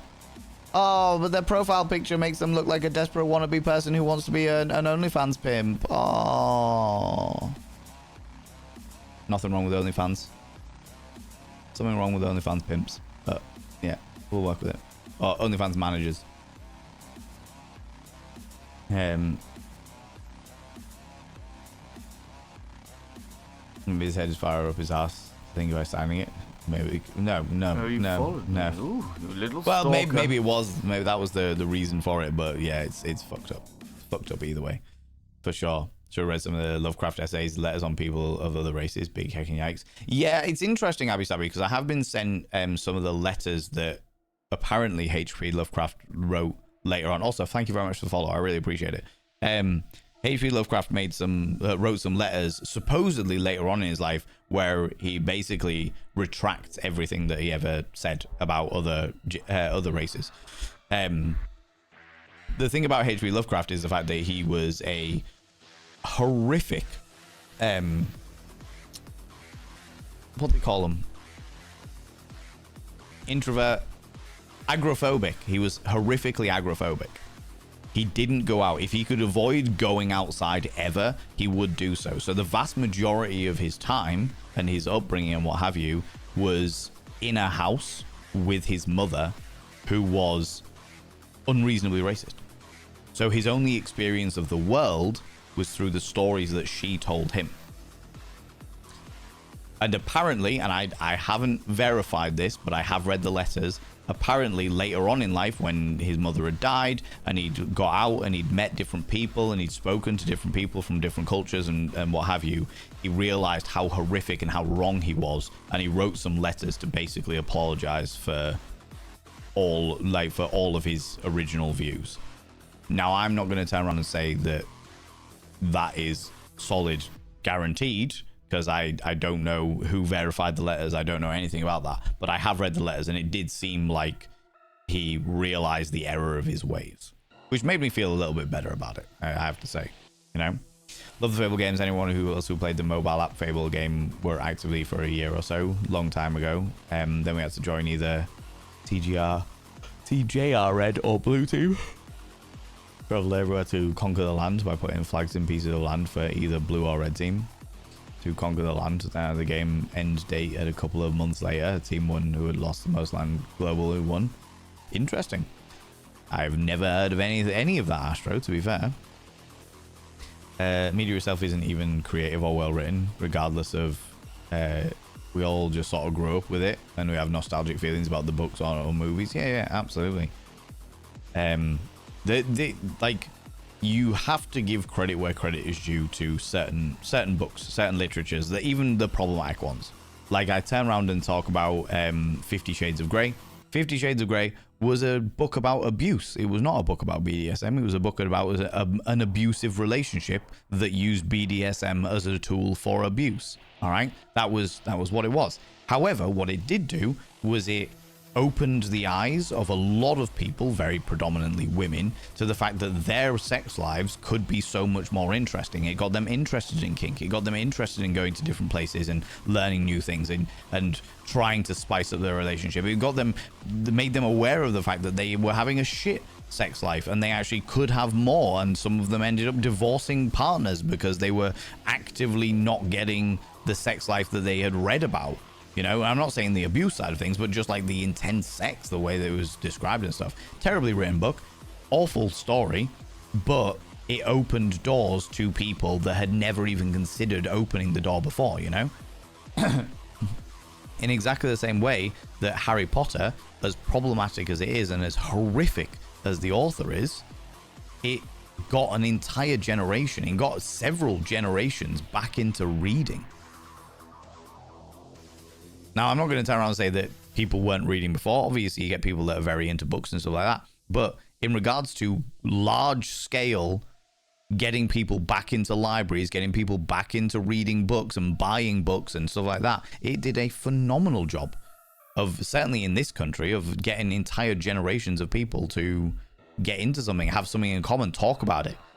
Me and my family would sit down after every book and we'd have like a conversation about all the ins and outs and what we thought about bits and pieces. It was fantastic for shit like that. The problem with Harry Potter is not the Harry Potter books. Well, kind of is a little bit. The racism in the Harry Potter books. But the predominant problem is J.K. Rowling as a human being in her entire existence. You know? Did about amateur boxing when I was younger. One of the first things you learn is just how fragile humans are. That means we're a pacifist as well. I'm too large to be starting fights. Couldn't stand the thought of hurting another person. Yeah. He's a man that came from European immigrant family too, as I understand it. Yes, I believe so. But he didn't really know his dad. He only knew his mother. He had no real connection with his dad and never really spoke to him or anything like that. It was just his mum. So glad that my grandpa was a pacifist. I mean, sure, one could say that it's an easy escape from having to deal with all the stuff that happened lead up to World War II. But he was a young man when he got drawn. I have a fond memory of him being completely anti-war. Yep. Yeah. Well, that's the... I mean, we're not going into this topic at all, but that is the current discussion. Topic of conversation is, certainly in the UK, is about drafting. And if people got drafted for war. And the fact of the matter is that a lot of the younger generation won't do it. A lot of the younger generation will not sign up. They won't sign up, and if they get drafted, they won't go. Because they have never seen, the youngest generation, the people that would get drafted, have never seen the benefit of war. So why would they bother? Why would they bother? But I'm not going to get into that now. What are your views on the movie The Secretary, starring Saves Favor, is an eye-opener of World of King for me back in the day. Ask me again another time, Abby Stabby, because I have been streaming for 4 hours and a quarter, and I've got a really dry throat, which means I need to go get a drink of some description, and I'm going to call the stream there, you beautiful beans. I'm going to call the stream there. I am happy to answer that question another time, though, Abby Stabby, for sure. For sure, because I have a lot of opinions on that movie. I only recently saw it for the first time, but I'm more than happy to have that conversation at some stage, for sure. For sure. Right, friends, we're going to go raid somebody, because we always go raid somebody, because I love to go spread the love around, show you to a wonderful group of individuals, and show all of you a new streamer as well, you know? Because, hi, Anita, you've come in just as we were closing up, just as we're rounding things up, you beautiful bean, but I appreciate you popping in and saying hi. I don't have any water left. I've already consumed it all. That's my problem. Friends, if you could stick around for the raid, I would really appreciate it, even if it's only like 5-10 minutes, just to go throw some love at another delightful individual, because I like to spread you around like sweet jam. sweet jam. But before we go anywhere, friends, could you do me a massive favor and throw out some mod loves in the channel? You can use any kind of mod loves from any kind of channel. You can use any kind of love hearts from any kind of channel. Say a massive thank you to those wonderful moderators. Mods! As always, thank you so much for all you do. Thanks so much for all you do in and out of stream. All the stuff you do for me behind the scenes and all the stuff you do for this wonderful, wonderful community. I really appreciate it. Bionic Bear Man, how you doing? How's it going? Right. I think we're going to go raid this person. Because they're fun. I'm going to fucking kill that. Fuck. So close. There's a tiny little fly that's been bugging me for the past 4 hours. Those people have just joined us. I am determined to murder it. Wanton murder of insect life. Friends, we're going to go see a good friend of mine. Because they're funny. And after the serious topics that we have been discussing, I feel like funny could be quite entertaining. All right? Like I said, friends, if you can stick around for the raid, even if it's on like 5-10 minutes, I would really appreciate it. Mixed Pixie, thank you so much for coming out of lurk to say a massive thank you to the mods there. I appreciate that.